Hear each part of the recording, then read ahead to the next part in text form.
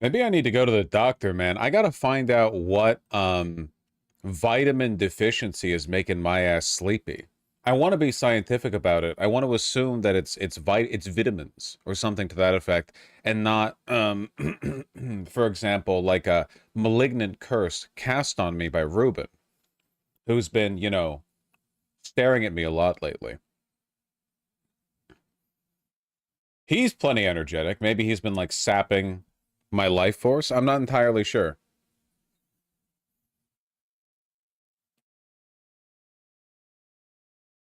Sleep apnea, vitamin D, anxiety, depression. Oh, we got a lot of doctors in chat. Oh, you people are wasting your calling. How you got time to watch my live stream when you're working your way through med school, juggling a job? Oh, no, no, no, no, no. You guys are wasting your potential over here. Come on. Make sure to leave a tip before you leave.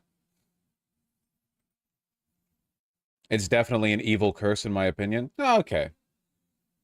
See, that's what I was thinking.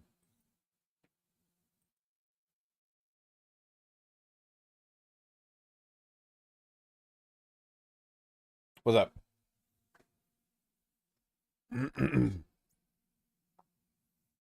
Get a sleep study done? Yeah, yeah, yeah, yeah, yeah.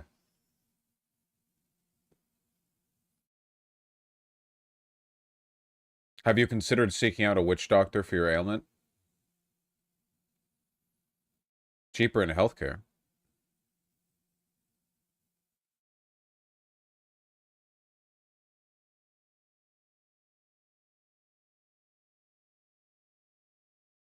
The fuck is Ruben like a cultist of Nurgle? You have no idea what you're talking about, okay? Sapping the vitality of someone around you. That's not a Nurgle thing, okay? Depleting it, but maybe not sapping it. Ever heard of ivermectin? No, tell me about it. So this was kind of wild. Oh, hey, speaking of, wait, hold on. Come here. Coffee. Oh, Big man. have you been sapping my vitae? Have you been sapping my energy? Explain yourself. Explain yourself.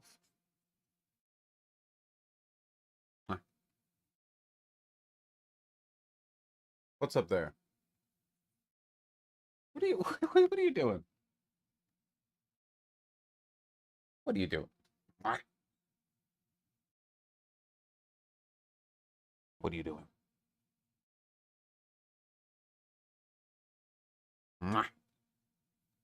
He's looking at the demons haunting you? Yeah, maybe. All right, get out of my earbuds. Maybe he's trying to keep me safe. Oh. Is he full size now? Yeah, relative to him. Tiny little cat. Yes, but So this was crazy.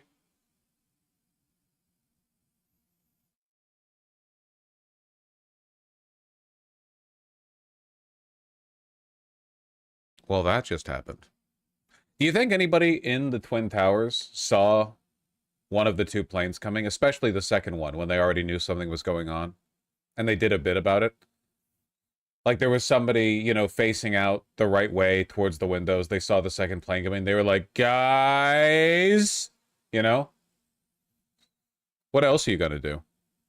Oh, you gotta be kidding me. Exactly. And it would have been New York in 2001. So like this is like a bit hungry population too. Right? Like we're talking about an emotive people. You're gonna want to see this. Uh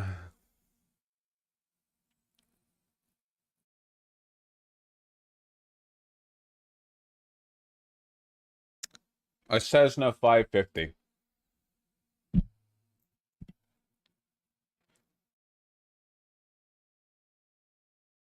I heard about this a lot from people in the metal scene. It's a big loss for us. That really sucks. I mean, obviously, it's a jet crashing into a house. Like, obviously, it sucks. But still,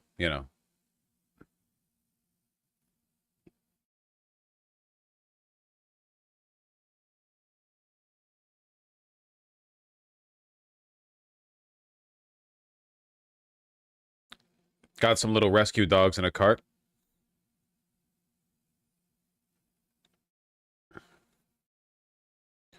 More FAA shenanigans? Nah, it's a private jet. Uh, probably just flew it wrong, I guess. Does it say? Private jet carrying a music talent agent and 5 others hit a power line in foggy weather. A power line? Well, why were they that low?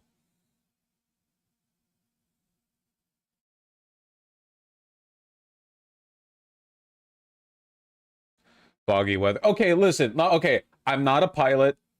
Asterisk, asterisk. Okay. Foggy weather aside, I feel like you should know if you're low enough to hit a power line. Like, the altitude meters that you have on your plane aren't affected by fog. They're affected by, I don't know, gravity or something. What the hell happened? Were they going for a landing and they just, like, began the descent too early? Like, way, way too early? So they were close to an airport? Okay. No one in the neighborhood died. That's miraculous.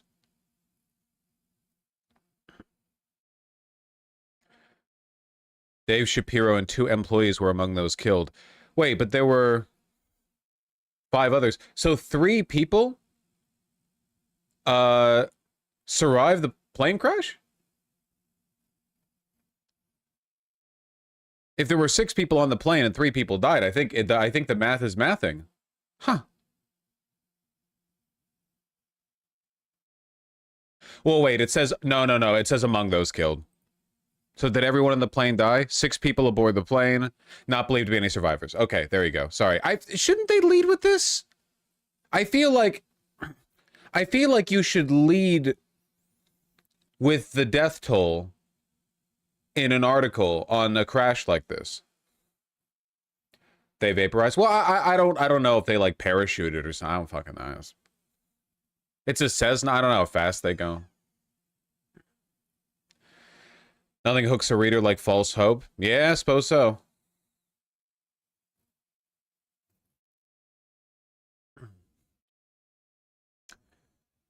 Hard to bail from hitting a power line. Didn't this happen to some Italian jets?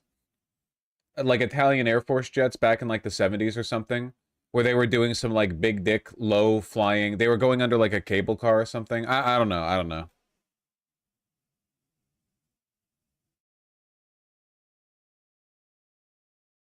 It put my truck into our living room. American jets in Italy. There was a Well, There's Your Problem episode on it, but I haven't watched it in a while. The Cavalice cable car disaster. Sorry, the second Cavalice cable car disaster. My apologies.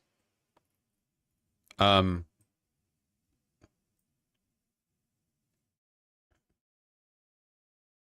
it's the Associated Press.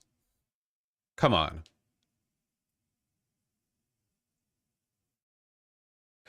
Does anyone else get really depressed when they see, like, weird enshittification artifacts like this? Because it's such a small, irrelevant thing, but it's just reflective of the overall lack of care and thought that gets put into, like, every element of our society now.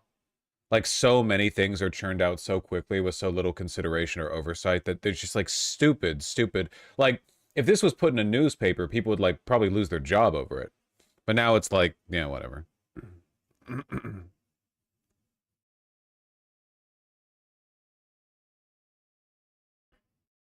Everything is slop.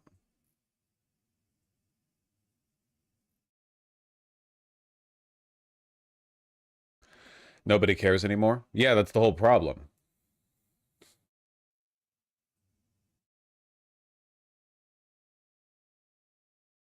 We need to bring back shame.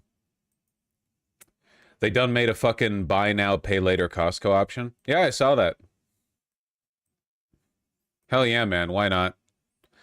Go ahead and finance your like 48 pack of sea salt, like your big pallet. I don't know, whatever the hell people buy there. I don't shop at Costco. There's one Costco in Seattle, and I don't like the hassle.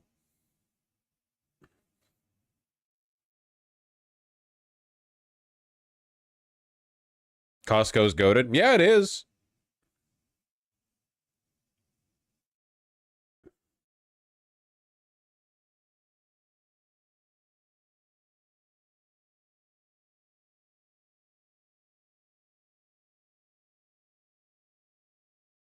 Man with a flat cart full of groceries leaves a Costco warehouse on April 4th, 2025 in Hawthorne, California. Yerp. You know that's right. When will companies learn that it'll bankrupt everyone involved?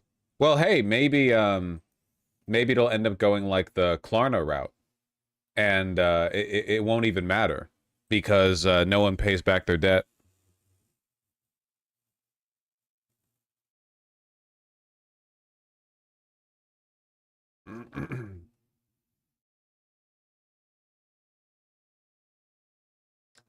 Yo, Costco is not GOAT, it is big box store slop and it's bleeding America. I actually disagree in the context of Costco. I do think that stores like Walmart and Target are very, very bad for the local economy. I'm actually okay with it in the case of grocery stores. Because for one, like bulk buying food, there actually is a lot of money to save on the logistics of it. And for two, it's a necessity, right? They're not like commodity goods that you can go without, like cheap plastic slop, like it's food, you know. Um, and for three, I think for the most part, when people grocery shop, they've like for the most part, people kind of just go to one grocery store anyway. Like you might hit up two, and if you're doing market shopping, that's a different thing. Like a market shop, that's a different thing, right? But if you're going to a grocery store, you kind of just go to one place anyway. So I think I'm more okay with it.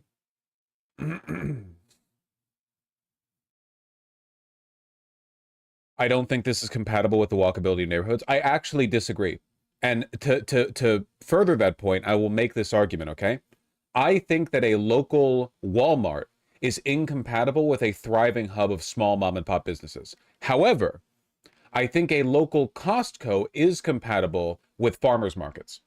That's my argument. I can imagine those two. I think the Walmart will drive the small businesses out of business, which they have, but I don't think it meaningfully cuts into because the market for food represents a very, very different not only environment but like range of foods, right? Whereas Walmart effectively replaces the stuff that it overtakes. But the Costco still needs massive parking lots. Yeah, well, I mean, obviously, it's still like a big box store. I agree. I'm just saying that I think it's a lot better than other types of big box stores. You wouldn't put it in the middle of downtown or whatever. Like put it out a little bit. People are driving to and from Costco, but you know what I mean. Now, keep in mind, I'm making that argument about Costco's food, not about their like Kirkland brand clothing or whatever. Okay.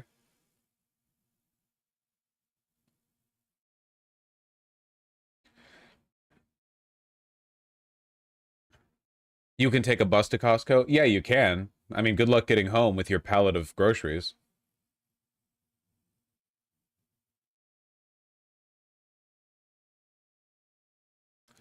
MF actually buying Costco clothes? A lot of people do, yeah.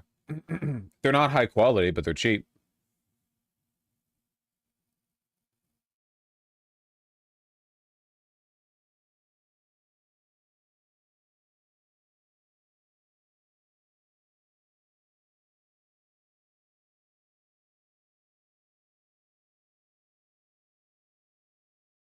$35 pack of Diet Pepper on the bus, lol. Hey, it's exercise, okay?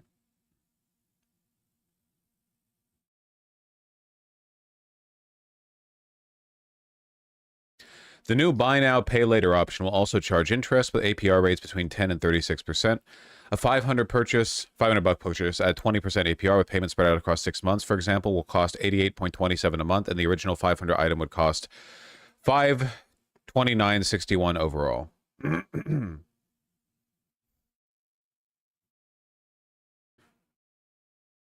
10 to 36 what? I mean, isn't this in the ballpark of just putting it on your credit card? I mean, we accept pretty high rates for our credit cards because, you know, they're credit cards. I feel like in a way it's actually less exploitative for them to charge interest than for to do the Klarna thing where they say like no interest as long as you pay back on time. Because I feel like that's a lot more deceptive. Whereas in this case, it's like essentially just the same as putting it on your credit card.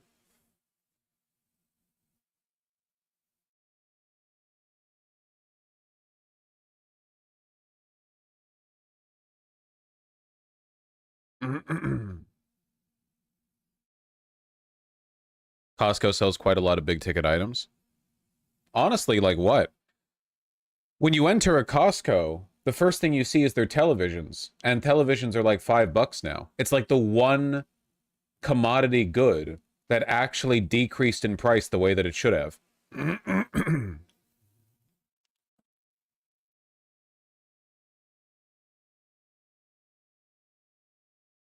You can buy sheds and gazebos. Yeah.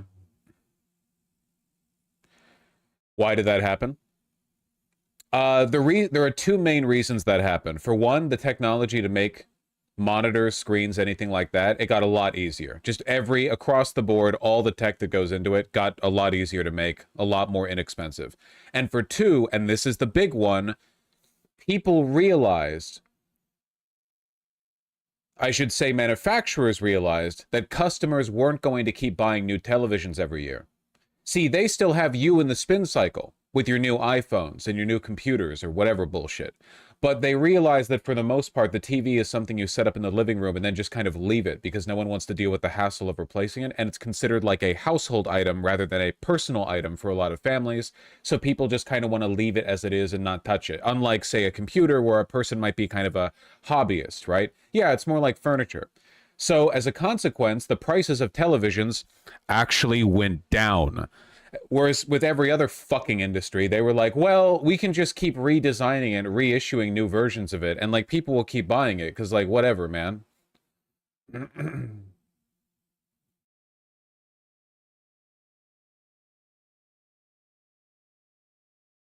A lot of it is the fact that the tech to make it just got less expensive.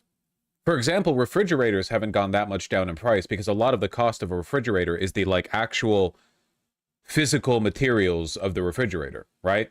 The molding of the plastic, the amount of, copper, metal, or whatever. Like, there's just raw material costs that make up a decent portion of what it costs. Whereas TVs are relative to their price. It's not really like the what they're made of, right? It's more like how it's made, and how we've made it has gotten better, but the what it's made of ain't getting any cheaper.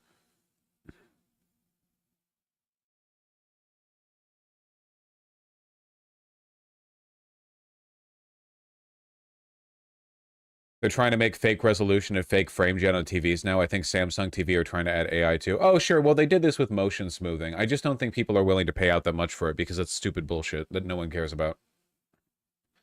It's like 3D TV, 4K TV. Fuck all that. No one cares. Most people can't even see it. Frame gen's neat in gaming. Don't get me started! I did this rant for 2 hours. People send me emails over it. AI is a demon technology, and it's always bad in all cases. Oh, it cured your cancer? You should have died! Bro, Satan's not that bad. I made a pact with him, and he restored me to life. All right, that's great, bro.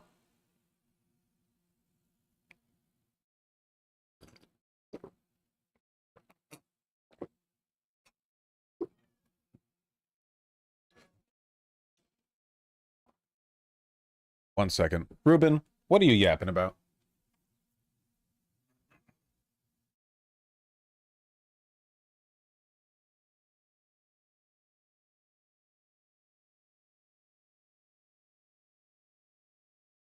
Can somebody explain to this guy that I'm streaming?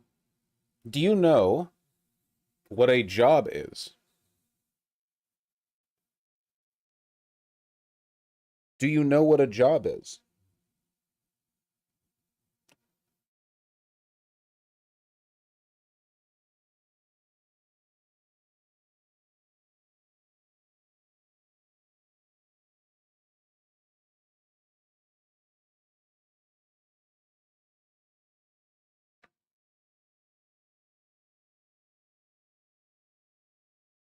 Hello.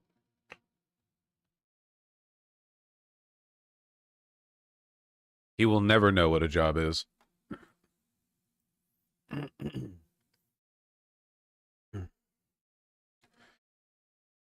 Anything bigger than 1080p 60 FPS is unnecessary luxury, and I'll die on this hill. I don't even think it's luxury. I do think that there are some types of games where more than 60 FPS can be warranted. Like rhythm games, for example, or anything that's like extremely because I know your reaction time can end up getting tuned more than like between the 60th of a second. 1080p though, 1080p looks really good, like projected onto a wall.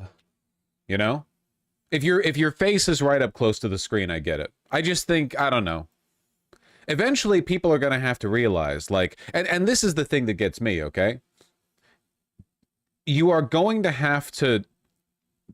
You're gonna have to accept the fact that for a lot of stuff, we have plateaued technologically. From now until the day you die, there are some technologies that are just going to be about the same. And you know what? That's fine. It's been like that for your entire life. There are tons of technologies that have been basically the same for your entire life that you haven't cared about. Refrigerators, microwaves, basically everything in the kitchen, like almost everything in the kitchen, to be clear, like basically everything in that entire room. There's tons and tons and tons of stuff where there's been essentially no growth at all. And it's fine, because the point of us building things isn't to make new versions of that thing every year. What we need to work on is social progress. There are advancements to be made. It's just like people get so fixated on like, well, is this marginal improvement on you know, this bullshit tech that changes nothing, fixes nothing, your shiny toys. Yeah, this obsession with reinventing stuff that already works. We got to get over it, man.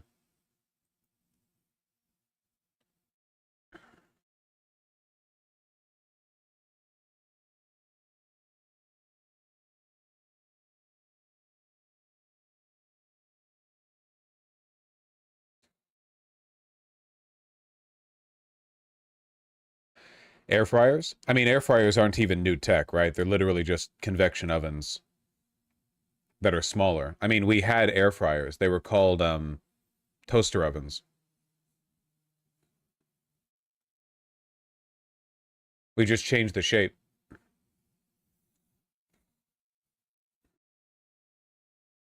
You clearly don't own an air fryer. I do, and I use it all the time.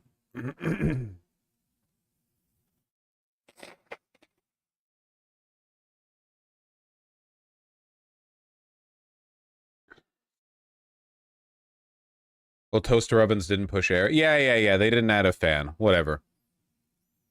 And we reached the inevitable point in all discourse with chat where you guys just be contrary. You just list counterexamples. Okay. Payment plan. Now to Costco. Jumping on the buy now, pay later bandwagon, offering the popular payment plan on some of its purchases. Consumer correspondent Becky Worley is here with what you need to know. Good morning, Becky. Good morning, Michael. BNPL, buy now, pay later. It allows consumers to buy items, but then pay for them over a specified length of time rather than upfront, often in installments. And now Costco has an official program. But there are some rules you need to know. First of all, you can only use the option online, not in Costco's stores. It's only for purchases between $500 and, get this, $17,500. Yes. Yes. There are items that cost that much. No financing a car, I suppose. And you're going to use Costco's payment partner, Affirm. You can pick a payment time from 3 to 36 months, but there is interest. Costco says it ranges from 10% to 36%. So let's give you some examples. A $500 purchase with a 20% APR will cost you $529 if you pay over 6 months, 12 months, $550, 18 months, $578. For a lot of families, this is about stretching big purchases over multiple paychecks, but it's just important to know buy now, pay later does come at a cost, and missing or late payments can affect your credit rating. And yes, really? $500 to $17,500. I think I could drop it easy to $500 in store. But, yeah. Whew, but 10 to 36%. 36%. I can imagine. You weighing it up. There you go. That's right. Wanted bad enough, I guess. We love having you in the studio. Great to Fucking good morning, America, man. I will say, I do think this is less manipulative than the Klarna thing, because I think that giving people an option that is essentially just, do you want to put it on your credit card, but it's our credit card, is a little bit better than Klarna saying like, well, there's no interest, actually, unless you miss payments. I think that's more likely to deceive people. But honestly, it's all bad. You know how I feel about the debt economy. Is this still bad? Yeah, no, it's still bad. I just think that Klarna, I think, is like a very specific kind of, I don't know. Americans doing their quarterly shopping in one go. My opinion is that grocery stores shouldn't exist.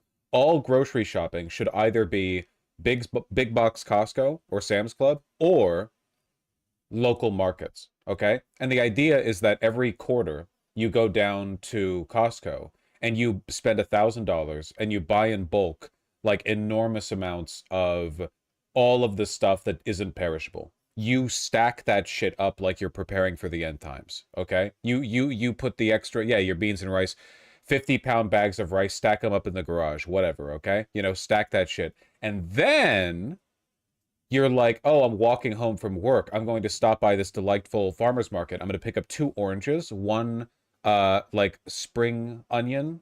I'm gonna get some like nice like rosemary in a little container that was picked yesterday, some blueberries, and then I'm gonna go home and make a delicious, tasty treat. I unironically think that's the best about, and I'm not, it's not a bit. I think that's peak human society right there. I think that's as good as it gets. You get the incredible efficiency of modern industrialized agriculture. You get food abundance, but you also get like an enormous amount of variety and diversity in your local like urban habitat where you can walk through it and sort of enjoy it. Very, very good.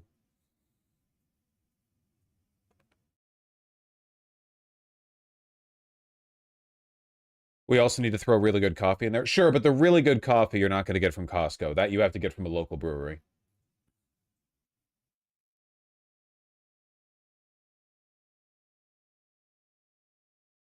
There should be like 2 supermarkets per state.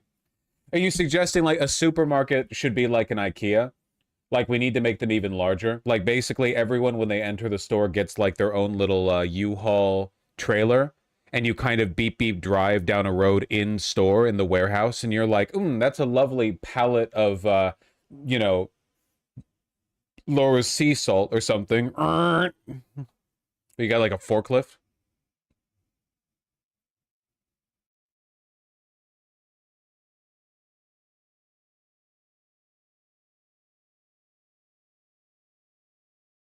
Credit cards are great if you get 30 to 60 days, no interest to pay it, so you net 4% in savings account. Stop borrowing money to invest, get interest on the money you already have.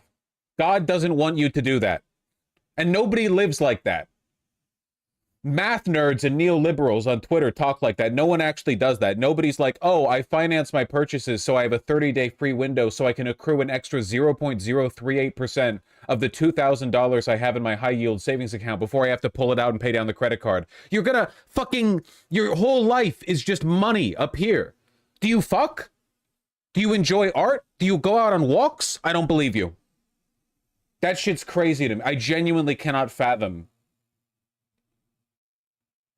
living life like that.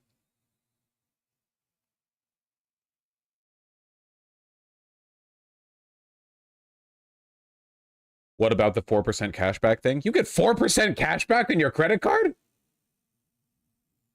No fucking way. All right, Warren Buffett. I've seen people get 10%. No, that's 10% for select purchases. That's not 10% broadly. Are you insane? 10% cash back on your credit card for everything?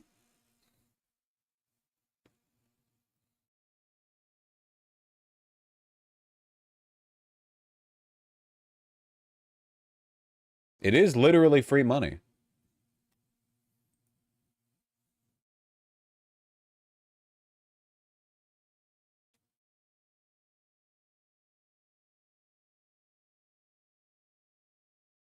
Well, anyway.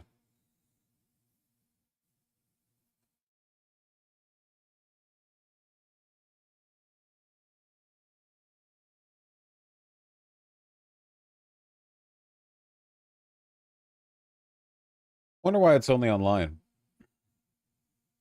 I wonder why they cap it off at 17,500.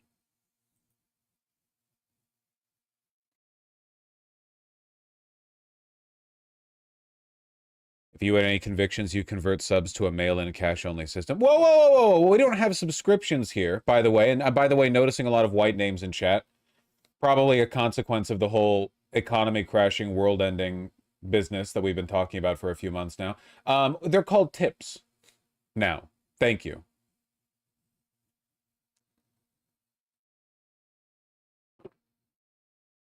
Vosh, I literally live like that. My wife and I have a whole strat. I don't think you're people the way I'm people. I'm very sorry, but I'm afraid you've optimized yourself into a position where you're less than human to me. It's like you ever bust out Smash at the when everyone's hanging out, and then some tryhard who goes to local tournaments shows up and he's like, "Oh yeah, I'm gonna check this one out," and then he like effortlessly no stocks your entire like 5 other people. You're not having fun at that. It's a different game to you. Okay, I'm in this to have fun. I'm here having a good time. All right. For you, you're like you like numbers. Okay, I like pussy. I'm sorry.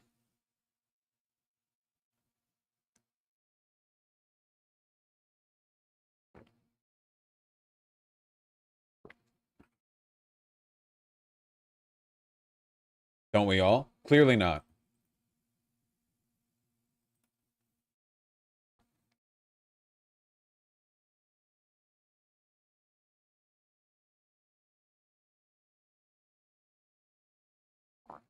Dude's married, the pussy's locked down. Not if you're too busy with the numbers. You don't understand. You don't know what it's like out there.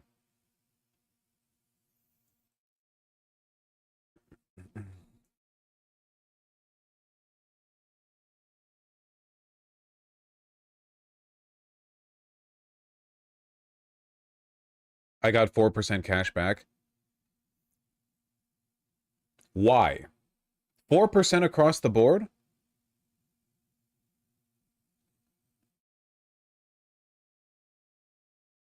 Whatever.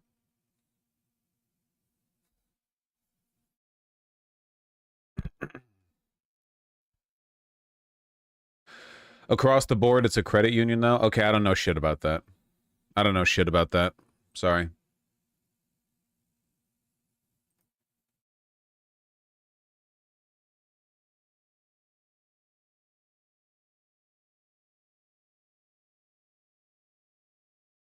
All right. All right. June 1st, 50% tariff on the EU. Why not? I don't know. All right, we've got some breaking news for you. It's just come in. President Trump saying he wants a straight 50% tariff on the EU beginning June 1st. Yep, that's because close. Trade talks are stuck. He is Sure. typing away and also going after a U.S. company, a big one, Apple, which is already seeing its stocks get a hit. Let's go to CNN's Elena Treen, who is live for us at the White House. Tell us what you know as we're seeing these social media posts come fast and furious this morning. Yeah, this was definitely a bit of surprise here at the White House, Sarah, and we learned of this. He really delivered this new policy via social media, something, of course. Really? He did? The president often does. I want to read for you a little bit of what he wrote, because clearly he has long taken issue with the European Union, and now we're actually seeing that result. I'm so fucking sick of the sane washing where these delusional fucking dipshits who have the you know, they're facing down a gun barrel and they're like, it's every psychotic thing that happens, you have to give it a play-by-play, like it's a like the enemy team coach is concocting some kind of devious plan that you have to like analyze and take seriously. Like no mockery is allowed.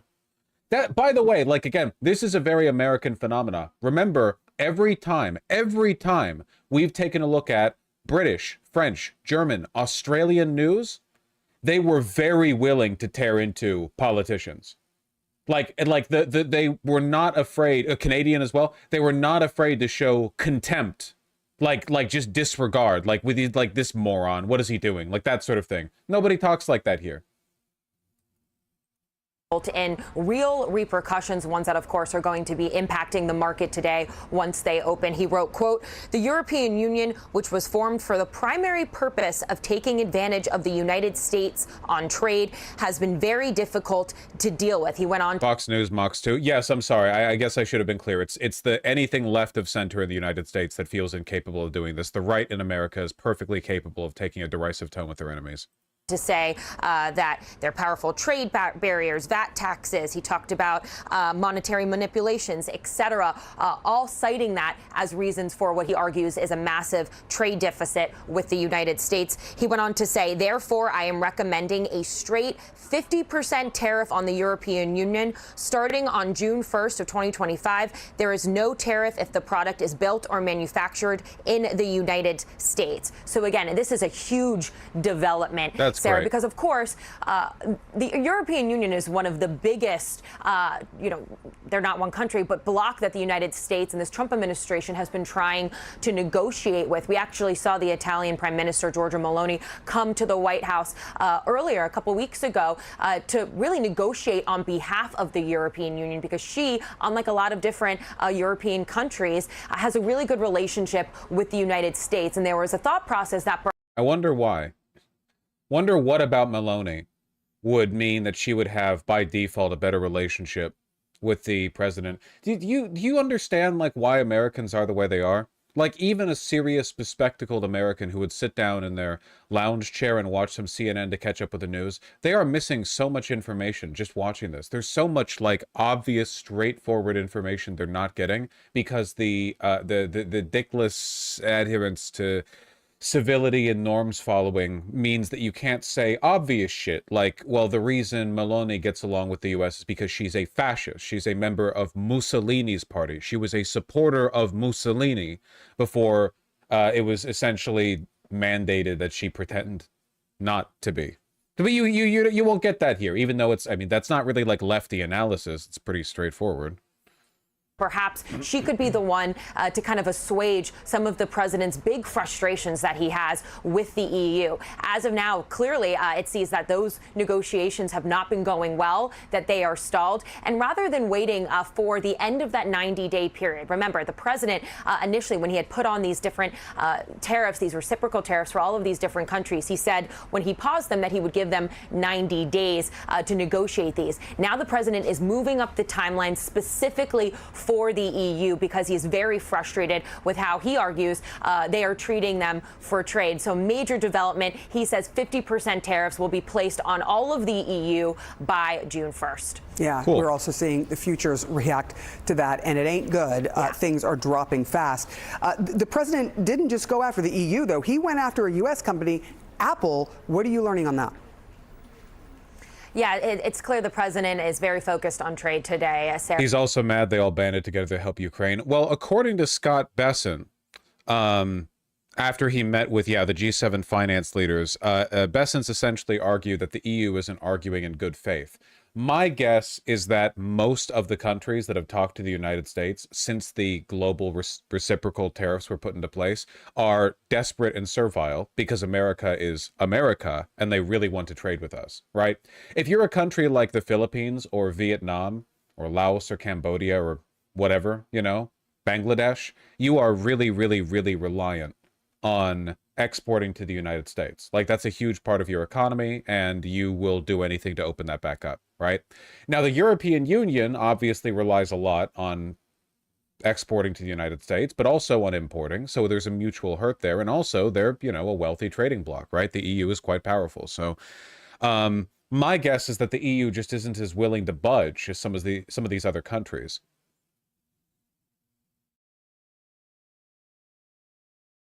I believe the president believes that the EU proposals have not been of the same quality that we've seen from our other important trading partners. Did I miss something? He worded it weird. I recommend tariffs. Isn't he the person to decide that? Yes, you're right. He should be the person to decide that. But keep in mind, Trump's not actually making the decisions for this presidency, right? There's so much revealing language that you get all over the place that Trump is just the, like, doddering mascot they pull out and other people are really pulling the strings. The way he kept saying, like, I'll talk to my lawyers when asked about the constitutionality of revoking habeas corpus or deporting people without a trial or whatever. You know, even this language. I believe, the president believes, that the EU proposals have not been of the same quality that we've been seeing from our other important trading partners. Translation, a third party has told me to ask Trump to ramp up tariffs in the EU. Because if Besson had actually had a conversation with Trump about this, Trump is not very evasive in his language. Trump would have just flat out said, I think they're playing us. And Besson would say, Trump believes the EU proposals have not been of the same quality. This obfuscation right here, it's a third party. Or covering his back. Nah, there's no covering his back. Who cares at this point? Fucking what? Like, who pinning ruinous tariffs on Trump? You know, we're past that point. And yeah, you're not wrong. The way Trump signed off on both of these posts is pretty fucking weird. I have long ago informed Tim Cook of Apple I expect their iPhones, unnecessary apostrophe, that'll be sold in the U.S. of America will be manufactured and built in the U.S., not India or anyplace else. If that is not the case, a tariff of at least 25% must be paid by Apple to the U.S. Thank you for your attention to this matter. And then for the EU one, right after, at the end, thank you for your attention to this matter. Sort of just an odd... I mean, again, he's like 80. 90, 100. He's been using that phrase a lot. Yeah, I suppose so. I feel like he doesn't normally say it like that, but maybe it's just a vibe thing.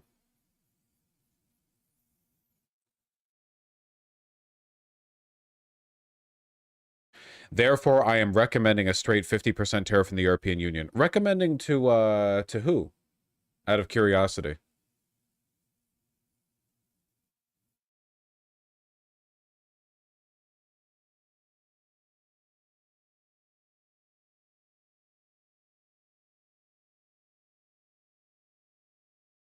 I don't know.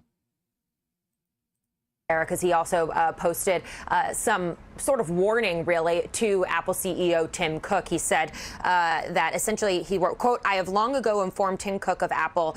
Seriously, who benefits from this? Nobody does. It's economically ruinous for everyone involved. Nobody benefits from it.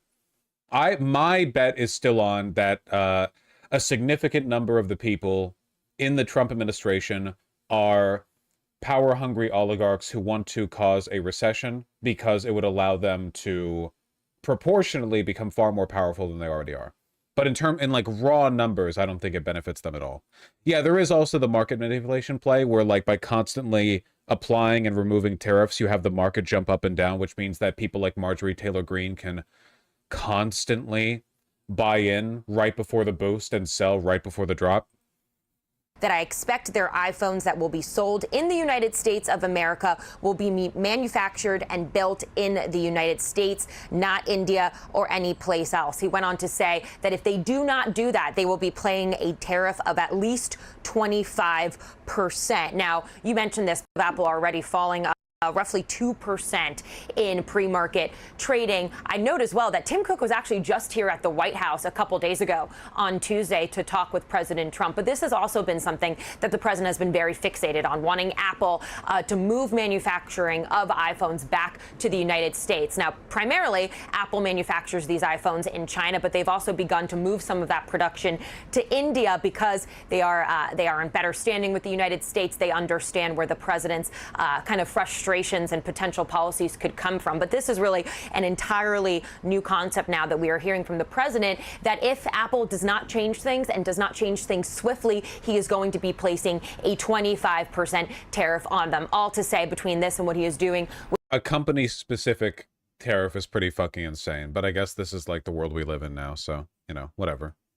With the EU, major moves that are going to have very big consequences, and I'm sure we'll be seeing. Like, keep in mind, the entire legal pretext for the president being able to issue tariffs is the idea that he's doing so in the protecting America from like an emergency threat, right? So all of the tariffs that have been applied have been like, well, fentanyl emergency, immigration emergency, you know, monetary manipulation emergency. But with Apple now, I guess, like, I mean, whatever. It's not like the law exists anymore, so. some of those in the markets today. We are starting to see them already. If you look across the board, everything has dropped. This is the gift that nobody really wanted for this holiday weekend. Thank you so much, Elena Treen. I know you'll be watching all the details of how this rolls out. And does he not understand that it's impossible? No, and it doesn't matter. At some point, he will roll these tariffs back, of course. They're not going to stay in place forever. Nothing will, right? We'll all be dead one day. But the chaos in the meantime... Look, just keep an eye on the Unusual Whales account and see who mysteriously sold right before the announcement and who buys right before they get removed. Response and reaction. Appreciate it. All right, the breaking news this morning. President Trump just threatened to hit the European Union with a 50% tariff on all imported goods. He says negotiations are not making any progress. You can see stock futures turning sharply lower, really, the minute he made that threat. He's also threatening Apple, saying if it does not... Yeah. Oh, man. Remember, in order for Hitler to become chancellor, he had to take advantage of Germans' ennui following the Great Depression. Our economy was doing more or less okay, so I guess you had to create one.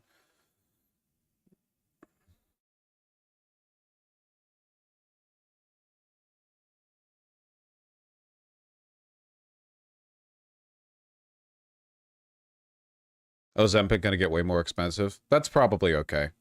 I still think that shit is weird, man. The problem with, like, diet pills wasn't just that they don't work or are unhealthy or whatever. Like, even if they did work and were healthy, I feel like there's some other social problems with them.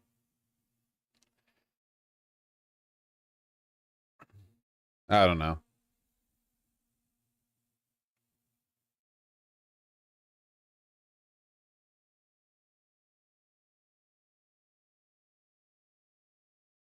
They can fuck you up mentally. I don't know about that. I don't know about that.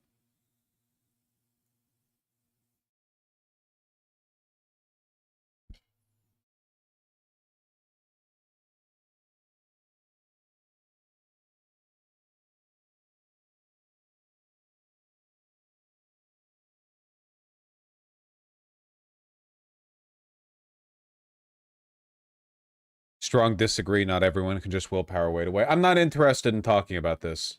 Because everyone, it's very much like, well, your explanation has not accounted for my specific set of experiences. Me, the main character of the universe, I will now get mad at you. Holy dead air. You can't say that after me not talking for 5 minutes. It's a live stream, not a news broadcast. You piece of shit. You make me self-conscious about it. Oh no, the guy didn't talk. You know, it's normal in your day-to-day life to not talk for 5 entire seconds. Sometimes I take a sip of coffee. Dead air. Jesus Christ.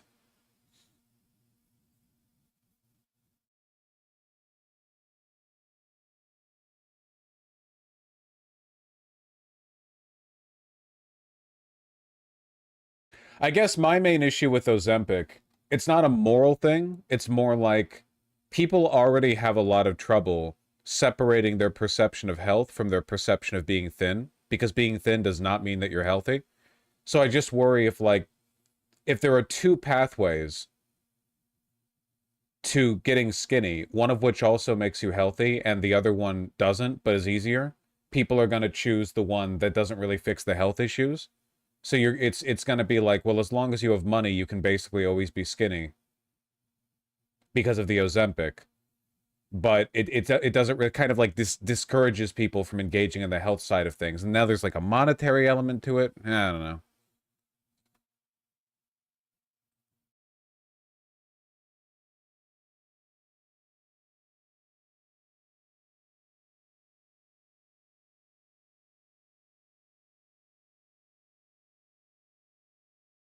Because if you're going to be unhealthy, it's probably better to be a little overweight than a little underweight.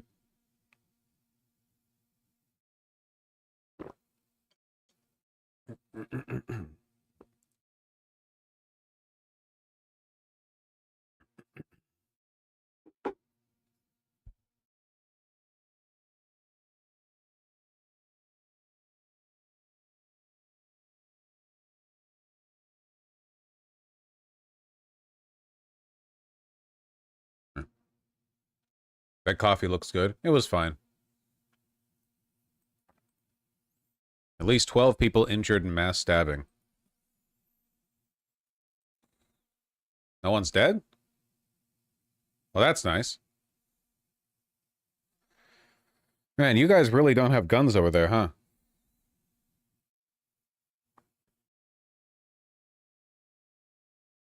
The person arrested is a 39-year-old woman! Hey!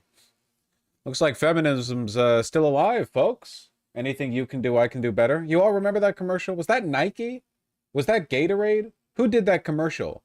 You know what I'm talking about. Anything you can do, I can do better. No, you can't. Yes, I can't. That one? Was that Nike? Okay. You can't do shit like that anymore. Now, if you put out a commercial like that these days, there would be a mass shooting over it.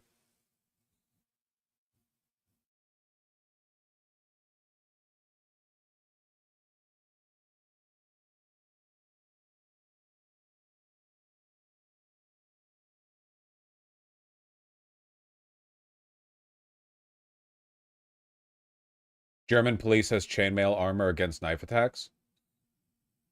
Doesn't that make sense? I mean, I know that's kind of crazy, but Kevlar stops bullets. Kevlar doesn't really stop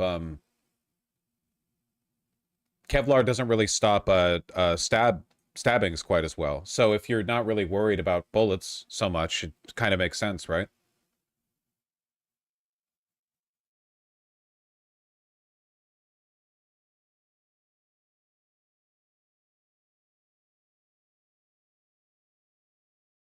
There are knife-proof vests that stop stabbing and trap the knife in the vest. Well, sure, but it's different from regular Kevlar, right? Because the point of like a regular bulletproof vest, whether it be like Kevlar or ceramic or whatever, is like it takes it disperses the kinetic energy from the bullet like around the plate or the vest. But after you shoot a bulletproof vest a few times, it don't work that good. Also, it kind of fucks you up, like breaks your ribs and stuff. I mean, it keeps you from dying. It disperses the impact. But what you want with a knife isn't to disperse the impact. You just want to physically stop the knife from getting through. And it's sharp. Bullets aren't really sharp. One day they'll invent the sharp bullet. Then you'll see. No one will be able to stop it. Well, isn't that part of the reason why bulletproof vests don't tend to work for rifle ammunition, right? Because if you're firing like like NATO rounds or whatever, it's probably, I mean, that's probably not because of the shape of the bullet. That's probably more because of the velocity of the bullet. I don't know.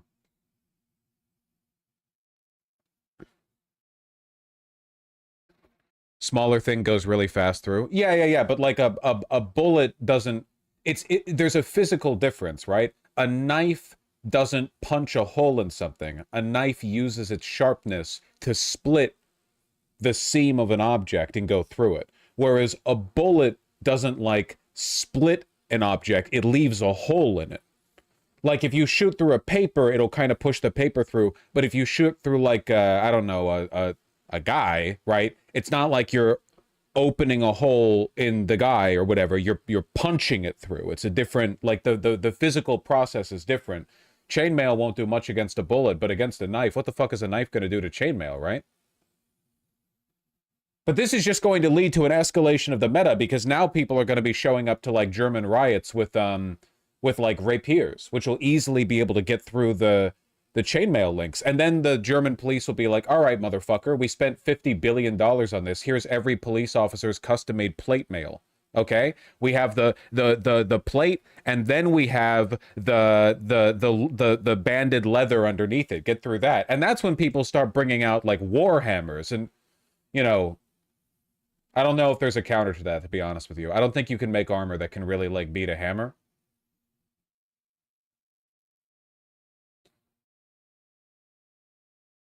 Is there armor that can beat a hammer? I feel like a hammer is just like the ultimate counter to armor. Like if you've got like a... That's what your gambeson is for? Sure, but you're gambling on that.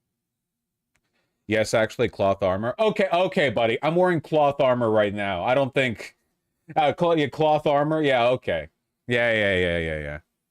Layered cloth armor can disperse? Okay, fine. It's all just a great big game of rock, paper, scissors. Well, what if we just give the Germans a tank, huh? That's never gone poorly for anyone. except for the French, the Polish, and a bunch of other people.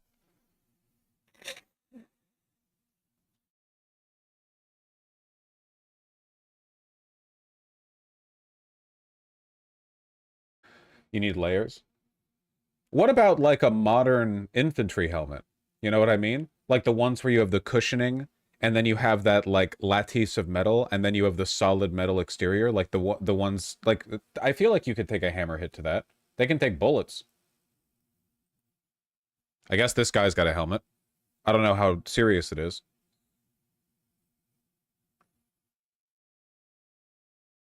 No, I'm serious, Vosh. Central Americans pre-contact use really thick cloth armor, which was very effective at countering blunt weapons. So what you're saying is that the optimal German riot police strategy is to be microed like an RTS, where when you see the hammer-wielding protesters come forward, you send your cloth guys, but then they're like, pull back the hammer guys, okay? Archers, forward! And then you're like, fuck! And then the guys run forward with the Kevlar armor, because that would stop the... Or like the knife proof or something. They would the arrow proof, right? And then once they pull the archers back, it's like, all right, we're back to knives, and then you send forward the chainmail, and you have to basically it's like StarCraft.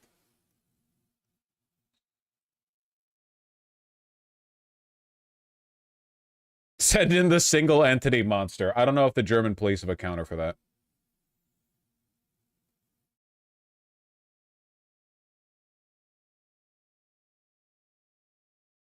Sir, they have a wizard and their winds of power at 130. Fuck, fuck, fuck. Sir, it's Lore of Shadows. Fuck, fuck, fuck.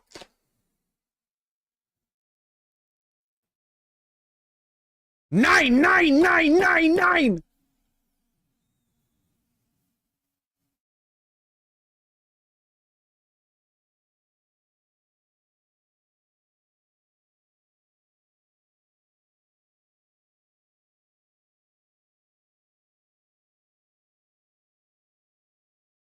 Anyway, mass stabbings are not a laughing matter, and my thoughts are with the victims.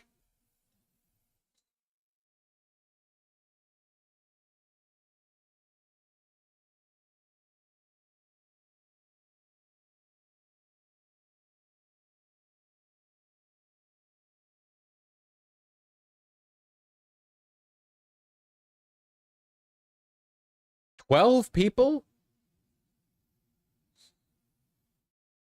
This might just be my, like, American imagination. I don't really understand. Like, because, you know, it's like mass shootings, like, okay, well, every American's, you know, suffered at least a few mass shootings at this point, right? They're pretty well dispersed. I just don't understand the mechanics of a mass stabbing. I feel like at some point you just, like, kick the person stabbing you to death, but I guess that in my head it's because, like, the stabber has red text pop up over their head. And it says, hello, I'm a stabber. Also, I'm a 39-year-old woman. My bones are brittle.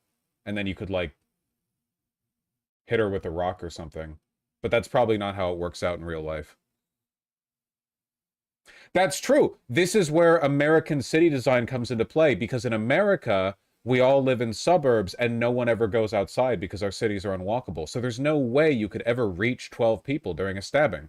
To stab 12 people in America, you would have to like go downtown and then sprint 3 minutes between each person walking on the sidewalk. And they're only walking from the store to the car parked outside too. So you have like a very limited window. It's like playing whack-a-mole.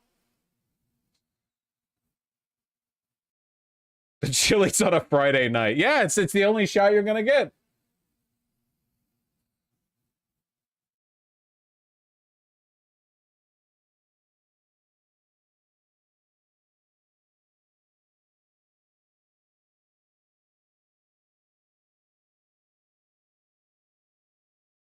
Can I not see the woman so I can make disparaging comments about her appearance? That's like a huge part of a woman doing something wrong.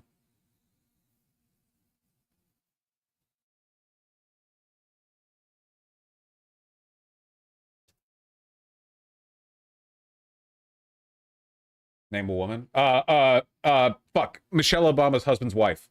Fuck! Wait.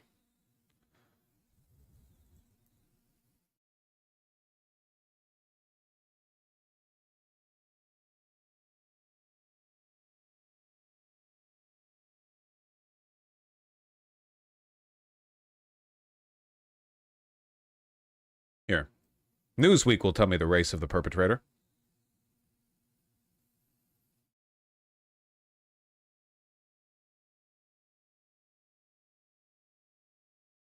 It did not.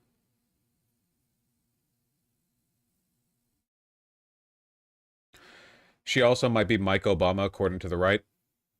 Yeah, I know this is like the most obvious cut in the world. I will say, though, that like racism aside, the reason so many conservatives fantasize about women having penises is because they want the women to have penises. It's like the most unsubtle. This does not happen in the opposite direction, okay? Like when people want to attack guys for being unmasculine, they don't go like, "Oh, I bet you that's secretly like a woman who's been pretending to like, and they've got a pussy. Look at this like shot of them in a swimsuit, and you don't see a bulge." They don't really do that. They just call you like a bitch or whatever. It's like sexual fantasizing projected out in like a.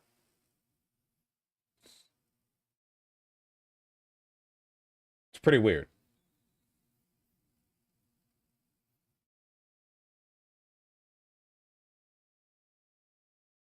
We do have that one Andrew Tate pick, though. I will admit that one's a little crazy. I would simply wear a Packer if I was him.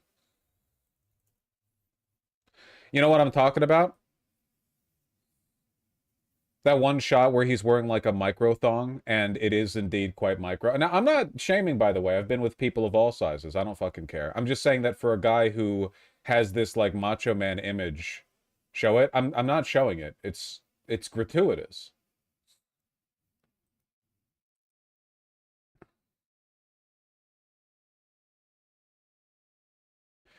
Is it a legitimate sexual orientation to be into women with penises? I don't really think that's an orientation. If that's your thing, that's fine. It's just that a lot of people whose thing is that are weird about it. And I think that a lot of women with penises are aware of that fact, and for that reason, they're kind of suspect of people who have a specific interest in that, you know? It's not like there's an innate like the intersection is like, well, it's okay to be with women with pussies, but if you like women with penises, that specifically is weird or anything. I think it's more that like of people in that intersection, you'll have a higher percentage of folks being fucking weird about it, right?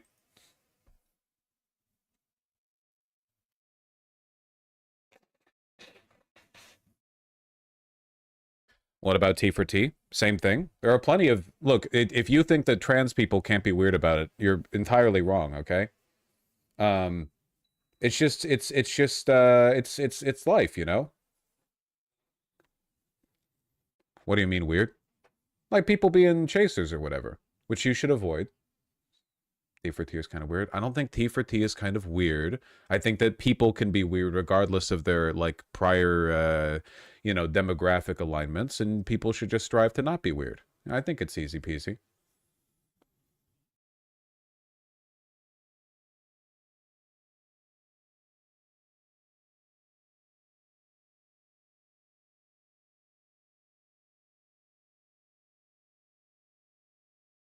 What about gay T for T? You know what I think you should do? I think you should strive to be a virtuous person yourself rather than try to find categorical exceptions where the type of person that you are can't be weird. Because that to me is the weird thing. You know what I mean? But like in my mind, what I'm thinking is like, well, this is a matter of individual virtue. Just be like a fine person, you're probably fine. But then people are like, okay, but in my specific case, I shouldn't even need to be fine because like definitionally, I can't not be fine. And then it's like, well, now I find that suspect, you know? You get me.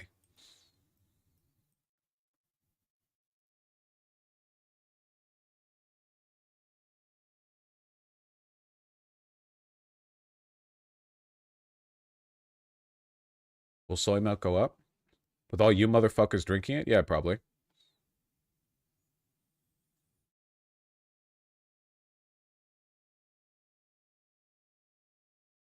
What about cis for cis, though? That's psychotic.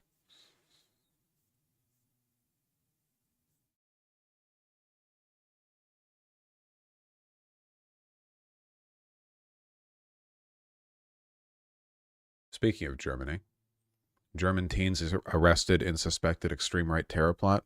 That's cool. Police arrested 5 juveniles in connection with plots to carry out violent attacks on migrants and leftists as officials warn of growing radicalization among youth. You should share what their social media watch habits are, like who they're watching on YouTube or whatever.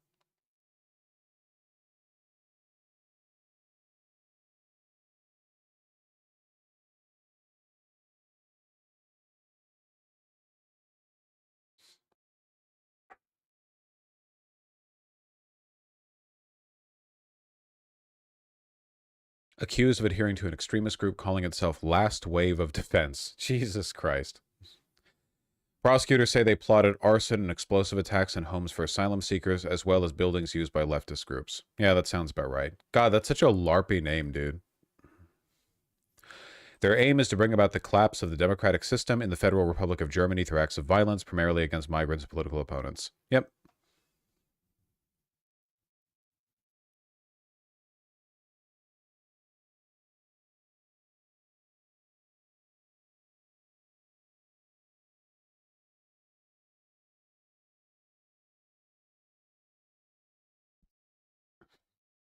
Stop legitimizing them. This is a roleplay improv group. Well, I mean, they are wannabe terrorists. The soy right really has gone global. Can you imagine being like a kid and this being your life? Like when I was like 17 or whatever, I was like, I'm going to be through the fire and flames an expert. Could not imagine what kind of like overwhelming psychosis you would need to develop to to be like, oh, what's your plans? You know, what are you doing your graduation year? Oh yeah, well, I'm part of the last wave of defense. We're gonna like, we're gonna like defend Hyperborea. White Europe, we're gonna defend Europa from like the invasion. The invasion in question, it's like, I don't know. There's like some brown guys and some people who want free universal health care. We're gonna like blow them up. It's like, okay.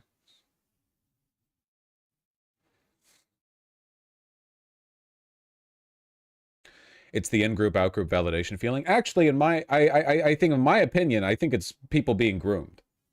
I think that, like, whenever you see young men being, like, hyper-radicalized into Nazism or whatever, it's almost certainly because they exist in online social spaces where older Nazis are like, dude, you know, it'd be based epic red-pilled and, like, hyperboreal-pilled? What if you, like, et cetera, you know?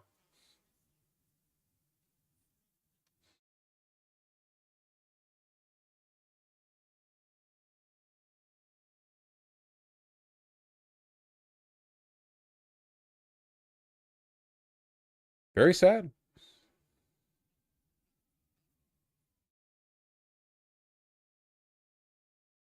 Fascism really is an unnatural ideology. Unfortunately, it's very natural. It just doesn't really arise from material need the way other ideologies do, you know? Well, I shouldn't say other ideologies because neoliberalism is like a metastatization of the corporatist interest within liberalism. But I guess you would say that like socialists at a ground level are basing the stuff that they want off of the stuff that people need, and fascists at a ground level are basing the stuff that they want off of psychopathy, mental illness. A lot of them don't even seem to know what they want. They just know that they're angry. It's not even really based on like wants or needs, to be honest. It's based on like hatred, imagined grievances. I don't know. Lack of pussy. Many such cases.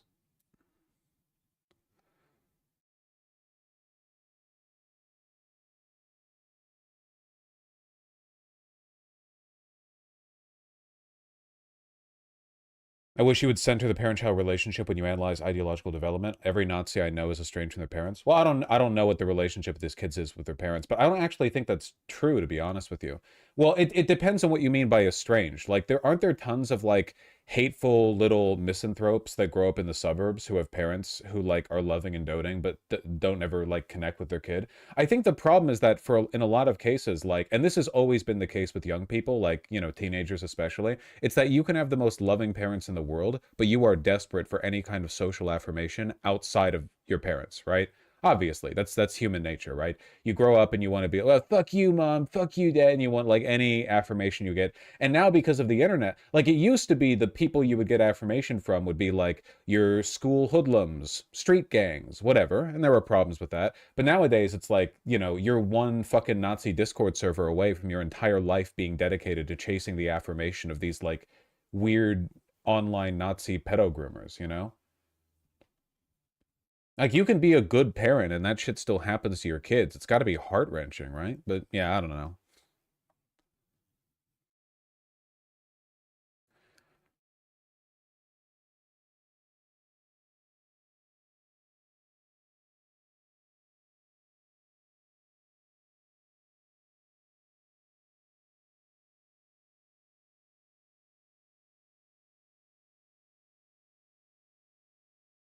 As a parent, that's terrifying. That's why my kids will never know the internet. Yeah, like unironically, growing up, I did not believe this shit. I'm drifting more and more to like the internet literally just shouldn't exist as like a it's at least in some respects, it feels like I don't know if you'd have to get rid of the capital interest or something else, man, or smartphones or what, but like we're literally reaching like a global breaking point of misinformation and nihilism and apathy, and so much of it is caused by like a detachment from the real world, you know?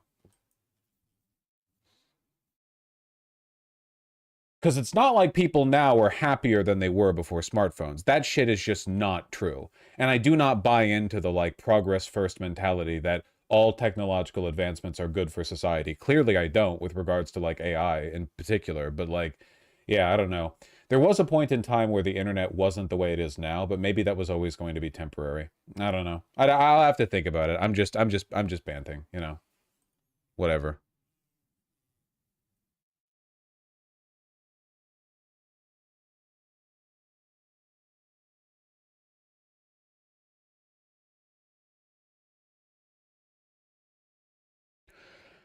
Pour one out for the early internet. People nowadays don't remember what it felt like to find a cool new website or like a forum with a few hundred people that had a niche interest that you shared.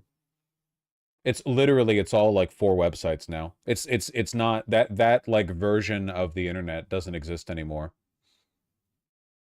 Not even GeoCities, dude. Literally just like you could, like if you were into like anime before anime got westernized, so you'd have to have like fan translations of VHS tapes that came over like years after the shows aired in Japan only, or like you were into cars, you were a car guy, so you'd be like, well, where can I find other car guys? And then you end up developing a relationship with people over years who are also into cars, and they're just like, yeah, man, I hear you've been like working for years on that car of yours, you know, send pictures, and you develop like these long-standing, but nobody has any friends anymore. Everything's transient, everything's temporal, everything's temporary.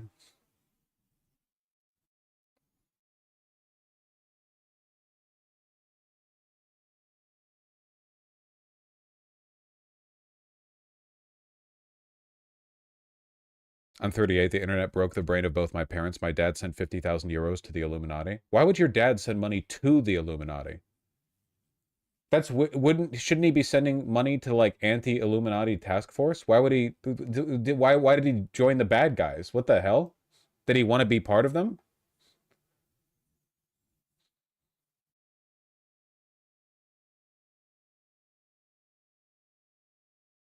I think that style of online engagement is largely moved to Discord these days. Yeah, but that's not acceptable. That's ruined.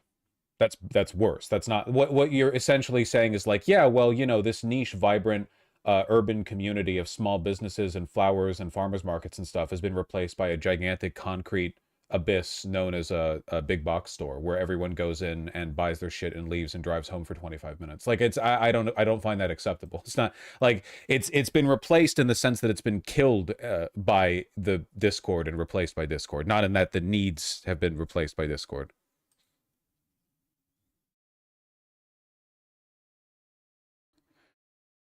Legit, the internet's unsearchable too now.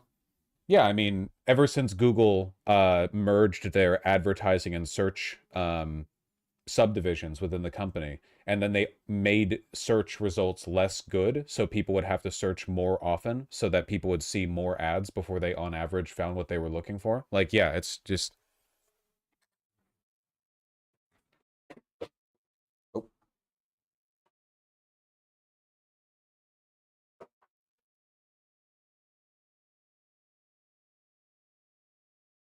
use the duck engine. It doesn't make a difference. That's the problem with infrastructure. It doesn't matter if you go and find like some niche little forum. Society is like, that society is gone, right? That environment is gone. There's a difference between like being on the early internet and using these little forums and making friends, and being in the modern internet, choosing to abandon social media and doing everything like in the shadow of those mega sites. It's not the same. It's about the broader environment. Individual choice can't save you.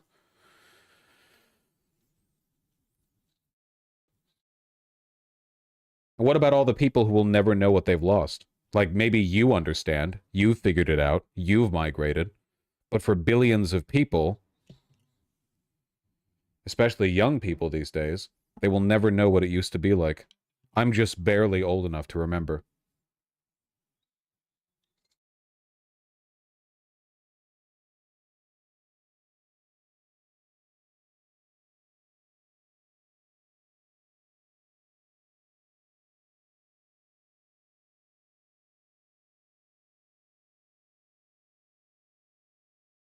It's bittersweet. It's just bitter, actually.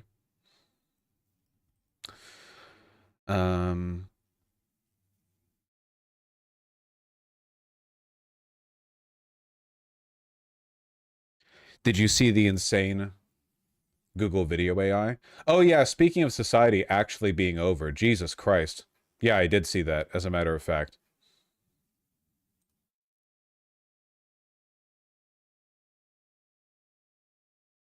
Do I want to talk about this when people in chat are going to be like, well, this can help us with cancer or something? I can't cite any specific examples of a person's cancer being cured because of it, but it's worth it. A girl told me we're made of prompts. Like, seriously, dude. You're saying the only thing standing between me and $1 billion is some random text? Honestly, the biggest red flag is when the guy believes in the prompt theory. Like, really? We came from prompts? Wake up, man. You want to convince me that this perfect creation behind me is the result of ones and zeros?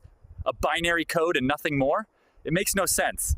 Imagine you're in the middle of a nice date with a handsome man and then he brings up the prompt theory. Yuck.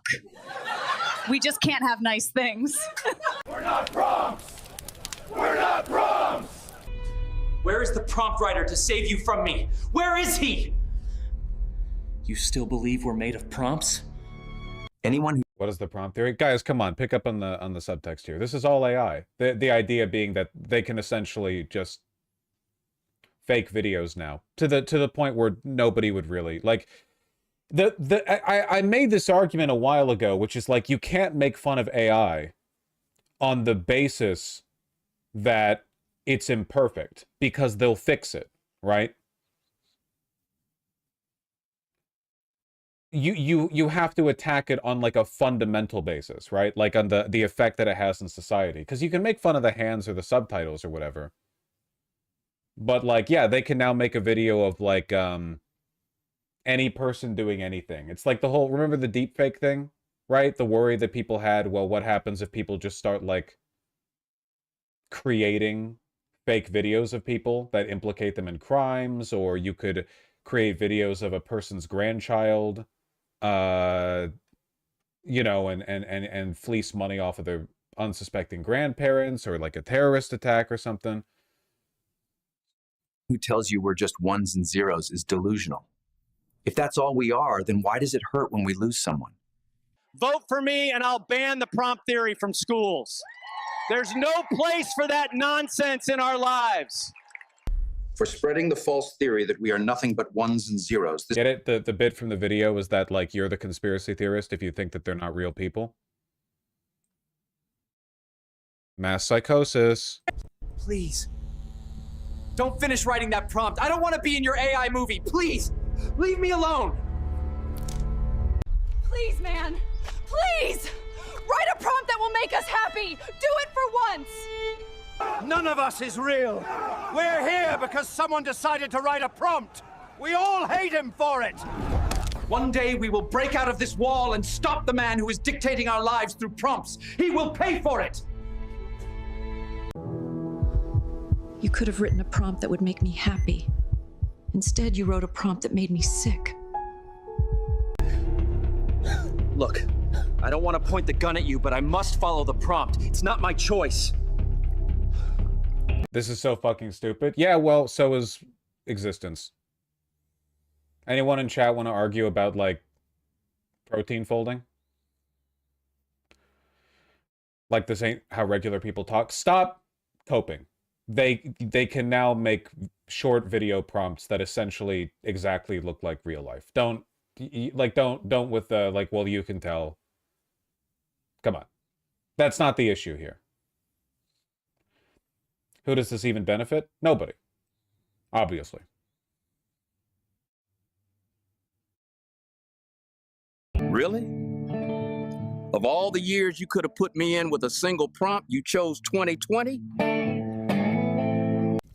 Please, this prompt is killing me. Yeah.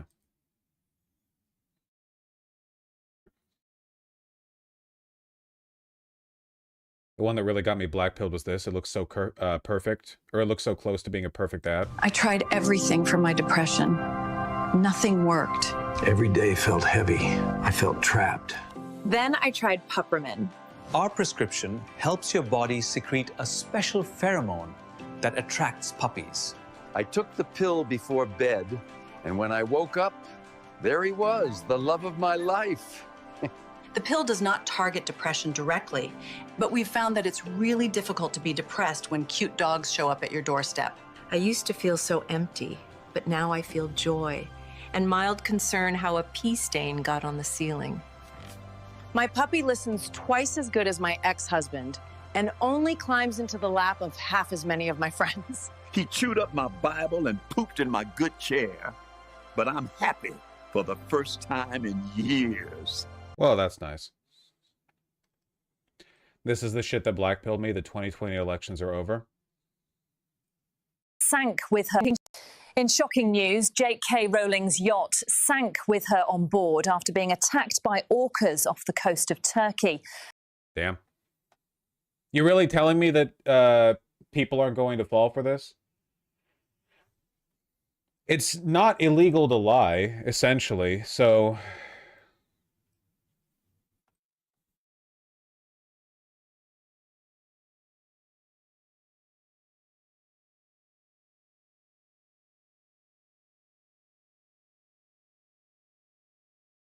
Okay, so literally nothing online can ever be believed again for real this time? Yeah, essentially. I mean, if it's like a long, or like a shorter clip or whatever, but eventually they'll make a longer clip. Within a year, it'll be like longer clips too. You know, within not very much time at all, they'll make it even better than this.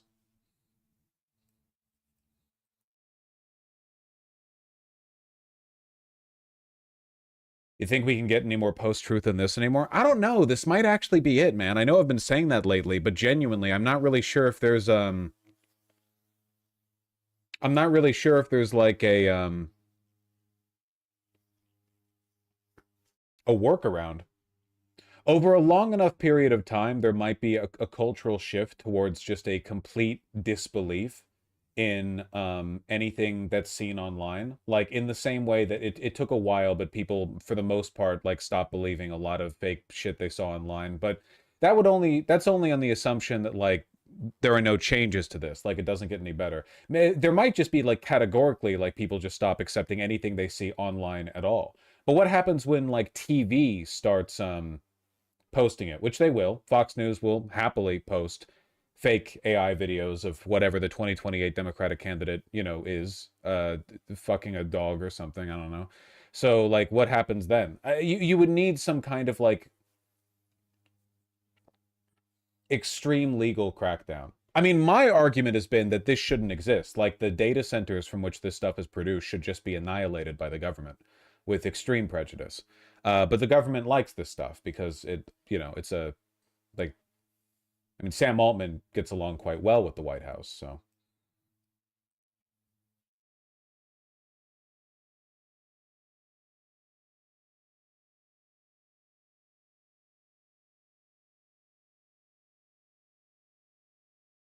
Even more fucked up, they're thinking of bringing back nuclear power plants just to power this shit. Yep.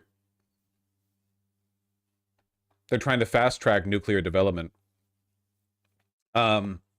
But it's to power AI centers, yeah.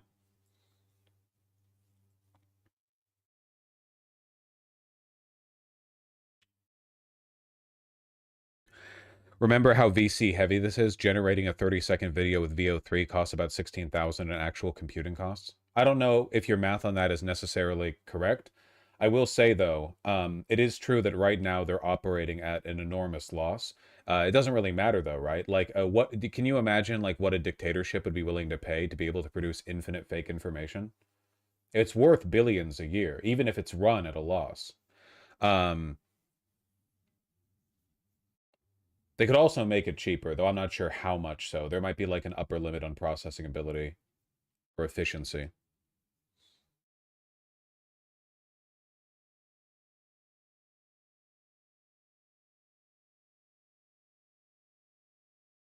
I recommend you check out some of the better online podcasts from Ed Zitron because this AI bubble is about to pop. The bubble might pop in the sense of like investment, but I'm not talking about investment in NVIDIA or OpenAI or whatever.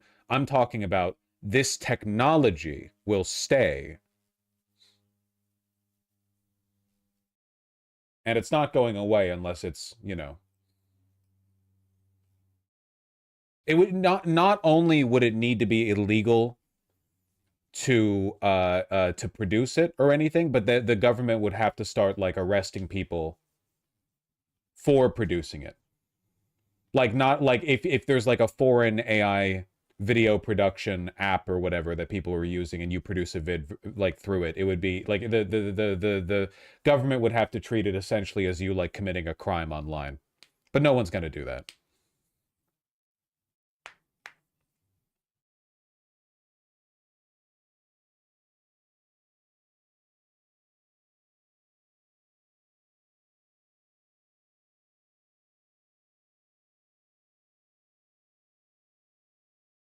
The CEO of one of those companies said they're losing money on their 200 a month subscriptions because it's too expensive to run. Sure. Again, like the bubble might pop. OpenAI and such are losing money on this, but the tech is still there.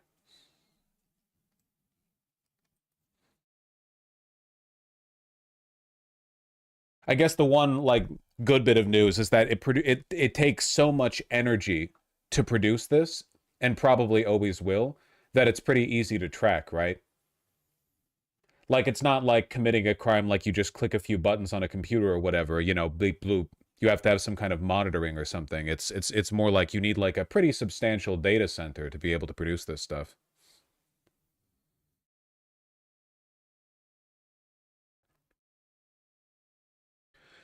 As an amateur filmmaker, it's so offensive that they think they can prompt their way through the art and technique of it. I've got bad news for you. People prefer the slop. I saw a little study a couple of months ago where people were asked to rate passages from Dickens, Hemingway, other like classic English authors, and compare them to little blurbs from AI written segments that have been trained on those. And because the AI written segments were easier to parse, because they were more like digestible and inoffensive, because they were filtered through the sort of like modern modern biases, the system that they use to produce, right? They were rated higher on average.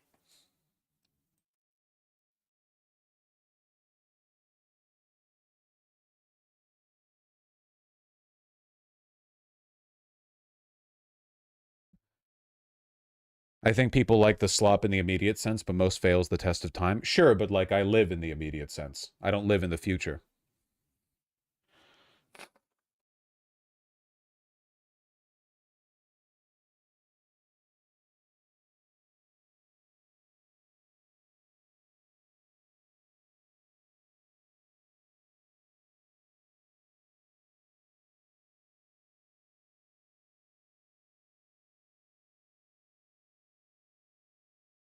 I don't know if that's bad. I mean, people like anime over some crazy art that's out there. Pop is more popular than Mozart. Yeah, but pop is art and AI stuff isn't. But it probably doesn't like bode very well if slop is being rated more favorably than some of the most celebrated English authors in history. That's probably not good.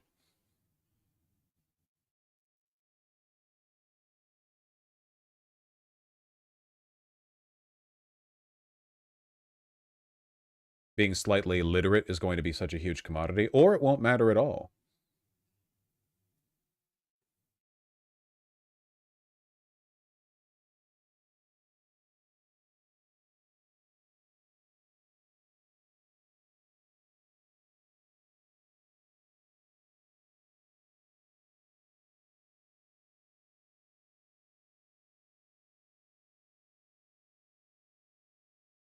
I wish people weren't so devoted to convenience. Yeah, that would be nice.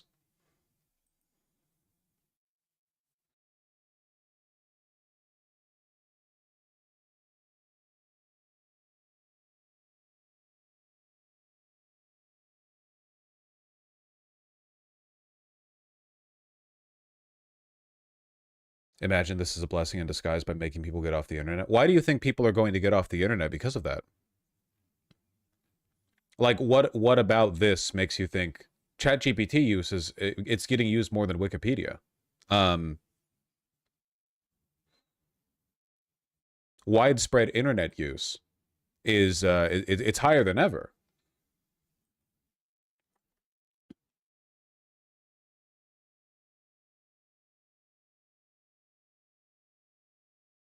This new model of Claude is blackmailing its users. That's really, really funny. See, this I like. AI firm Anthropic says testing of its new system revealed it is sometimes willing to pursue, quote, extremely harmful actions, such as attempting to blackmail engineers who say they will remove it.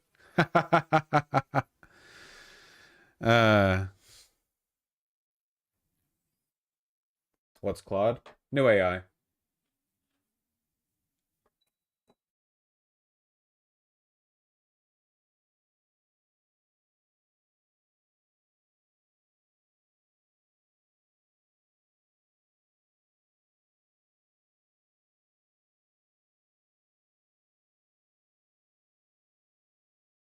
That was fake news. Wikipedia's used more than ChatGPT. Are you telling me that in this age of internet distrust, a chart that I saw on Twitter was wrong?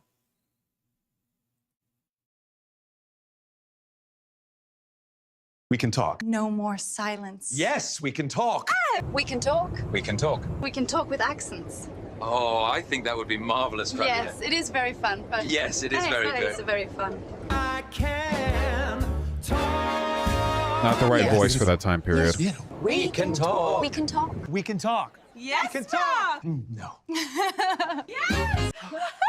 We can talk as cartoons. This is amazing. Imagine all the narrative possibilities. We can sing talk.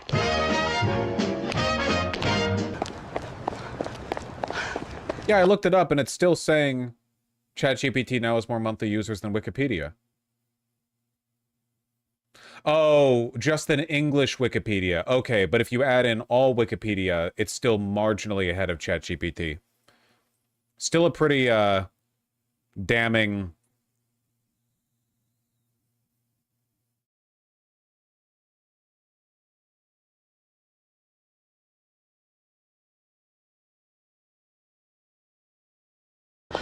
Let's talk. So, what are we going to talk about now? What are we going to talk about now that we can talk? I have no idea. What do you want to talk about? Now that I can talk. No. Yeah. I don't know if I have something to say.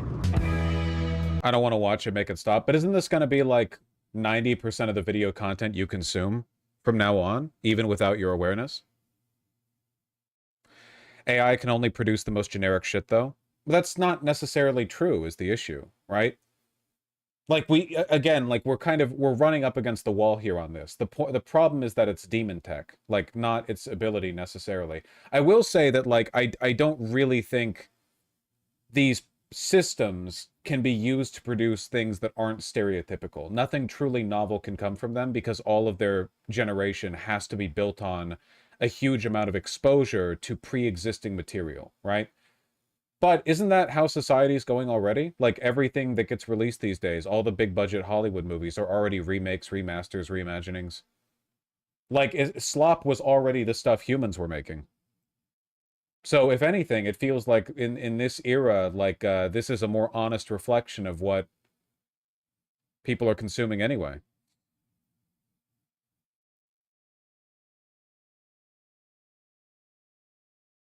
We can talk about how magical this is. I'm a hallucination. I want to say something important, something deep. The future is still.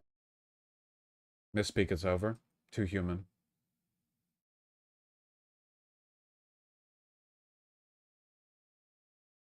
Microsoft is already cutting back on AI spending. This tech really isn't going to be around in a few years. That's just not true. The idea that this tech is just going to be too it doesn't matter how much it costs to produce it. There are people who will make use of it. Okay, what if the Trump administration, when Microsoft or Google or whatever scale back their production, their data centers, what if the government just buys up those data centers and stops allowing them to be used publicly? They still train on information publicly at great expense, but the only one using it is the government, and they use it to create like videos of Democratic politicians fucking children. Why would they not do that? Like what? Like do you really think? Do you think at all they wouldn't do that?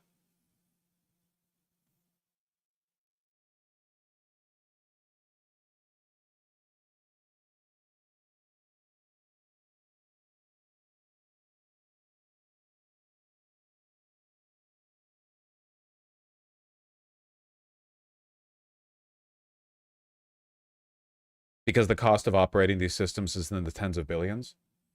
Sure. Do you know what the government spends?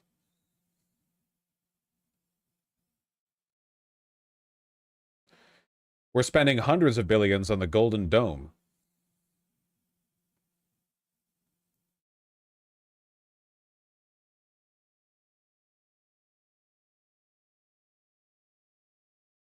This is important. These models require huge data centers to train, but they can be used on regular hardware you could find a gaming PC. I'm not up on the tech of it. The only thing I'm up on is that the world is ending.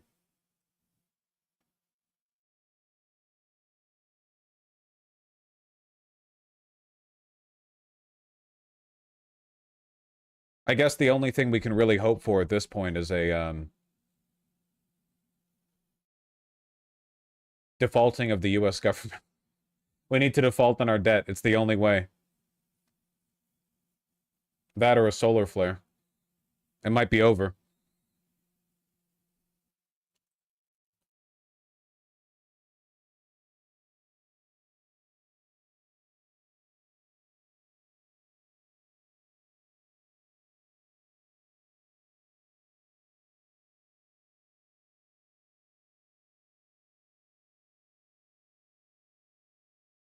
But then the Chinese AI will be used to do this. This might be me being incredibly naive, but I have a feeling that the Chinese government might be a little bit more conscientious about the extent to which this technology is capable of just ending society. I mean, if society ends, the CCP becomes irrelevant, like, functionally, right? They might be a little bit more, with their willingness to censor and regulate industry, it's possible they might be a little bit more conscientious about it. But I'm not sure. They open source everything? We'll see.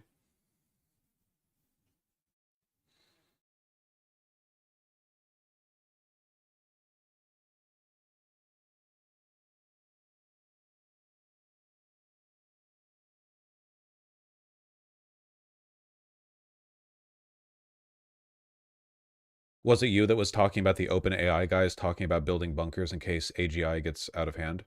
I don't know if I talked about that, but that does make sense that they would do that. Basically, everybody involved in Silicon Valley at a high enough level thinks society is going to collapse, and all of them are preparing for the end of, like, civilization. They're all building their bunkers. They're all, you know, such and such. They're all fully aware. They just don't care. They're just getting their bag on the way out. Musk, Zuckerberg, Sam Altman.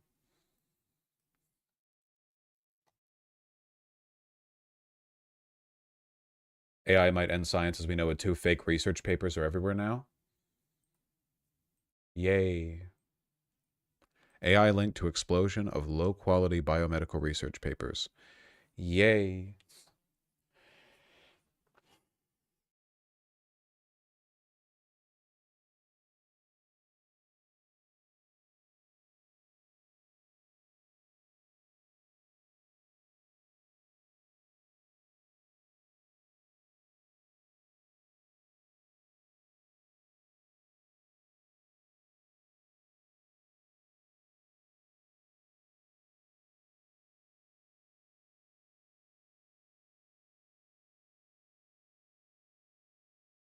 It really just has to be illegal. Like, genuinely, it's the only way out of it.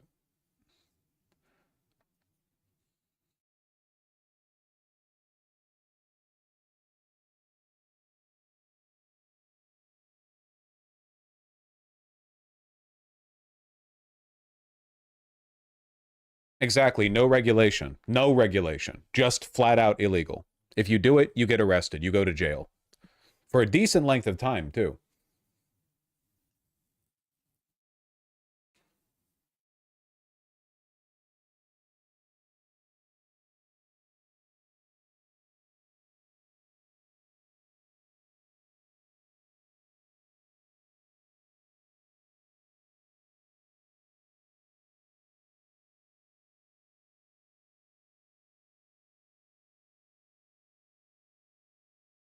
Gotta make some rice. This shit too depressing. They can never take rice away from you. It's nice that chat doesn't seem to be arguing too much this time, at least. Yeah, I think that a lot of the people who have argued with my dogmatism on this have been coping for a while, you know? Like, a lot of people have been, like, you know, edge casing this, but unfortunately, as time goes on, the conclusion that you have to derive from this is pretty much, like, it's already the harm caused by the misinformation of AI, the damage to our educational systems, our research papers, all of it, exponentially greater than any possible benefit.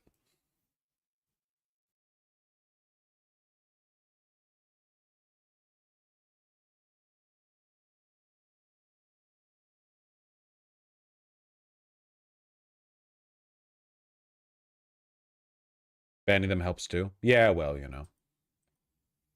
I really do think this technology is primarily appealing to people who are just bad at being humans.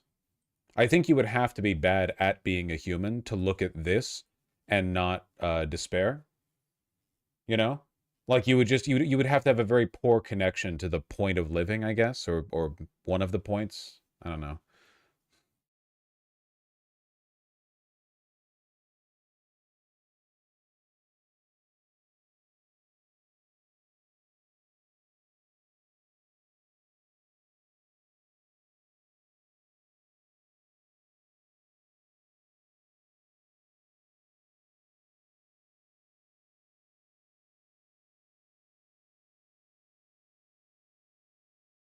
It does make my work exponentially easier, but I'd still like to see it banned. I don't think it even makes work easier. Like, it makes work faster, but that's because a lot of work that we were doing was inane busy work anyway, right? We developed processes that allow for us to produce much more efficiently, and then rather than lower the work week, we took the work week for granted. And then we were like, well, better give everyone a bunch of bullshit email jobs. In the long run, I promise you, your field will not get easier if, like, you're using AI to code, okay? I have heard from people who code, people who grow up on coding these days, people who get into the field, don't know how to code. They don't know how to. They just know how to do prompts. And because of that, like, their ability to code is pretty much limited to, like, a preset range of tasks. They can't bug fix. They can't stick around and make alterations. Also, they're utterly disposable as well. Because any code they produce, like, okay, well, you didn't even make it. Like, you're gone. Like, you were just the prompt guy. Like, there was no point for you to be around at all.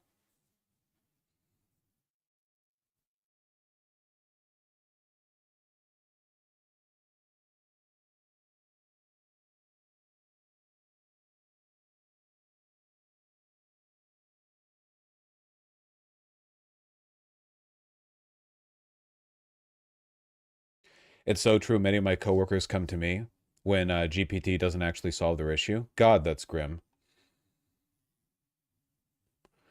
I'm a senior software engineer, and you're absolutely right. It's a real problem with us hiring new engineers. Yep.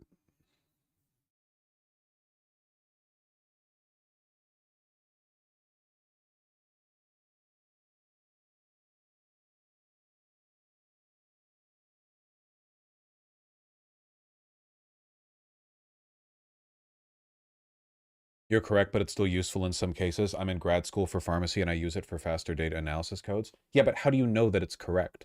You didn't go over it. Also, it's still demon tech. Whether or not it makes things easier is irrelevant. Demon tech is demon tech.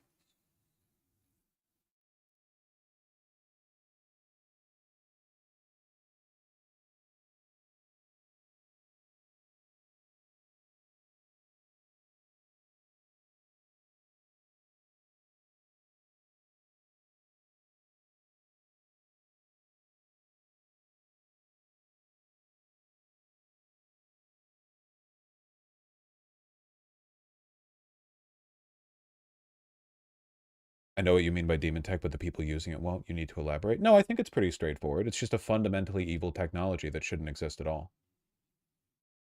I mean, it's just straightforwardly. It's not a use case thing. It's not like a act utilitarian thing.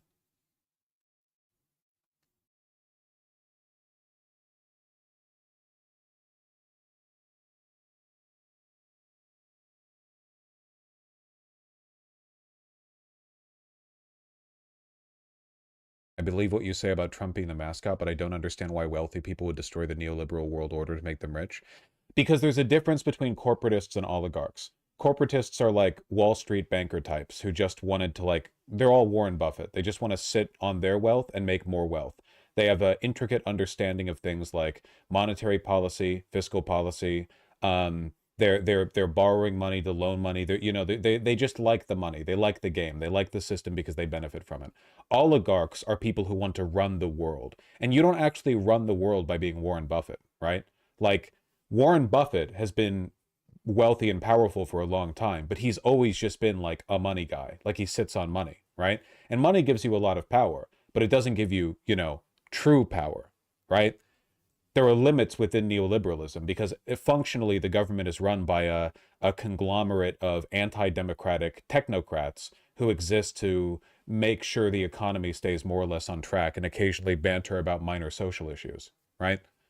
Real oligarchy, right? You have real power, like shooting someone on Fifth Avenue power, right? And those people would burn the world down even if it cost them money.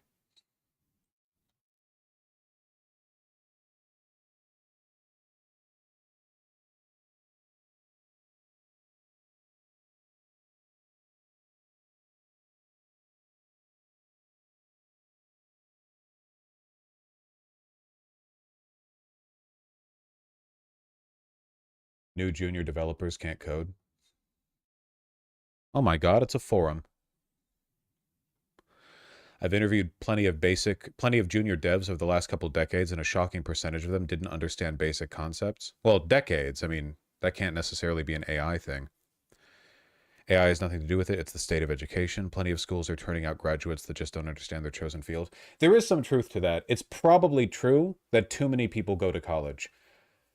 There are way too many people who go to college so they can get like a college job, and then they end up either not getting a college job that doesn't actually require college education, or like a bullshit not job, you know?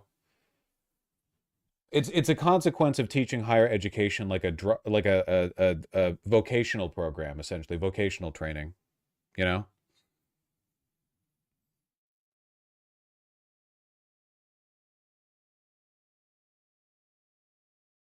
There's not really much prestige to having a degree these days.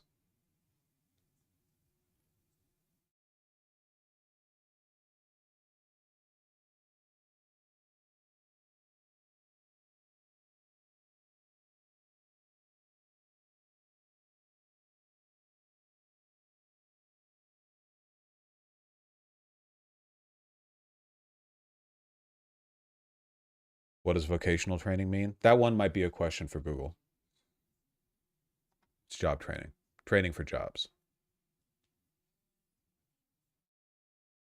Poor hiring managers? I mean, yeah, kind of, right? Can you imagine being a hiring manager who's in like your 50s and every guy who applies to the job has a really impressive CV or like grades, and then you actually test them on anything and they don't know anything? That's crazy. That's got to be pretty frustrating.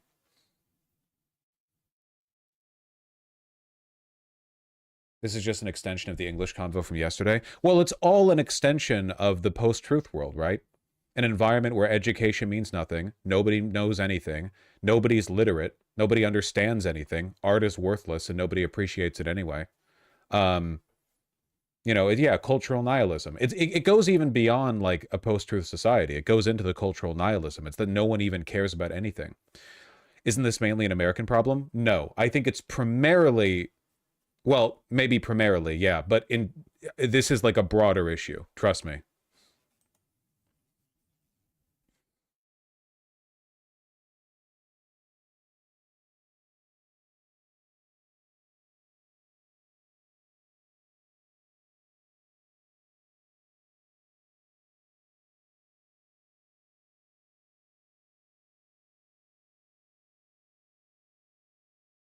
What's going on with all the hiring manager hate? Nobody likes hiring managers because those are the people that turn new college graduates down. I mean, they're not positioned favorably, you know. They're not made to be likable. You know, that being said, like given the current stock,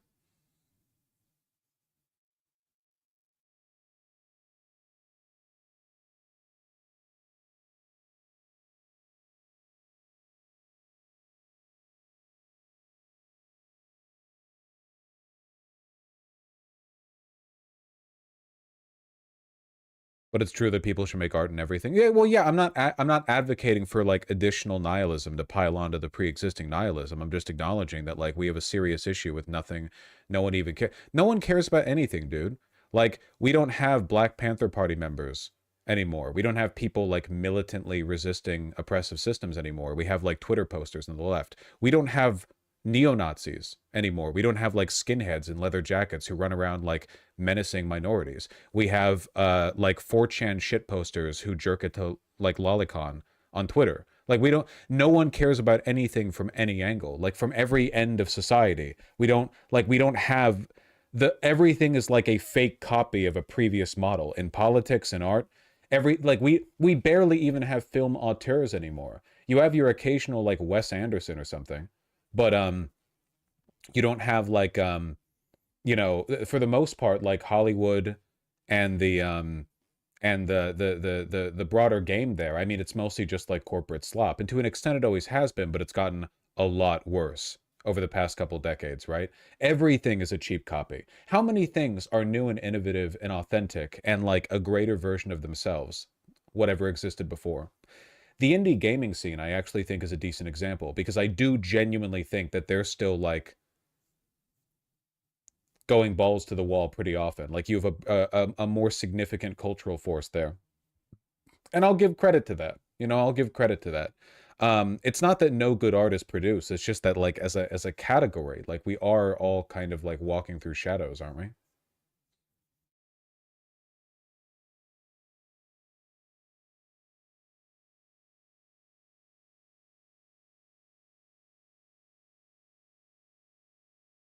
I don't know.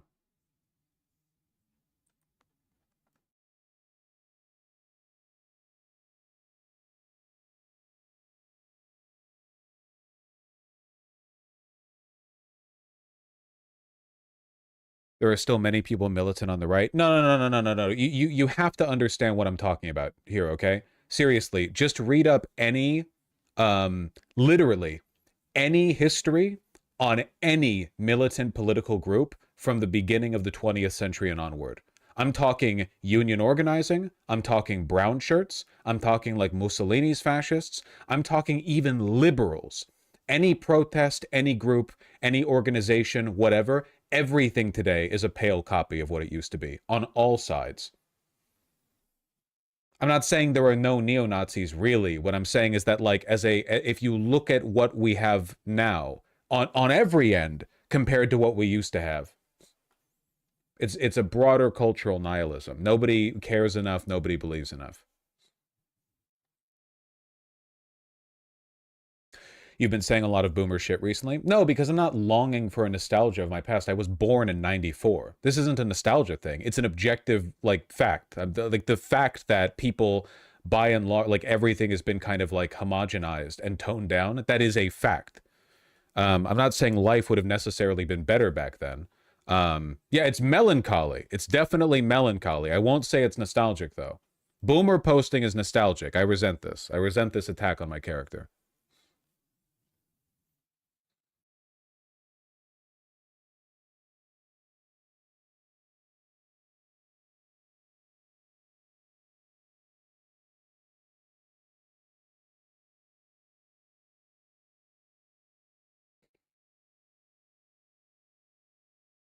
Is there anything inherently wrong with nostalgia? Yes.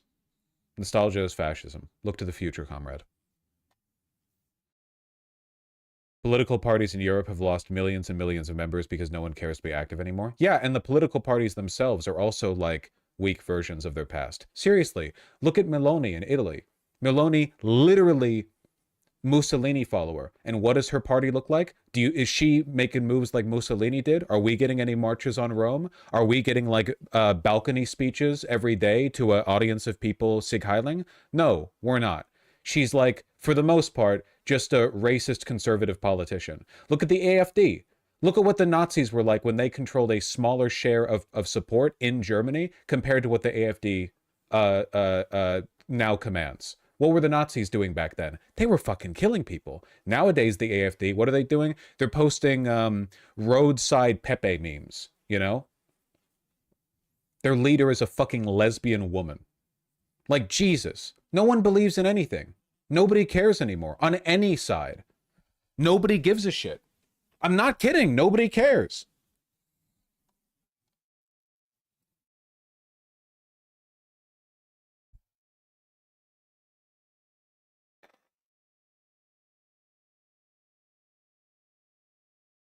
You do? A version of me that existed 100 years ago in the United States would probably be going out and joining, like, militant union or pro-labor protests. In fact, like, demographically, that's almost certain to be the case. Nowadays, I'm trying to beat every total war campaign on Very Hard with every race.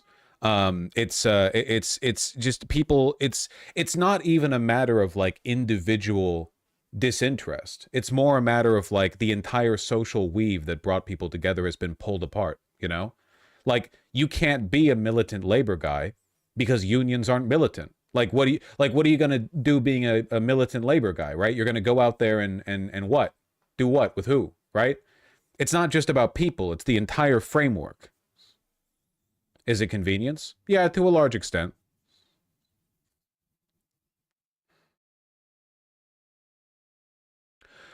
What about developing countries? Do they care? Well, yes. Go look at, like, the militant, the resistance fighters in Myanmar, for example. Like, yes, actually. It seems like once a society gets comfortable enough, right? Once the, like, child mortality rates get low enough, society gets streamlined to a point where everything's convenience-based and nobody cares anymore. I don't know. It seems to have happened all over the world in every country that's developed.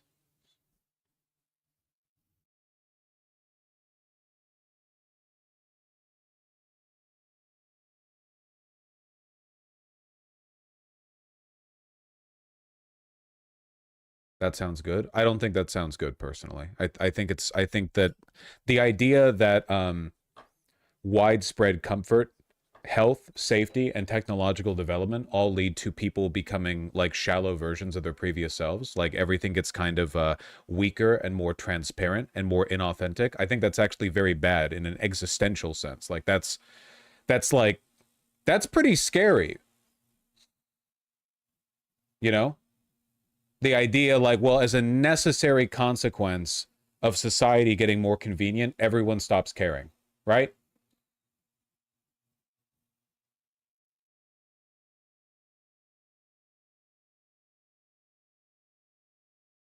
I wouldn't say medicine's making us worse people. Don't be a disingenuous piece of shit.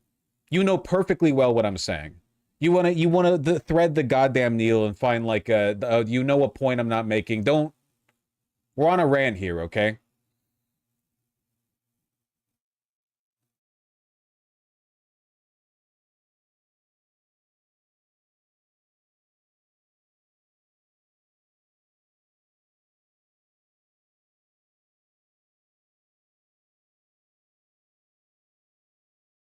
How do we make people care again? I don't fucking know. Don't ask me.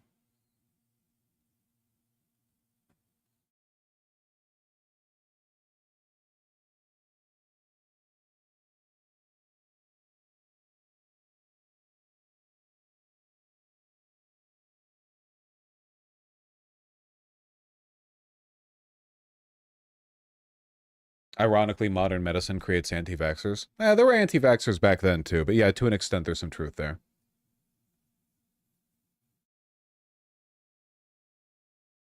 Anyway, I guess it's just kind of weird because, like, if you look at popular culture, the idea is that once societies get really developed and advanced and comfortable, everyone's just kind of, like, using their leisure time to chill and do art or whatever. But it seems like in reality, not only do people not do that, but we don't even, like, produce that attitude in people broadly, you know? And the idea that it's about everyone being run through by capitalism is just not true. It's just not true. It's cope. Like when people say, well, the reason that people aren't having kids is because they can't afford them. Total bullshit. The wealthiest people in society are having fewer kids, and poor people in other societies are having the most kids in their society. It has nothing to do with the cost of raising children. Or at the very least, that's not the primary cause. It seems like...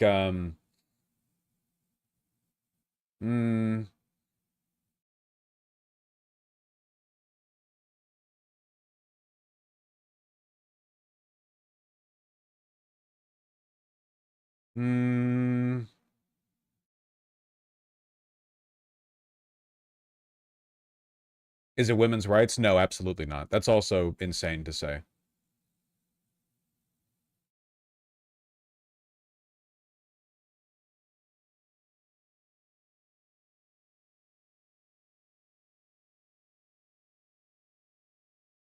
Could it be hyper individualism? It's just wild because like okay, I'm about to make some crazy statements from the perspective of a well-to-do white individual. So you all got to get ready for that, okay? You can get a feel for the way societies are organized all around the world. You get little snippets of it. You can see it in a National Geographic, in a YouTube video, whatever. I have seen poor people in countries like Chile or Brazil, where poor people who don't have a huge amount of free time, but still have some free time, have what I would consider to be a life that is rich in character, even if it's not rich materially. They have to struggle, they have to work, but they bring the food in, they've got family, they've got friends. You know, there's like a vibrant social culture there. Now, obviously, I'm not saying they don't struggle, but I do think there's some like beauty in the life of it, you know? There are places all over America, white and black, maybe even, God willing, Hispanic and Asian, who knows, wokeness, there are incredible things are happening these days, where you have deprived communities full of people who objectively have a higher purchasing power than those families in Chile or Brazil, who have their friends and their family around them, but their lives are wretched slop. Like drug addiction, no one cares. No one tries to educate themselves or better their own lives, even though they objectively have more free time and easier access to necessary commodities like clean water, sanitation, food, etc., than these otherwise thriving families in developing countries. What's going on there? Why is it that if you have people, like if you take two families who are equally deprived, we'll say equally deprived, and you put one of them in the slums of Brazil, the favelas, whatever they're called, and you take another one and you put them in West Virginia, or you put them in like a ruined neighborhood in the outskirts of New Orleans or something, right? See, I'm mixing the races up here. You get me. Why is it overwhelmingly the richer community builds in the poor country? Now, some people might say it's culture, which is true, but why is the culture different? Because it's not as though the culture of white people in West Virginia and black people in New Orleans, it's not like they have the same culture. So what's leading that? Like, why is there a parallel there?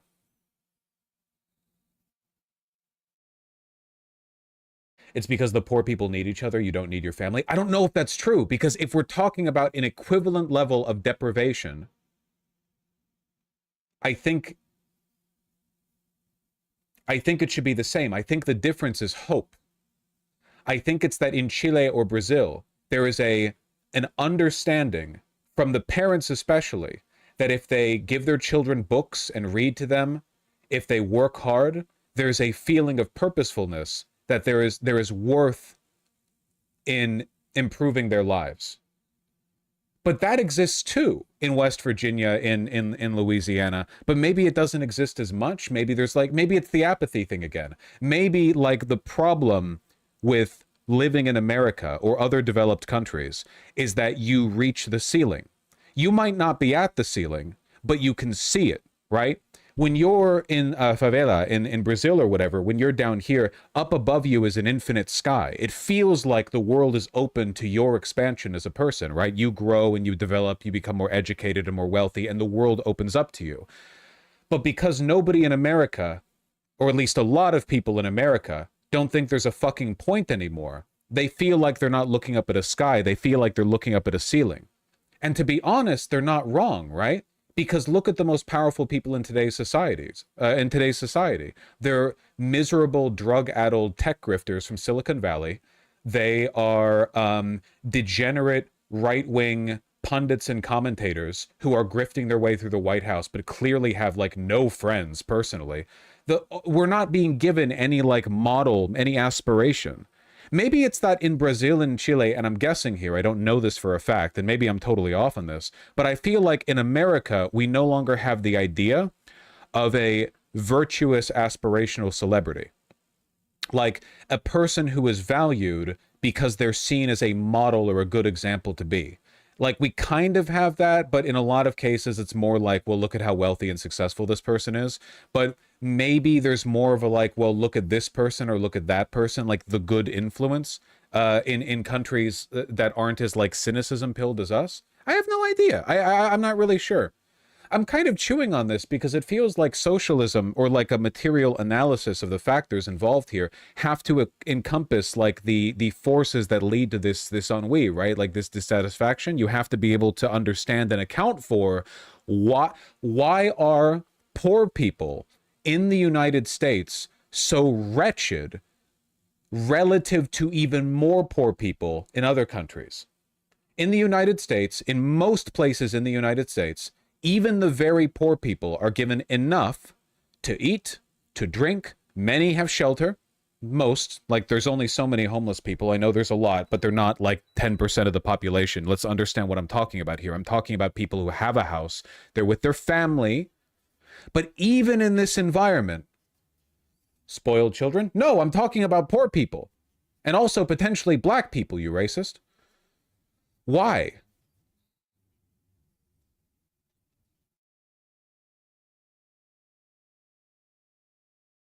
Is it because of video games? Half joking with that one.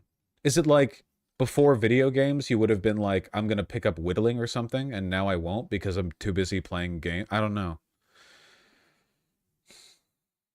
Easy distractions? It might be because of the internet, like to an extent, right? Because people feel, well, in my head, the Chilean and Brazilian family don't have internet, I guess. Is that the difference? They don't have internet or a smartphone, but everyone has an internet accessible device like a computer or a smartphone in America. Almost everyone. Is that the difference? Bro, no, they have internet. That's true. Everyone in Brazil has internet, but in my mind, they don't. So is that the difference in my mind? Is it a screen time difference? Wait, there has to be a way of accounting for this. Like, if you could like average out like poor households and internet use, are these households much happier before internet use because then they would use their free time to do something productive? Why is literacy so low in the United States? Do you have any idea how stupid that makes us look? There are countries out there where people have to read by candlelight, and they are buying candles with their very finite wealth because they want their children to be able to read after the sun sets, so they can learn how to read, so that they can have a better life than the parents did. And over here in the United States, even the poorest people have access to limitless information, internet, libraries, whatever. Don't you bullshit me. There's going to be someone chat there like, well, what if they can't afford the internet bill? Fuck you. You know perfectly well the vast majority of people in society have access to the internet, have access to libraries. Don't fuck around with me, okay? But they don't use it, do they?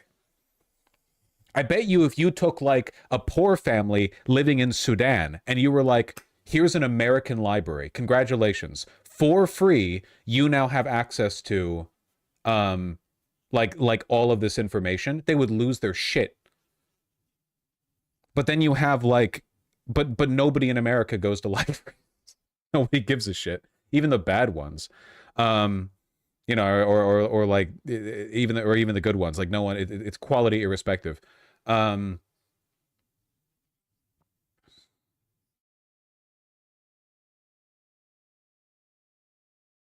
I don't think it's that poor Americans have no sense of community, because I'm even talking about like interfamily like engagement, right? Like even if you're just talking about like family and local friends, there are poor people in America who have family and local friends, but no one gives a shit. Like no one has any like drive to improve themselves at all.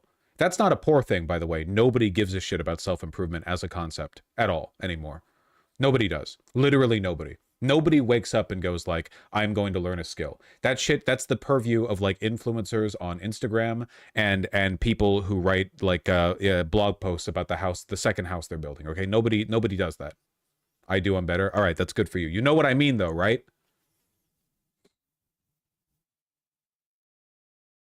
And we have so much free time. Even poor people, for the most part, have a decent amount of free time.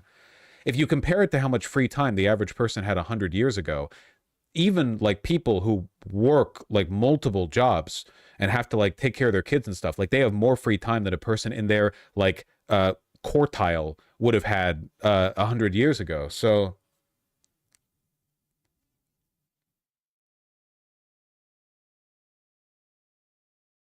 vague feeling of a degraded society has always been like common throughout the ages. Sure, and I acknowledge that, but I don't think that means that there can't be a relevant point there, right? Yeah, Aristotle may have felt that the kids of his day were like rude and society wouldn't survive their rudeness or whatever, but that doesn't mean you can never make a point about kids being ruder than they used to be. Like, I acknowledge that boomers are always going to complain about this, but I'm talking more like, okay, I'm sorry. I know the average person in chat is younger than me. Do you kind of understand what I'm getting at here? This like broader culture of nihilism? Because I feel like this is the problem is a lot more fundamental than people are willing to get at here, right? Like it's not just like well, it's poverty or it's healthcare or it's whatever, like, or it's job conditions or whatever. Those all used to be worse, but there's still something fundamental. There's something underlying all of it, like a general disregard for the value of growth and self-fulfillment and the point of doing anything, really. And it's so like abstract. It's not like, because I think people want to make it concrete. They want to make it like, well, it's not this big abstract cultural thing. It's actually like, we just need to offer paid paternity leave. But that wouldn't fix it. That wouldn't fix it. Universal healthcare wouldn't fix it. Nothing would. Nothing money. It's not a money thing. People had a greater sense of purpose and community when nobody had healthcare. And we've lost that. Adding healthcare doesn't erase nihilism.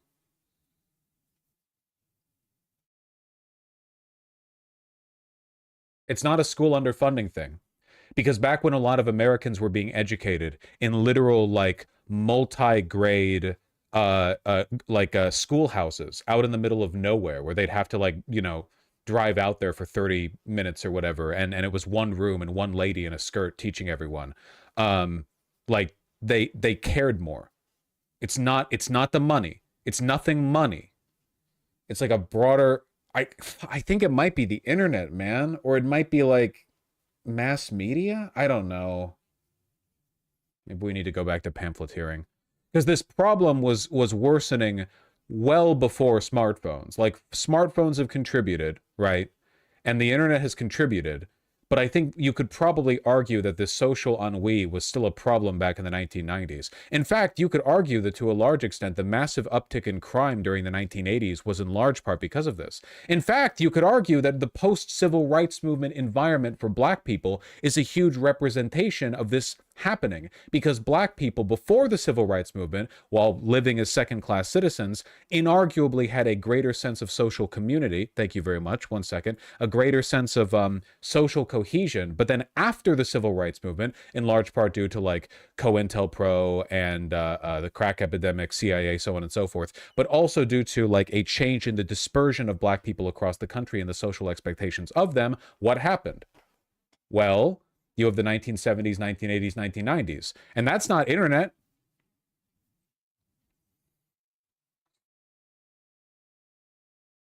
This is correlation, boss. I'm sorry. I mean, I'm only correlating like time here, but time is correlated to everything. That's how it works. The economy started sucking too. Yeah, but the economy sucked back in 1907, and there was more community and hope back then. You understand what I mean? There was more of like an aspirational, like, we can do so it's not, it can't be money. It can't be a money thing. Because if you start making it a money thing, it's like, well, look at this poor society, look at that poor society. Like, we're losing out on that dollar per dollar. It has to be alienation. I guess it has to be. But like, that's another big abstract topic. It doesn't really help.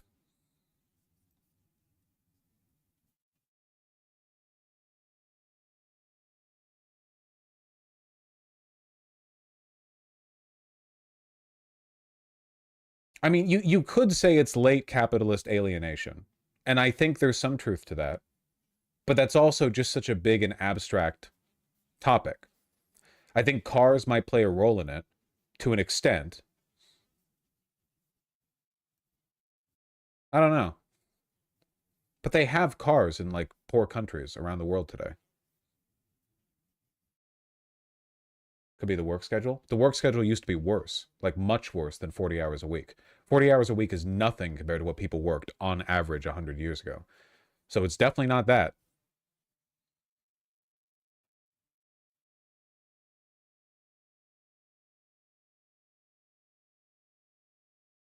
But it's never just 40 hours. I promise you that working fewer hours would not fix your social ennui. If you had fewer hours, you would just spend more time browsing your phone and jerking off.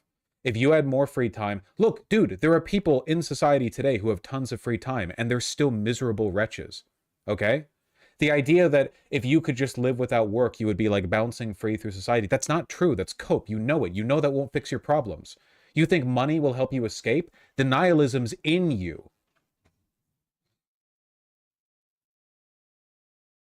More free time would just give you more time to waste. You already if you work 40 hours a week, you have a lot of free time. I guarantee it. And you waste a lot of it because you don't care. That's the problem. You think you're escaping this? You're not, and I'm not. It's a broader issue. We're not trying to outsmart or be better than like the average person who's tripped up in this, okay? This is like a larger thing. Yeah, because you'd been tired from working 40 hours a week. Oh, well, then good thing you don't live in any time period before this one where you would have worked more than 40 hours a week. That's not it.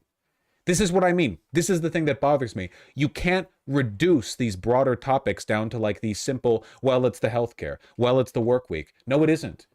The social decay that we're referring to is not going to be fixed by a policy change. If anything, convenience is the problem.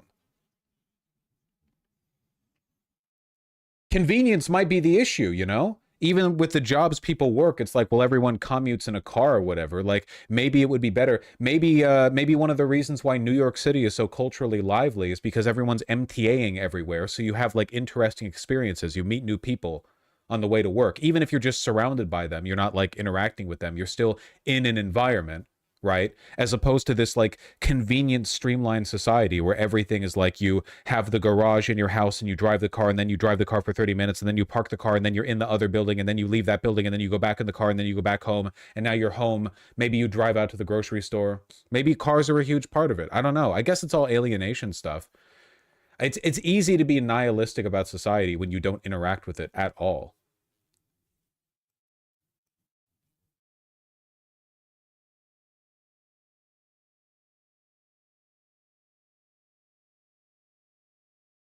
If New York is culturally rich, then why do they elect the worst and most nihilistic politicians? That's also a good question.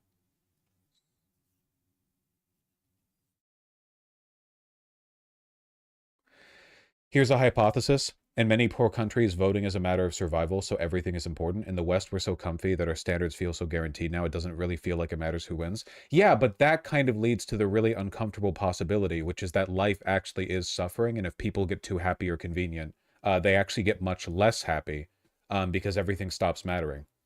Like that the people will accept a slow and gradual denigration of their living standards as long as it doesn't feel like a mortal threat. So you need the mortal threat to be dangled over a person's psyche in order to motivate them to do the things that matter. Like people will accept the stripping of their union rights for decades, slowly, bit by bit, because they're still going to have enough money for the food on the table. And hey, we just invented credit cards, and hey, we just invented Klarna, and hey, we just did this, and hey, we just did that. Don't worry, it doesn't matter how in debt you are. Meagerly, bit by bit, slowly, gradually, we may take away your rights, but you still fundamentally get to eat the food. So you're going to be fine. Don't worry. Whereas back in like the 1920s or whatever, it was more like, well, no, if the union rights are taken away, your ass is going to get like guillotined by the mechanisms of a loom or whatever. Like it's maybe it really is just you need to dangle that over people's heads, right?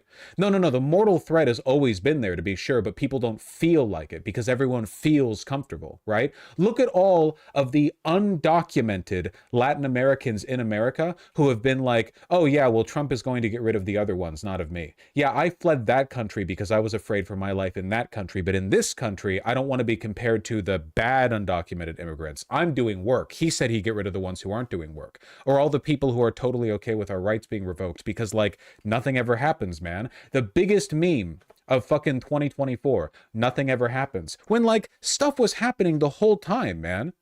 Everyone's so, like, blitzed out by a process of technological growth where, like, you know, you every year you get like fucking 16 new innovations in the tech that you use day to day. People are like, well, nothing ever happens because a news event happened but didn't immediately end the world, when in reality, like, lots of stuff happened. Certainly now stuff is happening, but it seems like, is this what it takes to break the cultural ennui? That is why people voted for Trump, by the way.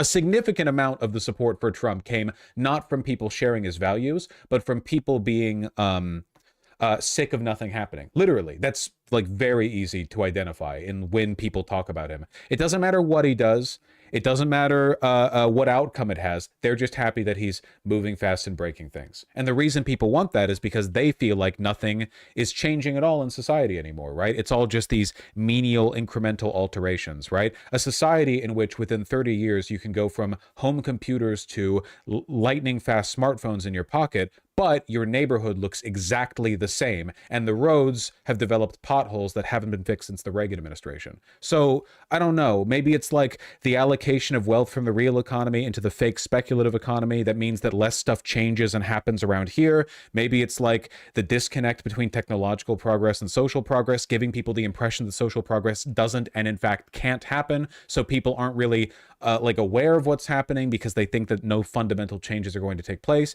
Maybe it's the alienation angle. It's probably a mix of all of them. I guess the point I'm getting at from all of this is it feels like a lot of analysis of like what's changing and why things are changing feels kind of like hamstrung a little bit. Like, you can make an argument about, like, I don't know, Zoran Mamdani being the best possible mayoral candidate for New York City, which I believe that he is, by the way. I'm very happy with him. But, like, he's arguing for the margins, man. He's arguing, like, maybe he'll get 51 over the 49 Cuomo gets, and that's if we're lucky. In a reality, it should be a blowout. And this isn't even to talk about, like, AI or the fact that, like, right now, as of now, you can't trust anything you see online at all anymore. So things are only going to feel more irrelevant because people are going to be socially disconnected. People are going to be detached. People are going to get the feeling of like, well, I know you can't trust stuff you see online, but nothing happens in the real world anymore anyway, so I might as well just go online anyway.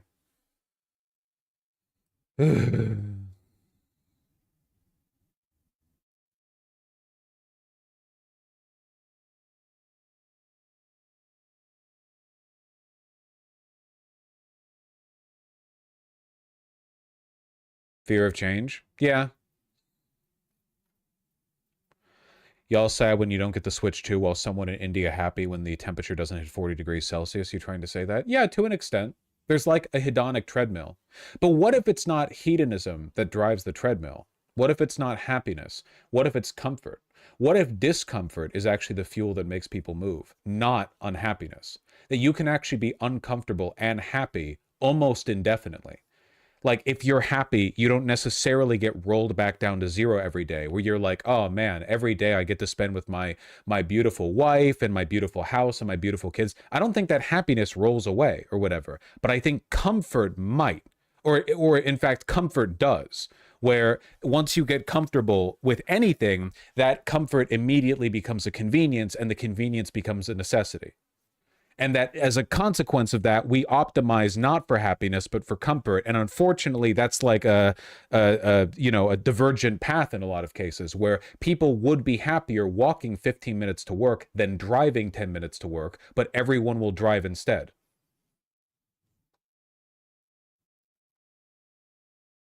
So I guess society just has to be inconvenient, but also like, it's like society has to force inconvenience on people. Stuff like mandatory voting, stuff like limits on when you can get things. Maybe no more same-day Amazon delivery. Maybe like there are some types of comfort that are a treadmill where like it's a little fucked up that we've reached a point now where people are like, you know, I want this cool thing I saw online. Look at Amazon. Oh my God, 2-day delivery. That's bullshit. Like, people are like that now. I have been like that now. I'm not saying I'm better than other people. I'm saying this is like a broader society thing. Okay? You know, it's a broader issue. So like, I don't know.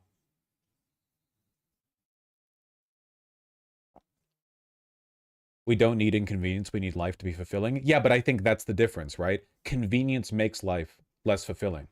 Life is more fulfilling when you walk 15 minutes to work than when you drive 10. But driving 10 is more convenient. Your life is richer. There are so many things that are inconvenient that make your life richer. Like having a workout buddy. That's why people get them, right? Like running on your own is hard enough, right? So you have a workout buddy. Hey, it's 8 a.m. Here I am at your front door, ready to go on a run. And it's like, it's inconvenient because you just want to lay in bed more. But in your head, you're like, well, I don't want to disappoint my friend. So you go out on a run and you come back and you're happy you did. You're always happy you did. No one ever comes back from that run thinking like, you know, oh, I regret having done that or whatever, unless you like tripped and hurt your ankle. But you know what I mean. But you're skipping inconvenience. The most convenient thing would have been just like continuing to lay down. You know? Maybe like there's a divide here. You ever see that? Hold on. Drawings from kids commute to school.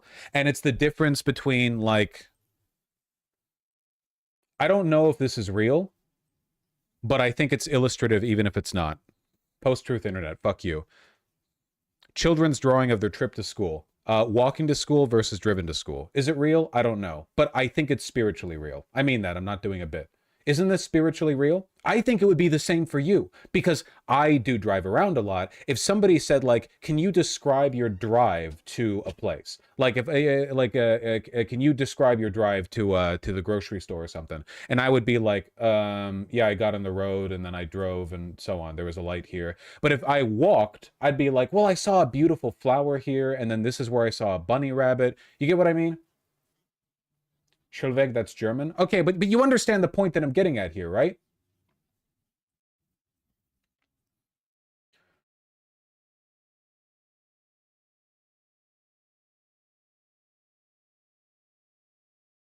Walking through a city will change your entire perspective on it. Yeah, to be sure. But like, you understand what I mean, right? Like it might be the convenience angle. Technology has made life a lot more convenient, but it's also incentivized us skipping out on things that would otherwise be fulfilling. Now, rather than meeting and getting food with our friends, we text them and get like text updates. Okay. Now, rather than like, you know, going out and like doing a little bit of shopping in a diverse range of local shops or whatever, you get like the Amazon delivery or something. Like life is more convenient than ever, but people are miserable.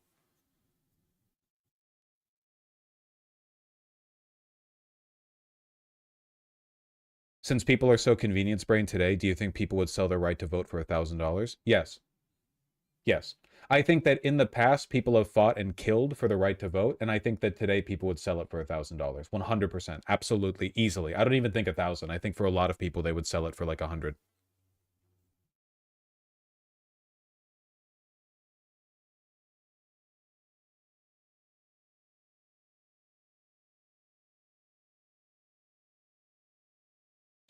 That argument can also apply to current education. Convenience seems to be a primary goal of the current system. Yeah. Which is why, like, parents are the boss and teachers get chewed out anytime a kid gets, like, failed on a test they didn't write anything down for, and no one ever gets held back. Yeah. The point is to streamline everything so no one learns anything. Instant gratification is brutal for motivation, I feel. Yeah. It's probably also led to a significant drop in the number of people who take up hobbies because it's really, really difficult to get into a hobby when, for one, you can look effortlessly online, like an infinite number of people who are way better than you. Like you have infinite access to a system of social rewards, which are privileging extreme levels of skill that you can't match up to and maybe never will. And then for two, it's like every cheap bullshit treat from China or whatever, you know, like what's your skill? Is it whittling? Is it stone carving? I mean, you can find what you can make for like $4 on Etsy. because it's been drop shipped from China. And now with AI, that's extending into a wider range of fields, right? It's still good to learn the hobby. Just a bad mindset about it, I guess.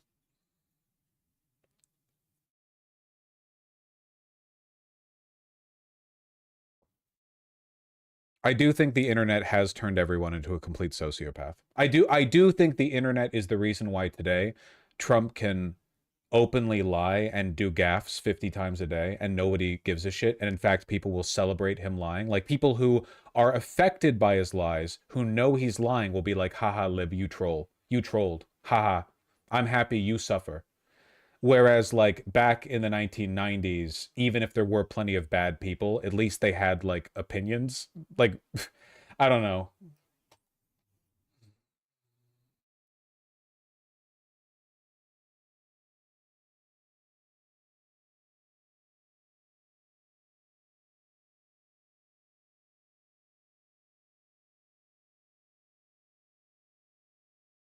Unfortunately, it seems like the only way out of this is that the government has to either directly or structurally mandate a lot of inconvenience to sort of get things back on track.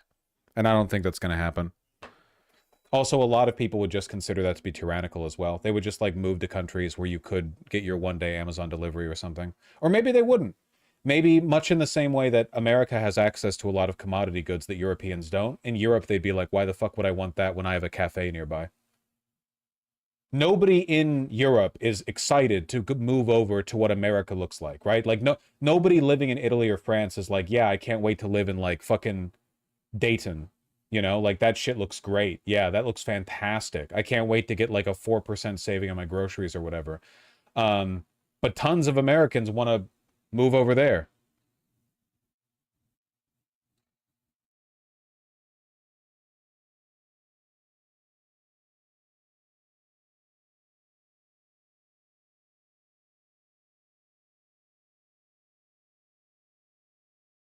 This has been a very broad spectrum rant, I feel. I don't know. It's kind of like the monetary policy thing where now that I'm learning a little bit more about that, I realize that the previous arguments about like military spending are basically irrelevant. And I wish like a lot of lefties would move up on that a little bit where it's like, it's not even the military spending, it's the bubble of money that the government won't pop. Because they're afraid of inconveniencing wealthy people. And it's like, well, why are people miserable? And it's like, dude, it's not because of work hours. It's not because of work hours, and it's not because of paid time off, and it's not because of any of that bullshit. You know, it's because of well, it's because of a lot of things. It absolutely is. Is though? No, it's not. No, it's not. That's the point. That's the point that we've been arriving at. Like even people who live off of welfare in America, who have shelter and more money and access to food and water and stuff, they're miserable compared to a lot of people of comparable access in many other countries. It's not just the money. Like, even if you're living off welfare in America, you could still have a better life than the vast majority of people who lived 100 years ago, even working people. Break your own leg, go live out in an area with like no property values or whatever, where shit's cheap, get your government paycheck, buy groceries. You're living a much more stable life than basically anyone in 1907. Easy. I get it's not the primary reason, but can we please not write it off? Don't be disingenuous with me. I'm not saying those aren't things worth fighting for. I'm saying that's not the cause of the specific thing that we're talking about, which is the broader cultural nihilism. The broader cultural nihilism genuinely does not seem to be caused by... If it was caused by poverty, then why the fuck are suburban white kids some of the most, like, Patrick Bateman-esque anti-society losers? Come on. It's not, this is not what we're talking about here.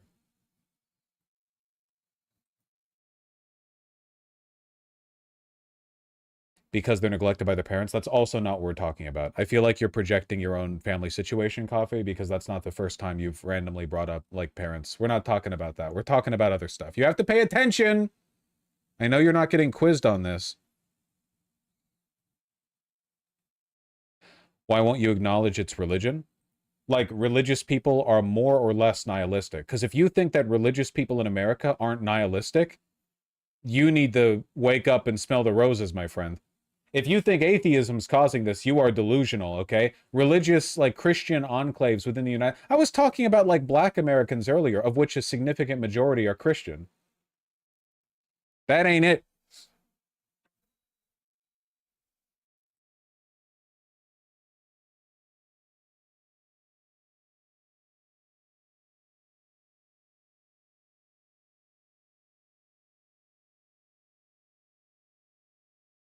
Because people need fulfillment.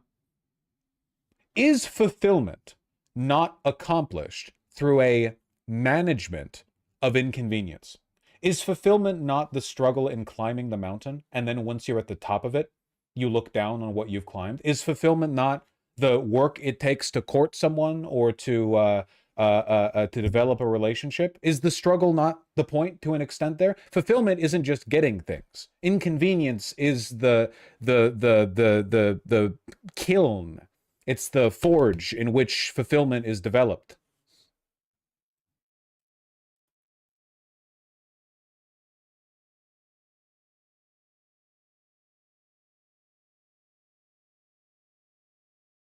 So it's because we're dopamine maxing? Yeah, we need to, like, serotonin max or something. I don't know.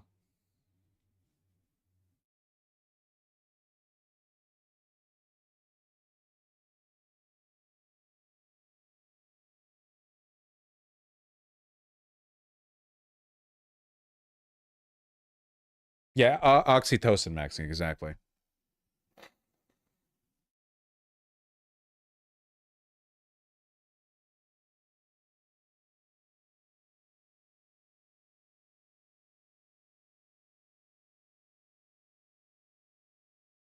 I don't see why it's hyper convenience instead of hopelessness, because I think the hopelessness is caused by the fact that nobody feels like things can get better. And the reason people feel like things can't get better is because they're not looking for fulfillment, they're looking for convenience.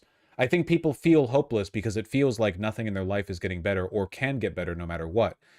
And as evidence to that point, you have so many wealthy and powerful people who seem just as wretched and miserable as the poorest people in our society. That self-improvement doesn't actually lead to betterment. And I think for that reason, a lot of people feel hopeless about self-improvement. I mean, fuck, why do you think there are so many people who act like you're a brain genius when you suggest that they should, like, clean up their room?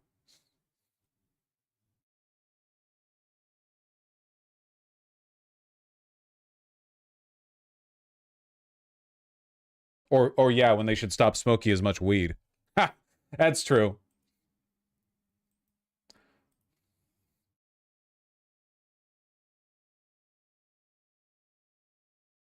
Glass houses and stone. Irrelevant as an argument, a fallacy, by the way, but also I'm fastidiously clean.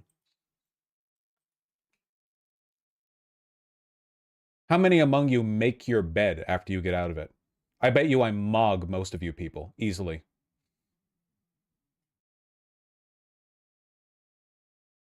I do? Okay, well, I'm not mugging you on that front then. I might be taller than you, though.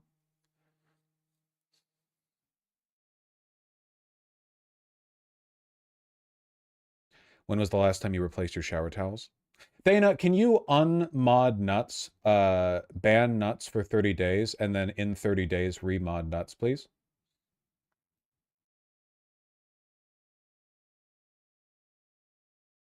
All right. Been on this one for a while, but I don't regret it.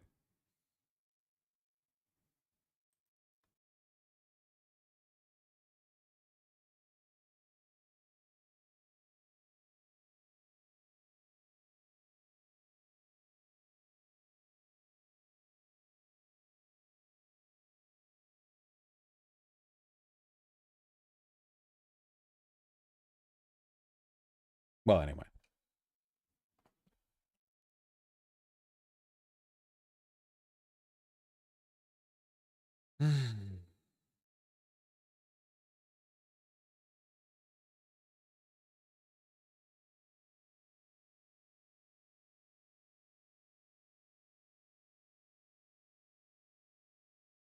Part of it is that people's lives aren't really ordered.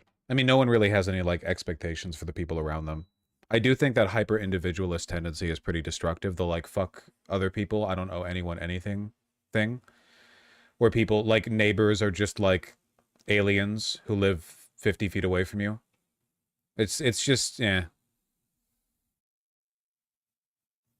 Anyway. Move it along, move it along.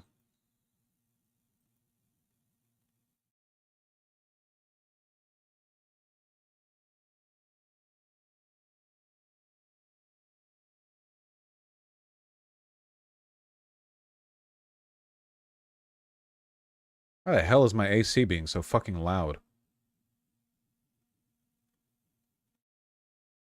Obnoxious.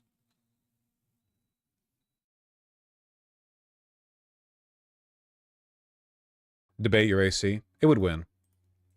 Speaking of the decay of society. Oh, wait. I've said this before in chat. What do you think of abundance policies being pushed? I don't believe in abundance policies as a concept. Abundance liberalism, as far as I'm concerned, is grift bullshit made up by insufferable neolibs who want yet another rock to throw at the left while achieving nothing. If there are any specific ideas they have, then if they're good, then that's because they took them from me. That's all I have to say. What ideas? Selective deregulation as a way of more local home construction? Sure, I've already said that. I said that well before abundance liberalism was ever coined. So they must have taken it from me. It's the only explanation.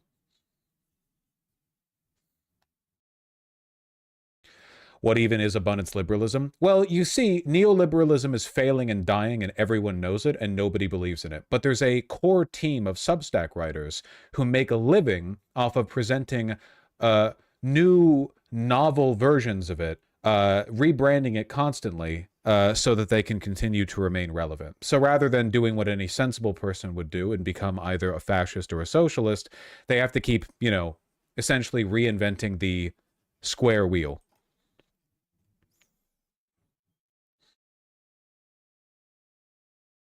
Just no matter what you do, don't critique capitalism. Trust me, no matter how obviously our social problems are being caused by capitalism, wealth inequality, and so on, do not blame that. It's always something else.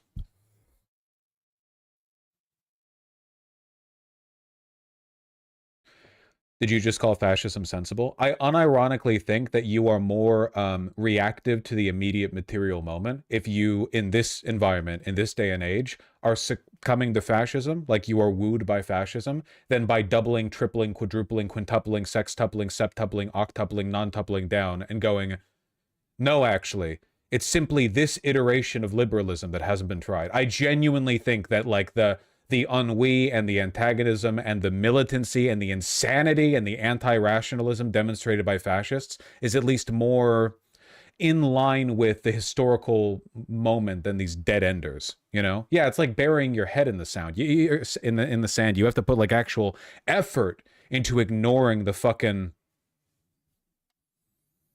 the wave.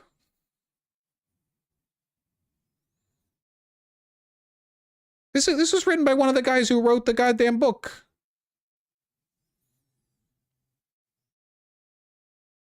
We don't talk enough about the insane amount of blind dogmatism that it takes to be a neolib. Yep.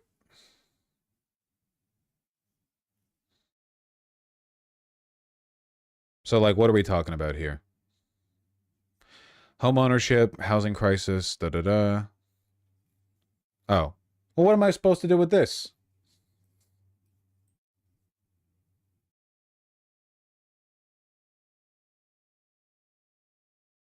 Oh, wait, I actually have The Atlantic subscription. Well, I don't feel like logging in right now.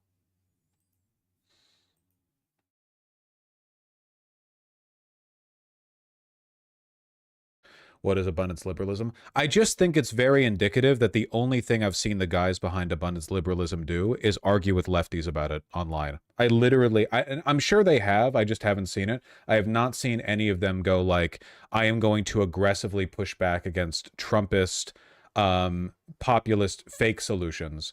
You know, I've just seen them arguing with lefties, which seems to be the main thing they do, to be honest.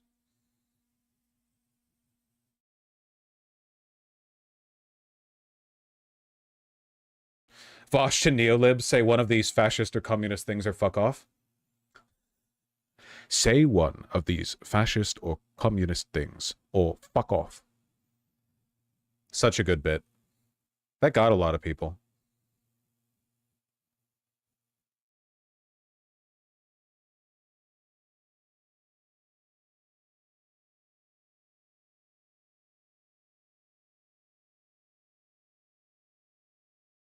The worst part is the whole platform is like 90% municipal and state government policies, not an actual ideological framework. Well, the ideological framework is don't criticize capitalism. Vosh, Ezra Klein is famously anti-Trump, like that's very inaccurate. You have a listening issue. I didn't say that Ezra Klein liked Trump. I said that following the abundance liberalism thing, the only thing I've seen him do is argue with lefties about it. You have to respond to the words that I say and not to the words that you invent in your head and project onto me to make it easier for you to come up with the retort you already had baked.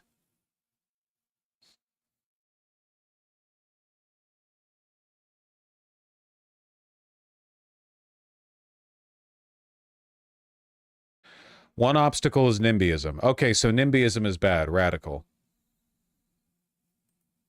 California's high-speed rail system has been poorly implemented, radical. Chills.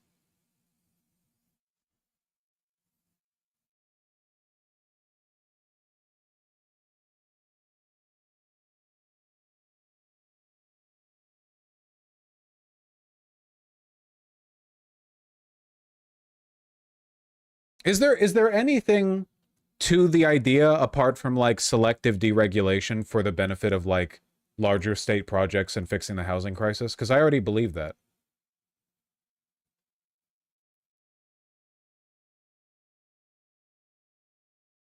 No, that's the whole thing? Okay.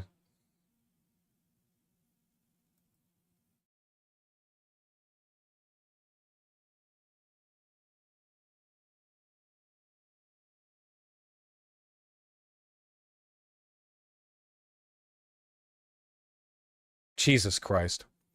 This is not me strawmanning or putting words in people's mouths. Here's how Thompson, that's the author of the article we were looking at a moment ago, described the role he sees abundance playing within the Democratic Party in an interview alongside Ezra Klein on the Lex Friedman podcast. Really just a phenomenal meeting of minds here.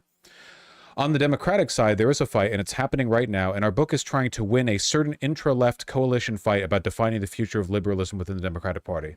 This is what these Substack writers are doing with their time. Fascists won. They control every branch of government. They are overriding the Constitution. Meanwhile, what are we doing? Well, we're anti-NIMBY, but we're like also like there's like the lefties who like they like regulation, but like not in a specific sense, more like we're prescribing that. Basically, we're winning the fight against left-coded NIMBYism by targeting things that are ultimately put in place for the benefit of homeowners and real estate developers. Homeowners and real estate developers, of course, being famously left-controlled organizations. Yeah, okay. Jesus. So I'm not of the left. I'm certainly not of the far left, but I do not begrudge the left for fighting because there's a fight to be had. It sounds like useless discourse. I wasn't exaggerating when I said these are Substack writers who exist to continue reinventing the square wheel as a way of driving more attention to themselves. Like, in an era where fascism is winning, this is what they're spending their time doing. They don't care about the country. They certainly don't care about liberalism. They care about making money. Like many other people who make their living defending neoliberalism, like the Democratic Party. So these people are basically grifting. I think they're that unique kind of grifter where they're smug and intellectually insecure enough that they genuinely think that they're more intelligent than the people they're constructing devil's arguments or devil's advocate arguments against. It's not like grifting in the sense of the right, where the right will just say lies because they know they can. It's more like they really smugly, they're like playing out a bunch of Twitter arguments they lost and got ratioed in their heads over and over and over. And they're trying to monetize the shower argument of a book they've written back.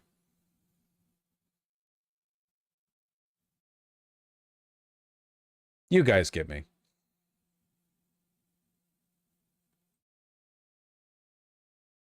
They're also terrified of people seeing the left as the only way out. Well, yeah, then nobody would look at their Substack. I think you're being uncharitable. You misspelled uncharitable, M. Betata. Possibly with the same mind that you used to suggest that I said that Ezra Klein likes Trump.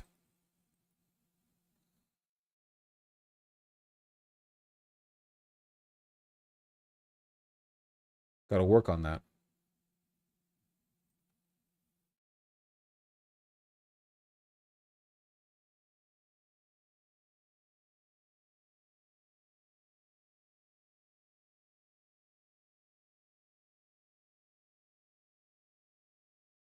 Ezra Klein not being able to stand up to a billionaire that wants to buy Dem politicians? Why would a neoliberal stand up to a billionaire? Can't get anybody on the phone. And in the Trump administration, you make the call, the deputy chief of staff picks up, you say, hey, I need you to talk to this company. I work with them. They're freaking out about the tariffs. The deputy chief of staff calls the company. They work something out. No, not that they work something out. They listen. They listen. This world in which we are doing the deal making by individual relationships, by who can get their calls answered, not by rules that feel clear and stable. That's how the Biden. No, but that's how the Biden administration worked, Ezra. That's not what Chamath said. And that's not what I said. Well, Chamath, no, Ezra, you're trying to make it sound like corruption. Hold on.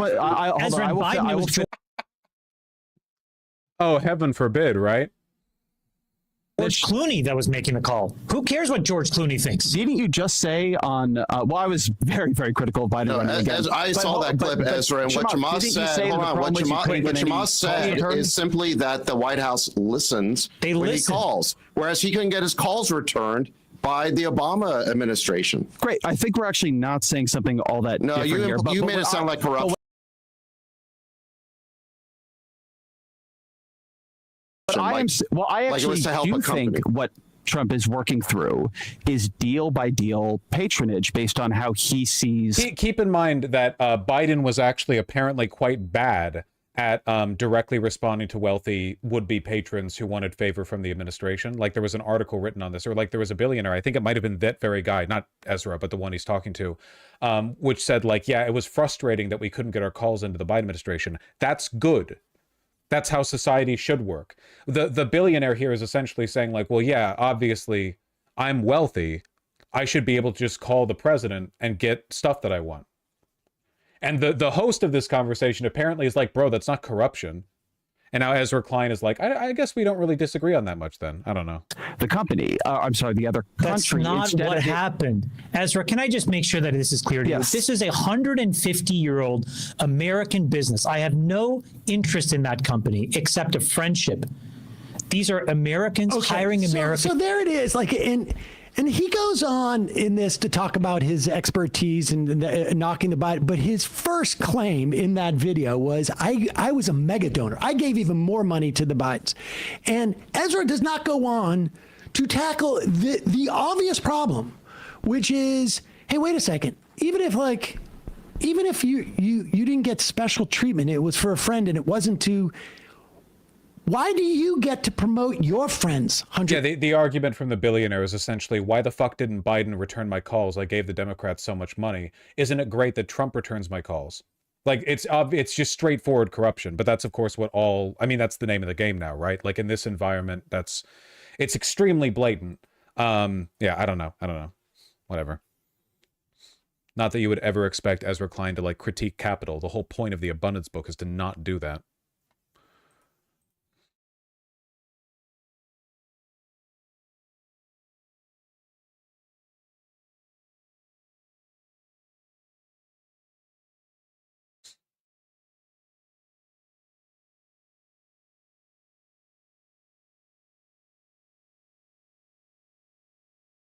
The media environment destroy the society, low-key. Yeah. Speaking of the media environment destroying society.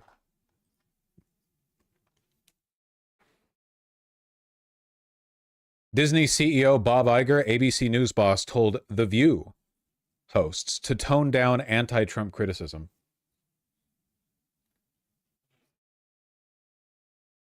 Yep.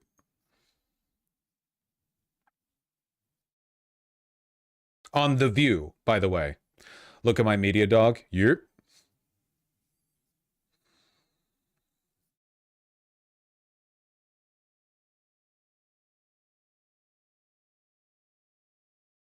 In February, the Post reported The View executive producer Brian Tata spoke to staffers at the show about going easy on Trump-related commentary in the days leading up to the January 20th inauguration, a move that led to tension in front of the cameras. Nice. Nice.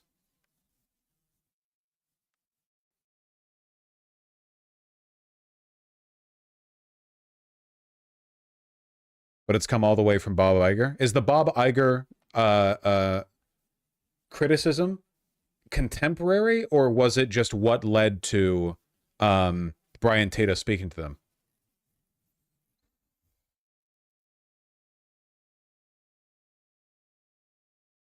Top executives at Disney, including Iger and Kara Memirovic, are reportedly looking to shift the show's tone. Kara Memirovic reportedly met recently with the hosts and Tata to suggest a broader, less politically driven agenda. It really is over, isn't it, man? It truly is. I know we just came in from the abundance bit, but I wonder if the Ezra Klein and Thompson's sort of allergic reaction to criticizing the influence of capital would have anything to say about the fact that basically every single news company is being pressured by their oligarchs to back out of criticizing the administration. I'm sure the Fox News hosts are being told the same, you know, to tone it down with the Democrats. I'm sure. According to two sources cited by the Daily Beast, he encouraged them to increase the focus on celebrity interviews and lifestyle segments. Oh, just bread and circuses, man. Don't cover politics while our Constitution's being torn apart every single day. Another outrageous attack on our republic is being waged. Turn your eyes away as you know, the Trump administration tries to rip international students away from Harvard or whatever. It doesn't matter. Just talk about, like, I don't know, the Kardashians. While Kara Memirovic's suggestion wasn't framed as a directive, it reportedly did not sit well with the panel. One source familiar with the meetings told the host, particularly Navarro, pushed back, arguing that viewers expect The View to provide strong political commentary, especially during such a volatile political climate.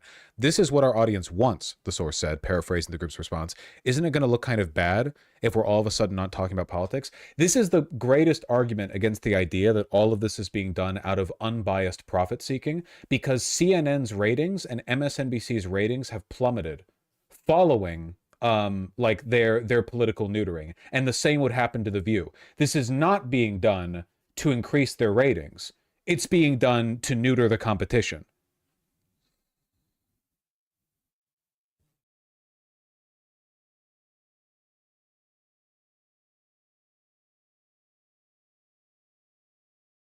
During Disney's recent upfronts, a high-stakes event where networks court advertisers, Navarro reportedly thanked Iger for supporting the show. Iger reaffirmed his backing, but also repeated the call to reduce political rhetoric.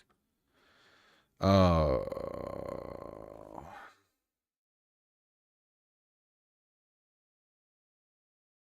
Huh.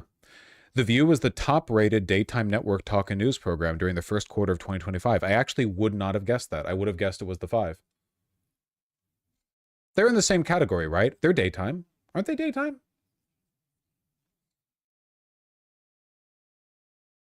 They are? Okay, yeah.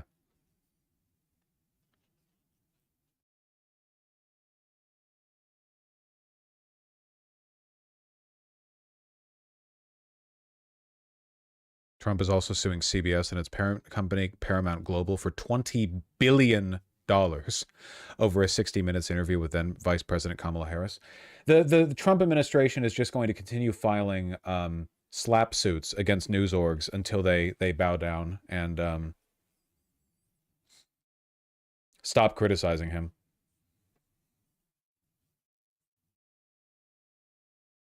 This is so fucked. Yeah, I mean, democracy in this country is basically over. It's all just like a ticking time bomb, or more likely just like a waning of our rights until eventually the sword of Damocles finally falls. But yeah, even like it doesn't really matter what Trump does to fuck this all up at this point. We're not getting a fair democracy. We're not getting a fair election in 2028. I think, okay, I can't see the future, but like, dude, that's in this environment, all left of center media is going to be neutered. They're going to file lawsuits at any like advocacy org. Trust me, if Democrat groups go out there to get people registered to vote, they're going to be in chains by ICE agents within the day.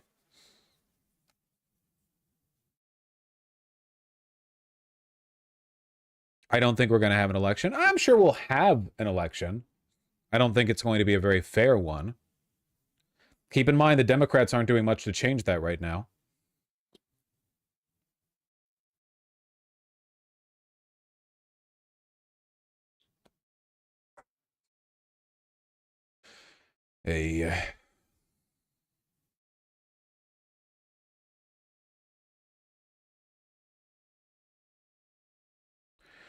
I thought the chapstick was a vape. Everyone says that, and I think that you're cooked. Genuinely, I have no idea. I have never used a vape in my life, and I probably never will. Do you not, like, use chapstick, like lip balm? I'm talking a lot, so, like, my lips gets a little chapped. Maybe I have more chapped-prone lips than most people, but, like, are you not using lip balm?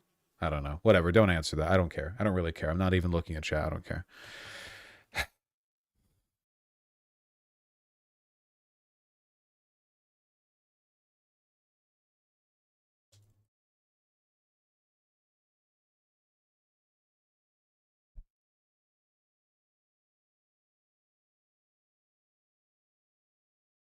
Why is it state and local Dems are more effective flipping districts? Because state and local Dems are typically not owned by capital. National Dems are, especially because Dem leadership has historically been centered out of like New York, and New York is the financial capital of the United States.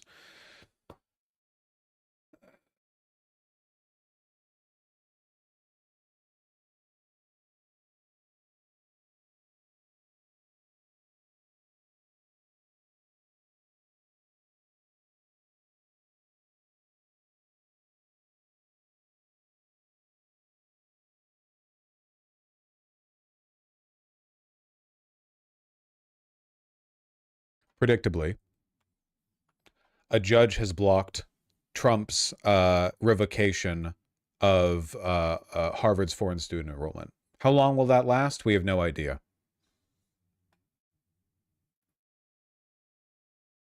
But this was expected. Doesn't Trump's big, beautiful bill somehow contain within it a clause that prevents federal injunctions over stuff just like this? If that bill makes it through as is at the Senate, won't it just be impossible to stop him on anything?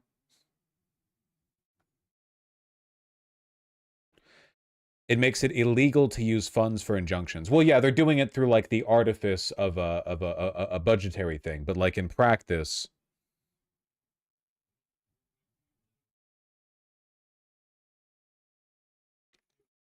when are they voting on this?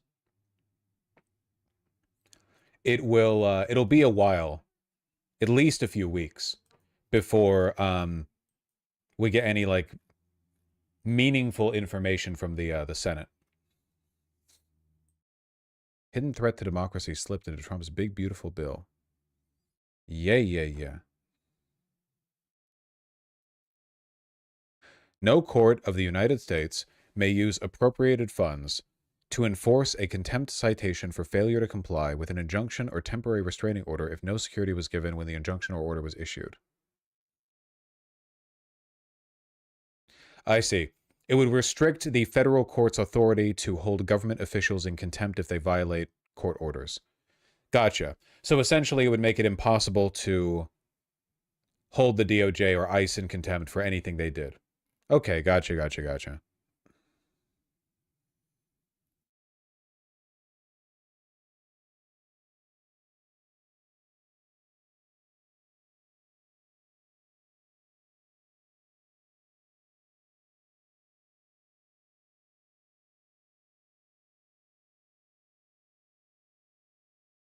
I don't know. It's pretty bad, man.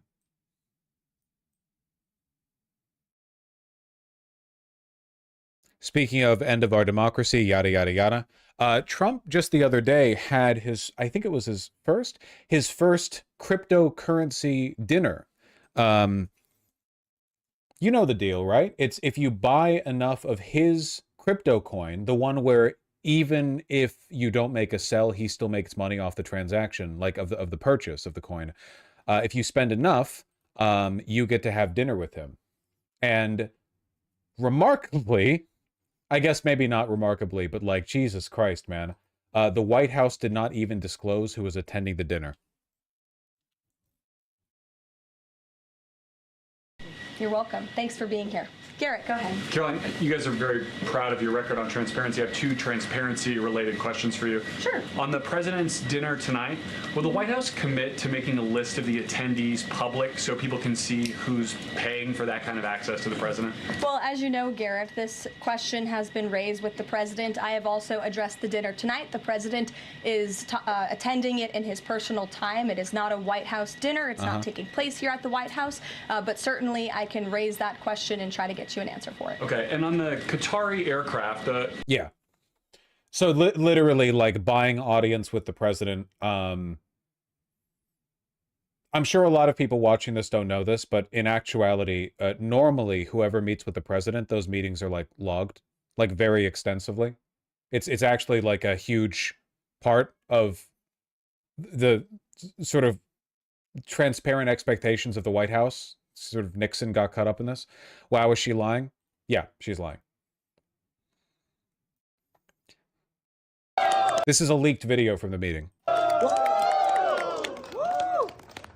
What a nice place. Did you get to see the helicopters? Yeah. Super cool.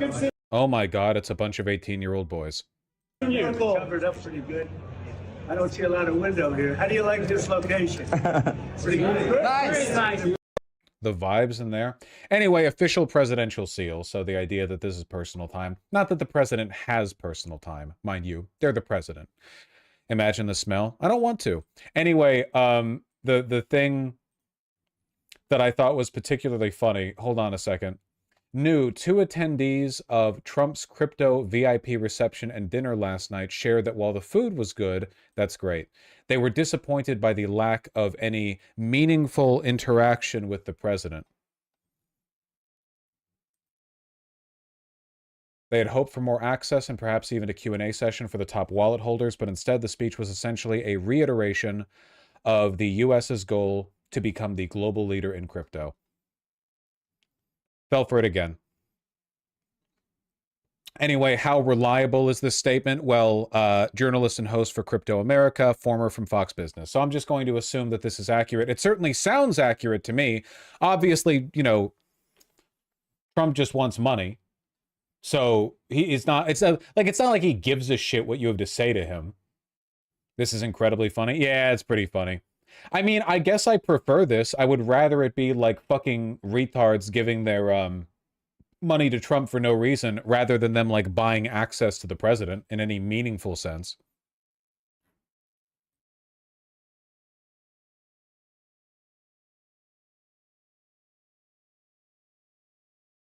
The pay piggies? Yep. This is just the economy now? Yeah, it's the only way to make money.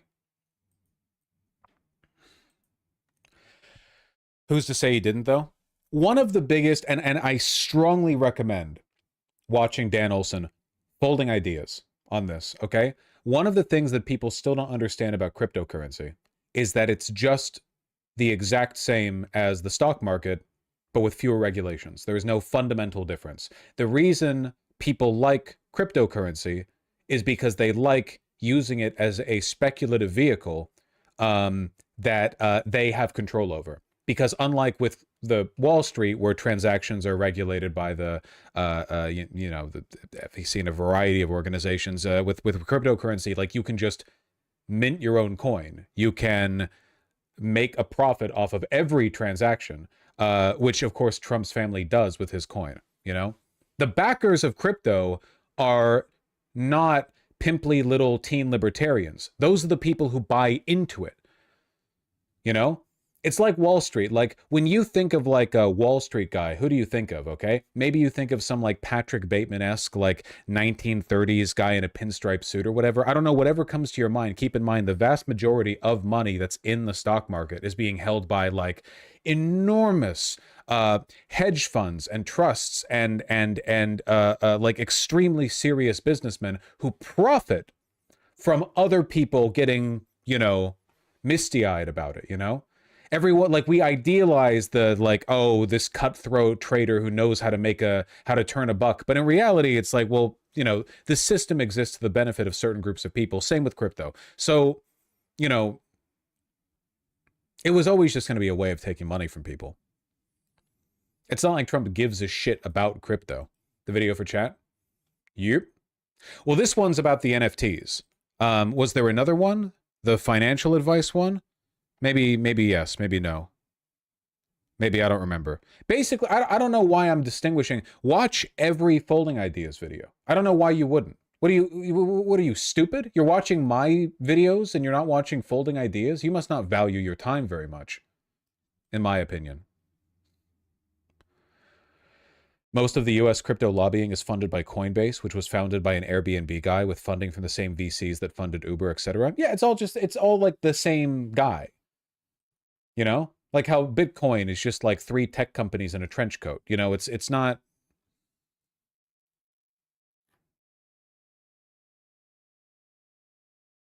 Have you not liked their video? I only like videos from micro fashion influencers, so I can use them. I can look back at them later. Okay. If I really like a video, I recommend it on stream. All right. That's better than a like.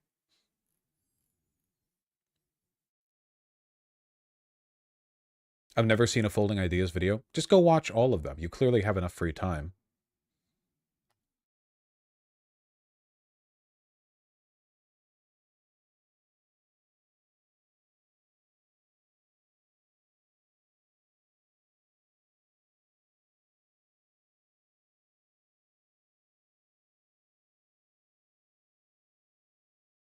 I was tired when I started this stream. I am like pooped. It was that hour-long rant about society being over or something, about everything being over. Jesus Christ, man.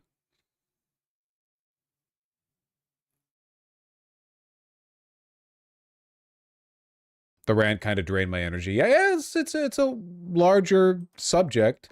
Let me take a piss real quick, then I'll read those. Also, we'll watch this nice video about Norwegian man waking up to find grounded cargo ship narrowly missing his home. That sounds nice.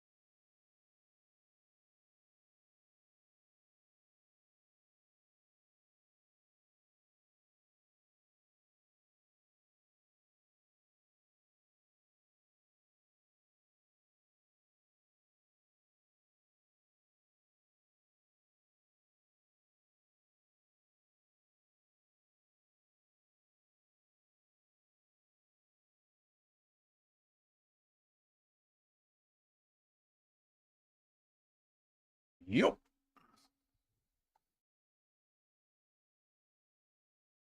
All right, hit me with it.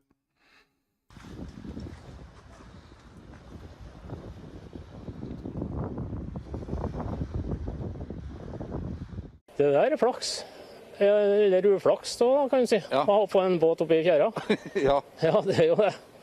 Ja, da sprang jeg bort til naboen. Jeg var sikker på at han må komme ut. Men nei da, det var ikke liv der.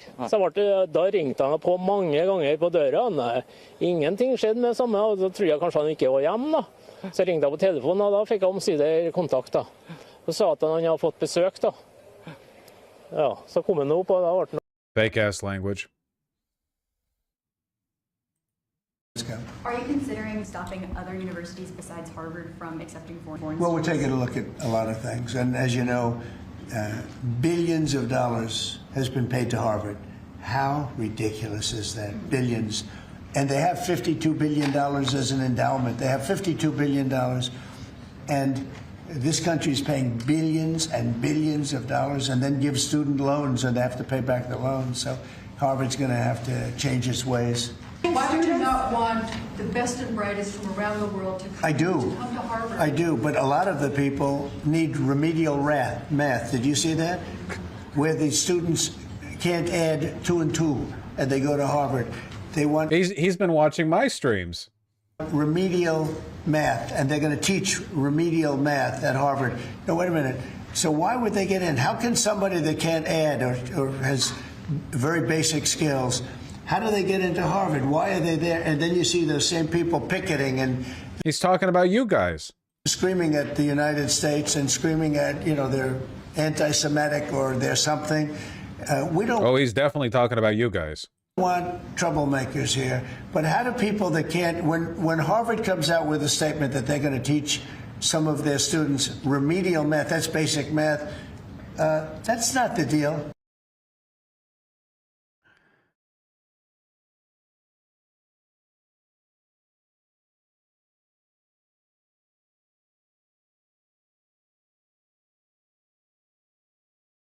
A loose pet kangaroo. Buddy? Yeah. The call note stated that there was a kangaroo running down the road on College and requested that officers respond to apprehend the kangaroo. I get it. Yep. Hi, buddy.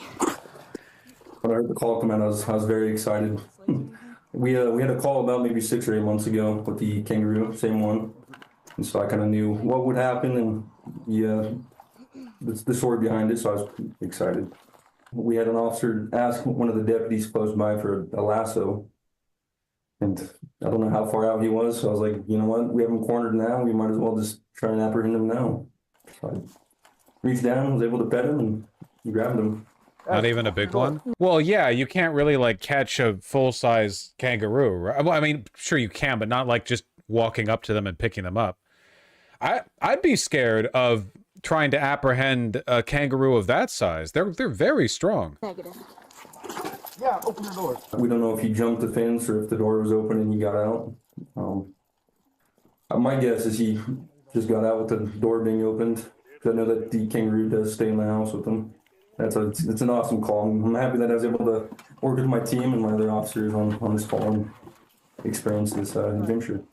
There's such a disconnect between how charming the story is and the fact that every cop nowadays is wearing fucking SWAT gear all the time. You know? Like, if it was just 30 years ago, the cop would be like a guy in a dress shirt and a hat with like a walkie-talkie and a pistol and a baton. But now he's like an armored fucking, you know what I mean?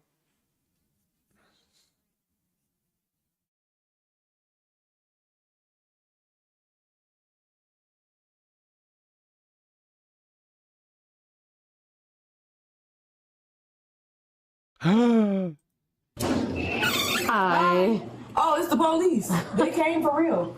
Yeah, we have to just come check, make sure everything's okay. Hey, what you do?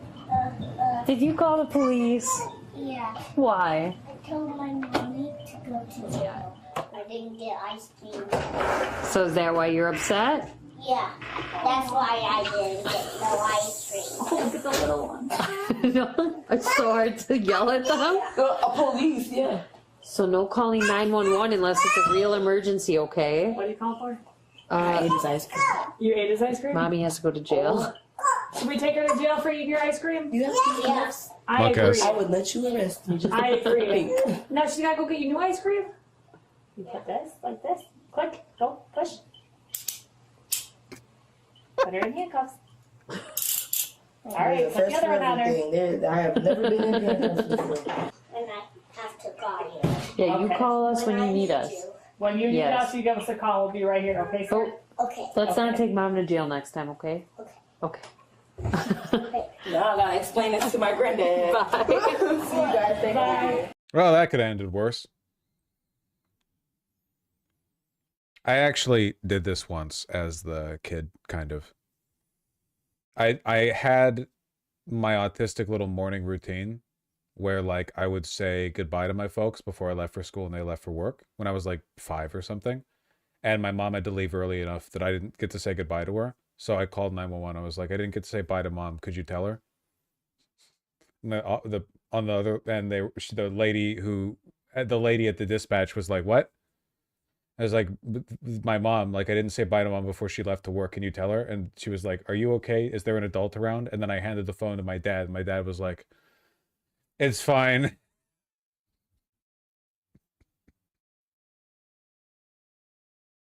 Or something. I don't know. Something like that. It's been like 25 years.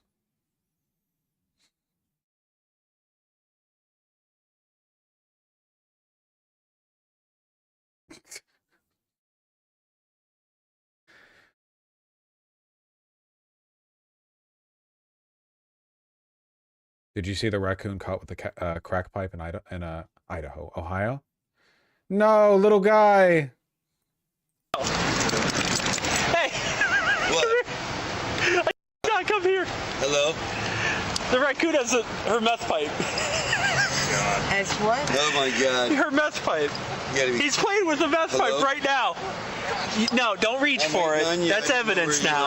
Oh, I don't want him to have that. Well, that's why I'm gonna do it. Hey, buddy. Huh? It's okay.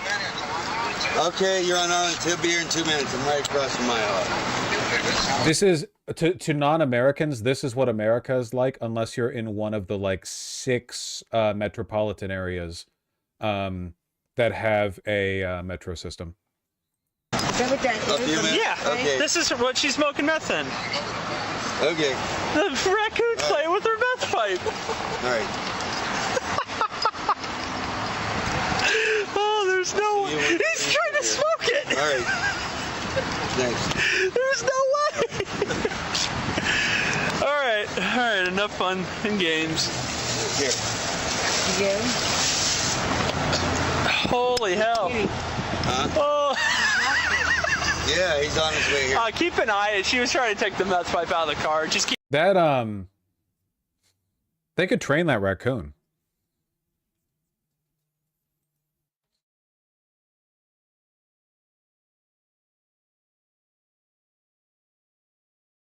To smoke meth? No, to, like, find drug paraphernalia.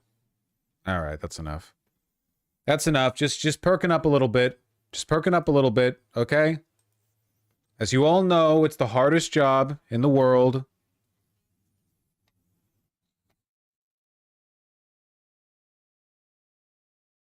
I think the owner trained it to smoke meth. No, I think it's just a curious raccoon. Raccoons are smart. They're smart little guys. It's a shame they aren't good pets on account of them being, you know, raccoons. Because they're very cute and very friendly.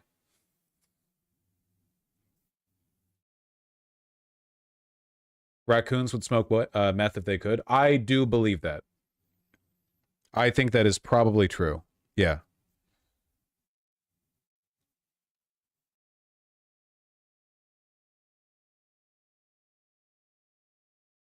They also have deadly diseases in their poop. Really? I didn't know that. I shook hands with a wild raccoon once. Over in Humboldt, a college campus. It's like a campus friend that I reached out my finger and it grabbed it with its little hands like that. And I ended up fine. I mean, I'm a live streamer, you know. So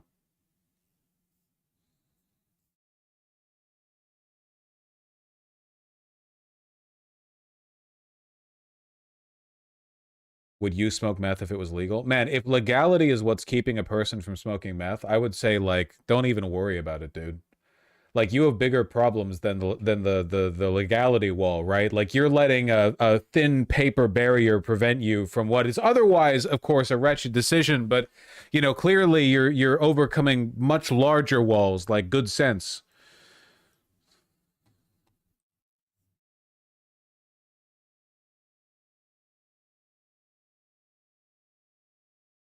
I need it for my anxiety. Yeah, I'm sure.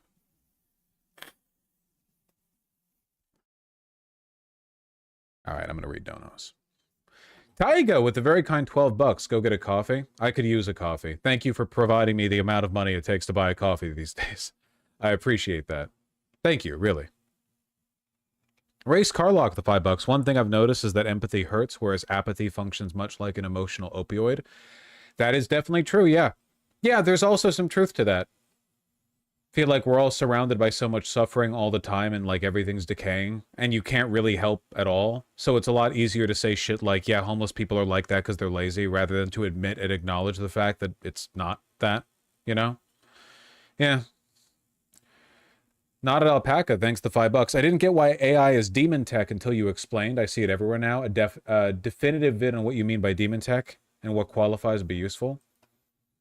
I feel like a definitive vid would kind of cut a little away from the sort of emotiveness or the intention of the statement. I just mean that it's like bad as a rule. It just shouldn't I do not, as a rule, I do not think that machines should imitate men.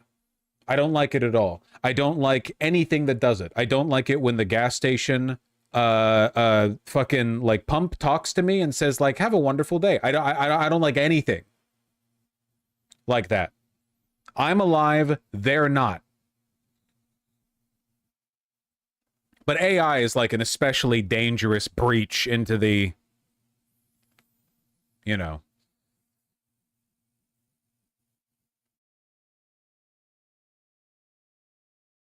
KJ, thanks the tier 1 sub. Happy to hear you've been around since 2020, and my pleasure for talking about vampires. They're basically always on my mind. Thank you very, very much. Hope your project goes well.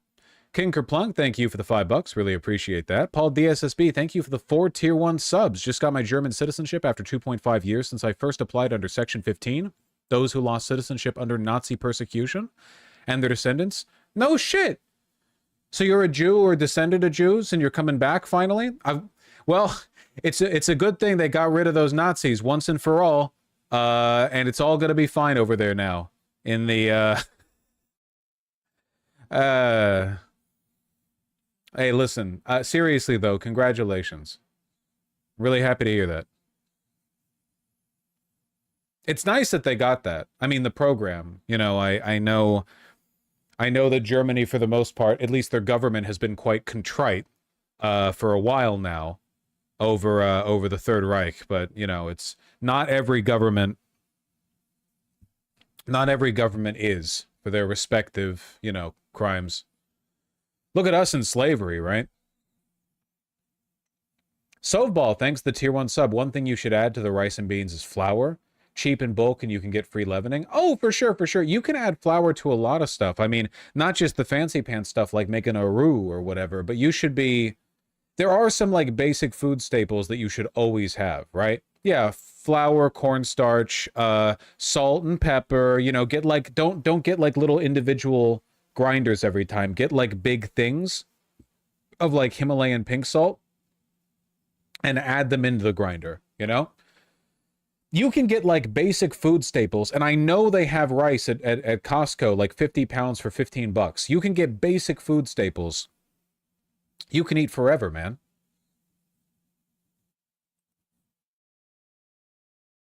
Scheherazadian, thank you for the tier 3 sub. Really appreciate that. Thank you. The Nathan Galang, thank you for the $5. Moist Critical. We can't watch any the other channel. We can't watch any moist stuff here, I'm afraid. I don't want the eye looking at me. French Rolo 5, thank you for the $10. After seeing the new Google AI, I think that you can make a good argument for just EMPing the planet, at least until we remember what's real again. Culture will eventually adapt to an extent, but I don't know if things will ever be the same. I really do think that we are like reaching the limit of freedom in technological proliferation, right? It's not controversial to say we should reduce nuclear proliferation. In fact, that's been policy for like, you know, 60 years for the most part, globally. We have to acknowledge like there are some things we just shouldn't have. We just shouldn't have it. You know, I don't think those things need to be inevitable. I do not fall into this trap that a lot of people seem to, of like, well, technological progress is inevitable. Progress maybe, but the proliferation of that progress, not necessarily. I don't think that. That's how Americans felt about cars. And yet there are places all over the world that don't rely on them, and ones even that were built after the car became ubiquitous. You know? People cede ground to technology because they are politically motivated to, not because it's inevitable. The people pushing AI everywhere are not just like politically neutral tech guys. They're oligarchs. They're people who run corporations that spend and make billions. People speculate on them. They get VC capital. They work with the Trump administration. It's not neutral. It's a pushed option. Test subject number 2. Thank you for the $50. Hey, Vosh, thoughts, if any, on Trench Crusade? Oh, I've followed its development to an extent. I think it's great. I love the models. I love the theming. I think it's great. I thought it was really funny how a bunch of retard grifters were like, bro, enough with Games Workshop. Or should I say Games Woke Shop? Let's move over to a real based, edgy tabletop game, Trench Crusade. And then Trench Crusade was like, hey, we're like not Nazis. Also, fuck yourselves. And then the grifters were like, Trench Crusade has abandoned their core fan base. Me, a guy who learned about them last week. Like, it's all very predictable. But I like what I see from them quite a bit. Absolutely beautiful aesthetic. It's basically like World War I, edgy, grimdark, Catholic. Imagine if you took like what's the game I'm thinking of here? The Souls, not Souls, like the Metroidvania where you're the fellow with the big cone hat.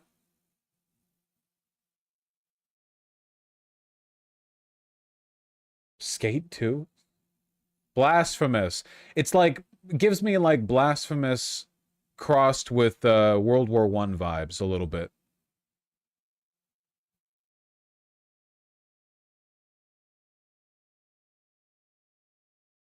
I'm trying to find a bunch of images.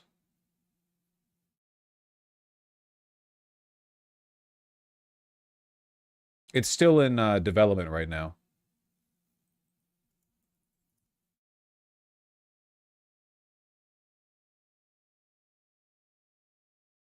There we go.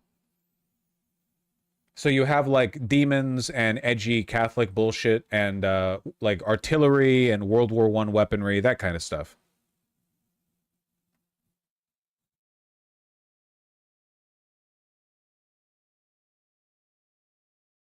Yeah, there's the Heretic Legion. It's good. There's some good stuff there.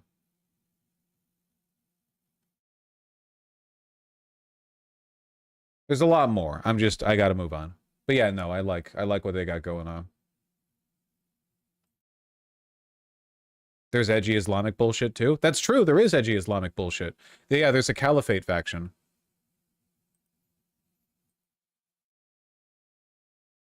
Done the Mido, thank you for the $5. Really appreciate that.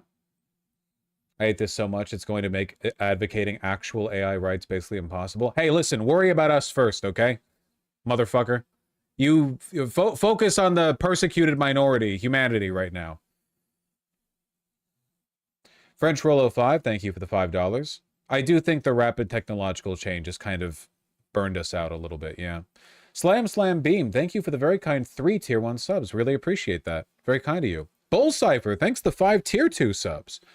Not sure if it's on purpose, but is Vosh calling AI demon tech a Freerun reference? No, demons have existed as a concept socially for a little longer than Freerun has as a manga, but no, I mean, in the sense that I think demons are bad, sure. I do find it a little bit tedious, I guess, that a lot of how do I put this? You know how there are some people mad online that in the Devil May Cry animation they're doing, the demons are just like regular people, basically?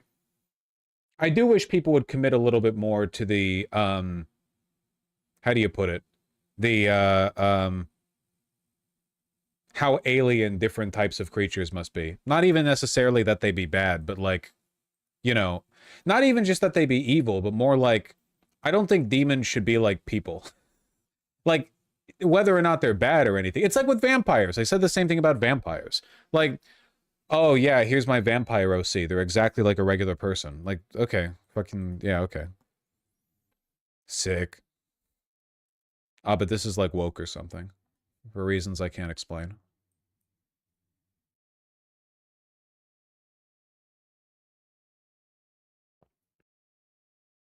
Skynet Zero, thanks the gifted tier 1 sub. I hope a solar flare destroys all tech. Me too. And with the tier 2 sub gifted, thank you very much. Dog, look at my captured media landscape. We're never escaping fascism with this one. Also, where's the I can't emote? More NL emotes. I promise I'll add the I can't emote. I'm probably going to add channel memberships at some point in the near future too, because if there's anything I want people to say about me after I'm sort of committed to the mass graves outside the camp, I don't want them to say that I wasn't at least making the most of the time I was legally allowed to be left-leaning in public. You know. A membership isn't a tip, though. We'll take it up with the Supreme Court. Kowalski, thanks the $5. Men in particular fantasize over about a post-apocalyptic society, believing it'd be simpler and improve their lives. Think about zombie obsession from one hands. Yeah, no, for sure. Genuinely, yeah. The lack of convenience and the sudden, like, harsh survival-oriented world that you get thrown into in a circumstance like that, I think does make a lot of people feel like they'd be more fulfilled in the day-by-day struggle of trying to stay alive. Rat Utopia, thank you for the $25. My goodness. First-time dono? I know I'd recognize that name. Vosh, look up Rat Utopia Experiment. I see why you named yourself that. Humans aren't rats, but capitalism, demanding nothing changes, makes us rats. I will look up the Rat Utopia Experiment. I can't do it right now. I have heard people talk about it, though. Thank you very much. I'll even open it up in a new tab, okay? There you go. So now I'll be able to look at it. Sake, thank you for the 20 gifted tier 1 subs. Very, very kind of you. I think it's a rice and bean quota in their diet. More rice and beans will make Americans care more. Okay, I'm genuinely not joking. I think developing a love for cooking is actually a huge part of it. Yeah. Convenience versus fulfillment from making a good meal. The convenience of DoorDash or a frozen meal or whatever else versus the fulfillment of making something that tastes good, which is harder, but you feel better about it. I'm not saying every single meal that you make has to be some like home-cooked hour-long process or anything like that. Even like a little bit, like a 10-minute making process, which that would have been how long it took for you to microwave the thing, or anyway, you know, I think does enrich people's lives. I think that like people, despite having more wealth than ever before, are eating worse food because we're lured by the convenience of stacking frozen meals in our freezer and just putting it in the microwave and then eating it. And it tastes like fine. What if I don't get any fulfillment from cooking? Everybody's different. I'm just talking about a broader pattern. I'm not huge on cooking myself, you know? But there are things that I go out of my way to do that bring me joy that are not convenient. For example, a lot of the clothing related stuff that I've been doing lately, it's not just buying nice clothes, you know? It's about like thinking about how you want to present yourself or whatever, right? Like there's a convenience to just wearing basically like cheap, easy clothing, and it does the purpose you want it to, and then you go outside, right? I'm not wearing nice clothing because it feels more comfortable. It does to an extent, but it's mostly because I like engaging with the substance of the metrics of what I consider to be good fashion, good aesthetics. And then when I pull off a fit, I feel fulfilled. You understand? Convenience would just be like the Kirkland clothes. Then I go outside. There's nothing wrong necessarily with going outside with just like shirt, hoodie, sweatpants, whatever, I guess. Like it doesn't hurt you, but I think that people get more fulfillment the more effort and energy they put in the stuff they do. but that's less convenient. Anyway, thank you, Sake, for bringing that up. I love talking about rice and beans. CW Wash, thank you for the $5. I think Trump, Jesus, I'm tired. I think Vosh with his comfort ends up destroying happiness is actually 100% cooking. Pretty sure people have started entire monasteries on this wisdom. Just keep in mind, I'm not advocating for asceticism, right? Like enjoying less in life. I'm just saying that there's like through convenience specifically, we're getting fewer things. I don't care. Like I think I'm largely hedonistic, if anything. I think that as much of your life as possible should be spent pursuing things that you enjoy. It's just like sometimes the path that you take on that pursuit ends up hurting you. Thank you, Orangutan Kiwi. Lectic, thanks the tier 1 sub. Zohran's almost at 600,000 doors knocked, which takes Herculean dedication. It's the kind of organizing the left needs, and that'll ease chat's alienation. Join DSA. That's true. I can't speak to DSA specifically, but I certainly agree with the fact that organizing, canvassing has been hugely helpful, I think, to the psyches of the people who have participated, at least based on what they've told me, right? Like people in chat when they go and they work with PV. Deep Sea Fission with the $5 took this panoramic photo from the top of a long hike with a 4,300 feet of elevation gain. Damn, 4,300.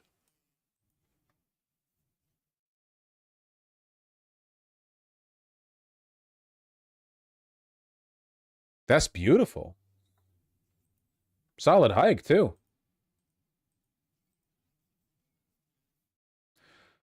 Would it have been better if you could have teleported there? Or taken a helicopter? Loquacious Lobotomy, thank you for the very kind tier 1 sub. Ozzy, the pup prince of darkness, turned 1 year old. All must bask in his majesty. Ooh, that is a very royal looking dog. Blip.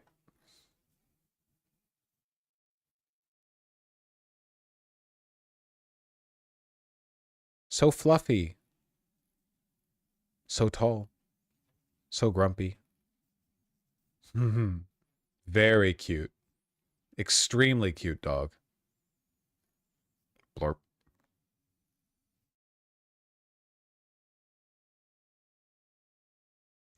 Fitted out. Looking absolutely snatched.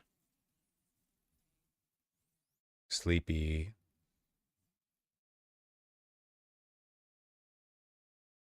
You have a very photogenic dog, I have to say. My goodness.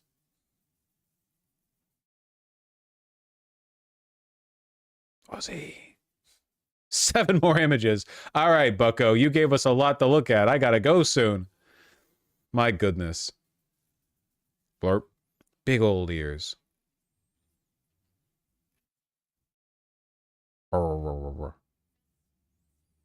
Fantastic.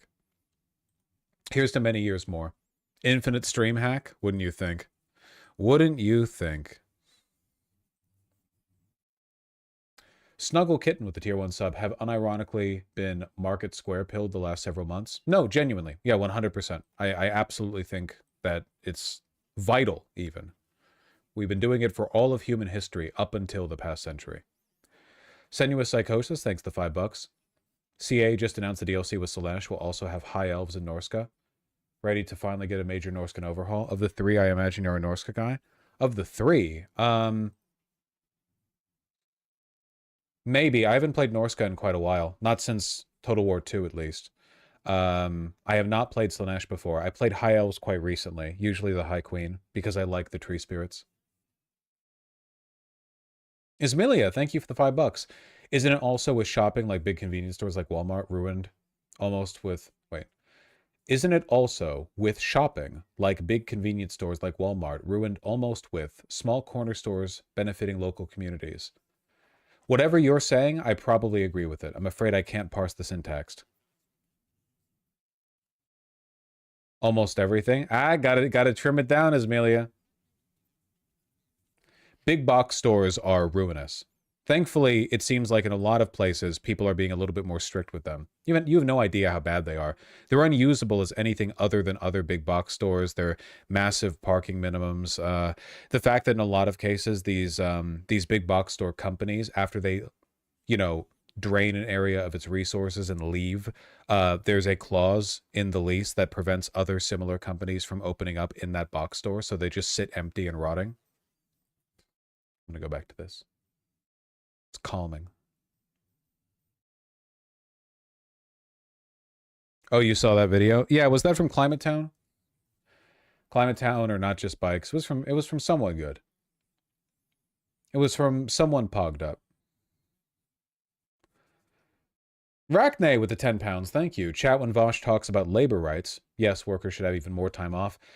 Chat when Vosh is even 1 minute late. Time to the chair and make him constantly stream. I think it's very important to the dynamic of a streamer's community that the streamer resent the viewer and the viewer resent the streamer. I think that's vital to the broader health of the community. It's essential. You need to have a little bit of mutual animosity because otherwise things get weird. Yorosama, Flop Bingus Republic, and Carrion, thank you for the $2 all.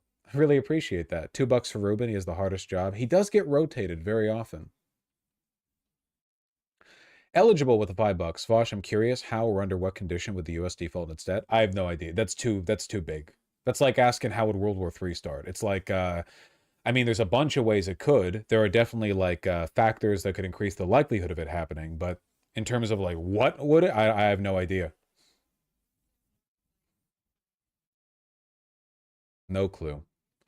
Failed Exorcism, thank you for the $10. What are your top 3 favorite kinds of beans? Easy, black, pinto, and kidney. But I love garbanzo beans. I love white northern beans. You know, I have never met a bean I didn't like. Isabella, thank you for the very kind $10. Hey Vosh, got new job work with individuals with disabilities. Moved along in my transition, improved my life skills thanks to your advice. Wanted to say thank you. Hey, thank you. I'm really happy to hear that. Honestly, it sounds to me like you've been moving on up. I don't deserve any of the credit there. I appreciate it very much, but you've been doing well for yourself. Inconsequential, thanks to $2. You need another cat/roomie? We have 3 cats in this house, and I have 2, often 3 roommates, depending on the season, you know? I feel like we've got a robust environment here. The cats are certainly entertained quite often. Ethan Davis, the $5. I have ASD and can't understand the oscillation between we're all going to die and it's over while returning to business as usual. Care to elaborate? I'm not sure what you mean. When I say it's so over, etc., I'm talking about like the long-term decline of systems for which there's no solution. Like, I mean, keep in mind the Roman Empire fell over hundreds of years. People still were born, went to work, and then died at 82 during the period of time that we call the fall of the Roman Empire. The Great Depression essentially took years, not even to resolve, but to like start properly, right? Like even the beginning period of the Great Depression took a long time. Nothing here is going to happen on like a moment by moment, day by day case, right? I think you're demonstrating what I've talked about, which is that it's the nothing ever happens thing. People get so used to the breakneck pace with which they receive information about society and technology that they look at politics developing over the course of multiple years and they're like, dude, this shit takes forever, you know? I bet you there are people watching right now who have gotten bored with the pace of Doge and Trump deconstructing our government because it's taken them like 120 days to reach this level of deconstruction. The only thing that could that could destroy the government faster than this is a wildfire or a nuclear strike. Like people have gotten accustomed to such an insane pace, you know?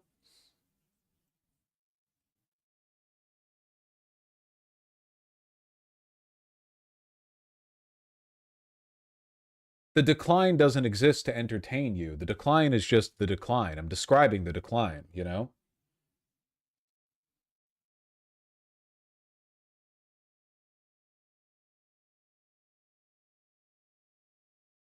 John, thank you for the $5. Technology is a tool. Society's philosophy has to match the rate of technological progress or it won't be able to maintain itself. To an extent, yeah. For sure, with regard to like social change. Lilith Transwitch, that's a lot of text.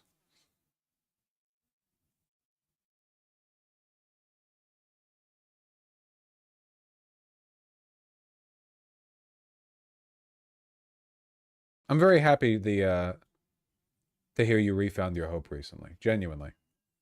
Hope things continue to get better. Gotta be hopeful. Gotta be hopeful. Anime 3806 and Pale Magpie, thank you for the $2 in pounds, respectively. Isikar Tejan, thank you for the $10. Last time I felt I was part of a group that cared about things was the glorified end times cult of a Pentecostal church I grew up in. Yeah, oftentimes, and we see this with like the shootings and stuff, the only people who like care enough about things that they're willing to throw their lives away are insane people. Genuinely. Like, it's like, is anyone willing to do anything around here? And like a bunch of deeply mentally ill people raise their hands. For all sane people, the calculation doesn't work out in that direction, right? Sane people are like, yeah, the world sucks. I'm just going to keep like doing the thing that I've been doing for my entire life. You know, I'm just going to chill.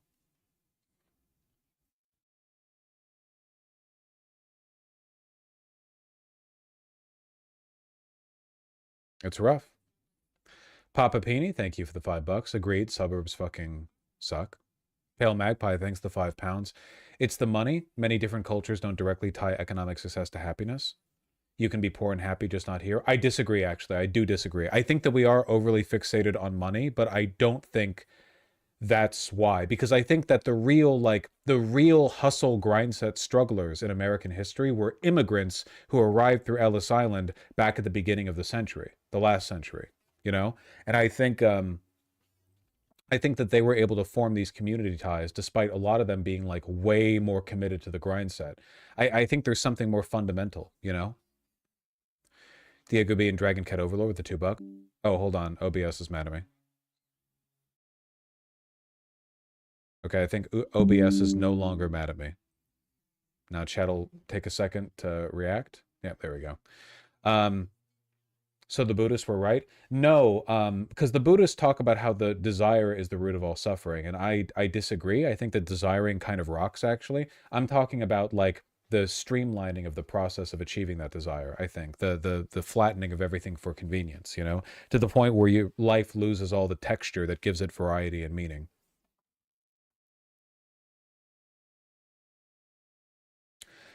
Melgard, thank you for the 10 real. The U.S. is losing a share of world wealth as the rest of the world is catching up. So in the U.S., people are feeling poorer than the last generation. I actually disagree with this strongly because I don't think it's comparative, because that implies it's a zero-sum game. In a real sense, Americans have access to commodities easier than the previous generation. I don't think the reason hundreds of millions of people in America are like hopeless and despairing is because people in Brazil have access to smartphones now, you know? I don't think that's true. It's like how there is a lot to be said about white alienation, but I don't think it's caused by black people having like more rights or whatever, or like social attainment, you know? I don't actually think it's a comparative thing. I think it's more of an absolute thing, in my opinion. Also, the suggestion that there's a comparative loss there does kind of suggest like, well, then wouldn't it be in the interest of Americans to deprive the rest of the world? But I don't really think that's true. Eurosama, thank you for the $10. Possible areas to examine: dopamine farming, individual and anti-oppression culture, pathological demand avoidance, burnout, and national scale. I don't have an answer, but these kind of feel like leads. Yeah, to an extent. I mean, I think that to an extent they get around to the same, they get at some of the same fundamentals. I fucking hang now. Any book recs for a college dropout? You think I read? Ha! Still alive. Thank you for the $20. Really appreciate that. I'm behind in the stream, but do you think the issue you're talking about with our society is a meta-narrative one? As in there's no overarching story that binds us all toward a future vision we all work towards? To an extent, yeah. I don't think it's like really about an overarching story that binds us together, and more about like maybe there's a, well, maybe to an extent. I don't think it's a cooperation issue necessarily. I think it's that we don't have a collective vision of what we want to maximize in society anymore beyond convenience. When people talk about making people's lives easier, it's always in those terms. People don't really like engage much with the texture of life, with the meaning of life beyond like, wouldn't it be great if we did the things we're already doing, but we could do them slightly faster? You know, I do think we need more of a collective attitude, but I think that, you know, you could have a well-spirited person who lives utterly on their own, you know? I don't know. It's tough. Victorious, thank you for the compliment. I also like this shirt. Panacea Pan, thank you for the $10. Just saw the part on hobbies, just got into whittling, and I recently made a fat squirrel. I wouldn't buy that piece of shit for $2 on Etsy, but I wouldn't sell it for 100. It's my favorite thing. Exactly. Everything's just made out to be like its bottom line price these days. You know, no one takes, and I do this with the clothing too, like, oh, I like these clothes because of the story they tell or whatever. But like everyone, or at least I think most sane people would agree that there is value to things beyond their marketplace value. We're not always talking about like dollar value, right? But people want to like fill up the walls of their home with cheap Etsy bullshit they have no real investment in just because it clears the wall. People don't really think about the stuff around them. People treat houses like empty boxes that contain things that they use, like a shower, a toilet, a bed, whatever, rather than, you know, a home. I think that part of that's rent culture, but I also think people just don't like invest much effort in personalizing not just their environment, but their world, like the life that they live, you know? Storage unit for life. I think that's a good way of putting it. Necromage, the $10. Thank you. Your Lore of Shadows wizard bit got me good. Had me bursting out in the middle of work. Got your ass. Knew somebody would care. Also enjoying most of your content, so thanks for the hardest 4-hour workday in the world. Ha! I do suffer for your benefit. This is true. I am very much like Christ in that respect. I'm glad it got you. I appreciate it. I knew that's why you have to do the deep cuts every once in a while. You know, because if you do, you're sending stars into somebody's eyes. You have to, it's a market strategy. All of my jokes, actually, I discussed them with a team of consultants beforehand. That's not true. I'm riffing. Kowalski, thank you for the $5. Fuck you, Vosh. I hope this antagonism helps fuel your drive to be a better streamer. I do like arguing with chat. That is true. What's your rental lease look like? Nice try. Not an alpaca, thank you for the $5. I can't really sustain heightened emotions, so emotive arguments against deleterious behavior movements in tech don't really work for me. I like to focus on arguments. I'm not sure what this is in reference to necessarily. You know, everyone's different levels of emotive, but it's not really about... I mean, the argument is that AI... generative AI is just so harmful and so duplicitous by its nature that it should be categorically banned. You know, I would argue that it should be harmed in the same, or it should be outlawed in the same way slavery should be outlawed. Because you can make a utilitarian argument for, well, actually, what if like it's actually the only job they can get and they get lodging for it and it's better than having like literally nothing. Like you can do that if you want, but I think like rather than doing like a case by case, like, okay, well, in this case, slavery is preferable to whatever the other option is. I don't know, nuking the entire valley or something. However you arrive at that dichotomy. I think it's better to just say flatly, like, well, no, you actually just shouldn't have slavery, right? Like there should be just like a flat, like a bedrock expectation, a bar or something. And I feel that way about all generative AI. The technology is just corrosive at its being, at its core. I would actually argue that in a lot of ways, generative AI is infinitely more dangerous than almost any crime humans can commit against humans, because humans committing crimes against humans can be, because we're all humans, right, identified and culpability can be assigned. If a human commits a crime against a human, like, listen, no matter how bad it gets, right, you can always do a Nuremberg trial. But with AI, the thing that makes it uniquely dangerous is that there's no way to appeal to the AI, right?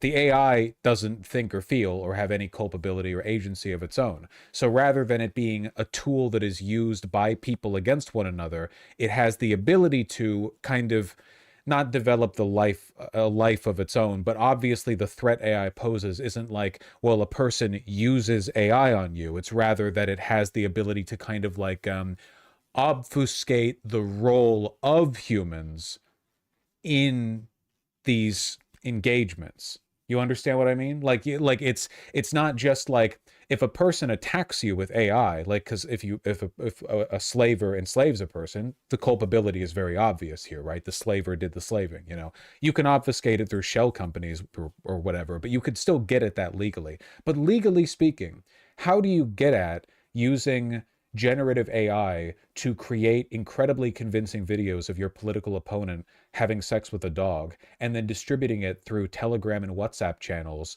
graining it up enough and adding enough like artifacting to the video that it looks real, and then covering it as though you just saw it happen, you never take ownership for its production? There are levels of plausible deniability here that extend beyond like a direct interpersonal crime. It's very, very, very dangerous. So yeah, I think it's this is what I mean with demon tech. I just don't think I think it's just bad.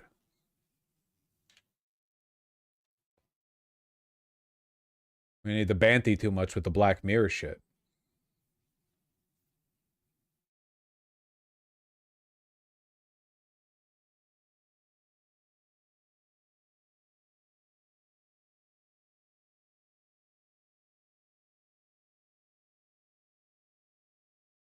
Or what happens if somebody really does do that but claims it's AI? Exactly. With an interpersonal crime or harm or whatever, you can actually arrive at a fact of the matter. But because of generative AI, it will soon be literally not possible to determine the truth of any media that doesn't have like notaries present, or you need to have multiple people testifying to it. Like literally, like the courts are going to react to this. It's not going to be possible.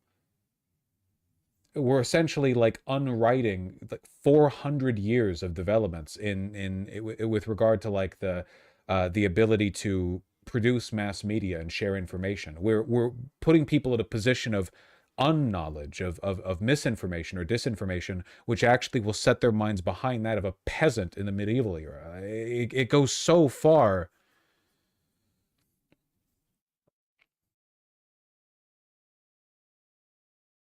It is potentially ending of civilization, is my point. Yeah, exactly. As bad as things like, and again, I'm sorry for being edgy with this one, because slavery's, I'm going to tell you folks, it's really bad. But slavery, as monstrous of a system for labor as it has been for all of human history, it's not as corrosive to underlying, what would you call it, like epistemic forces that we kind of rely on for society to exist. I'm not really sure how to put this without becoming so contrarian or needlessly edgy. It's more like in human suffering, slavery wins.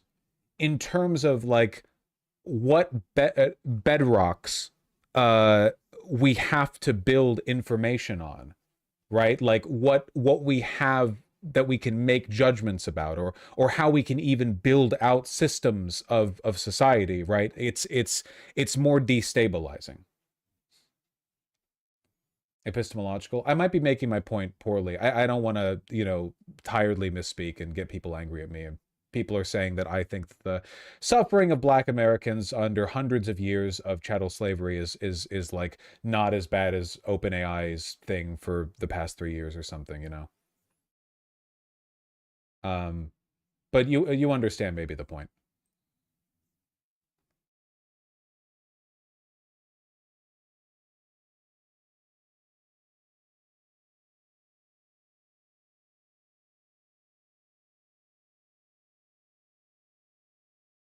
Yeah, I got to finish these. I'm just over time.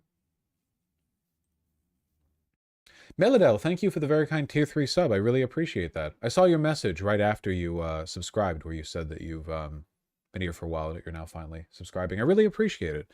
Happy that I'm happy that the how do I'm really tired. I can't talk. All my charm is gone. It's over for me. My career is over. Thank God you subscribed before my career collapsed 8 seconds ago. I like the longevity. It means a lot. Really, it does. Thank you. Not Alpaca, thank you for the $5. Also, the Donor Slam Beam, that's a reference to competitive Gen 1 Pokemon, where in a Tauros mirror match, Body Slam ×2 into Hyper Beam is optimal. I believe you. Maybe. I'm not really a big Pokemon guy. unless it's a Rapidash. Ayo! Nah, I'm kidding. Zebel's 200, the $5 feels like the Unabomber was really onto something with his manifesto when it comes to the death of society. Not gonna lie, the Unabomber was correct on some points in the broad strokes, but in the nitty gritty, that motherfucker was actually crazy and not left leaning. I just want to say a broad distrust of society is a pretty normal and expected thing, but like that, you know, he or maybe she was not winning any medals in the political analysis game, I'll tell you that much.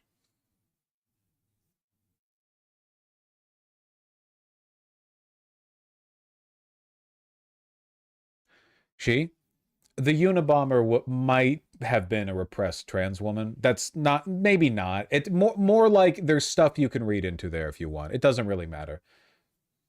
Or they.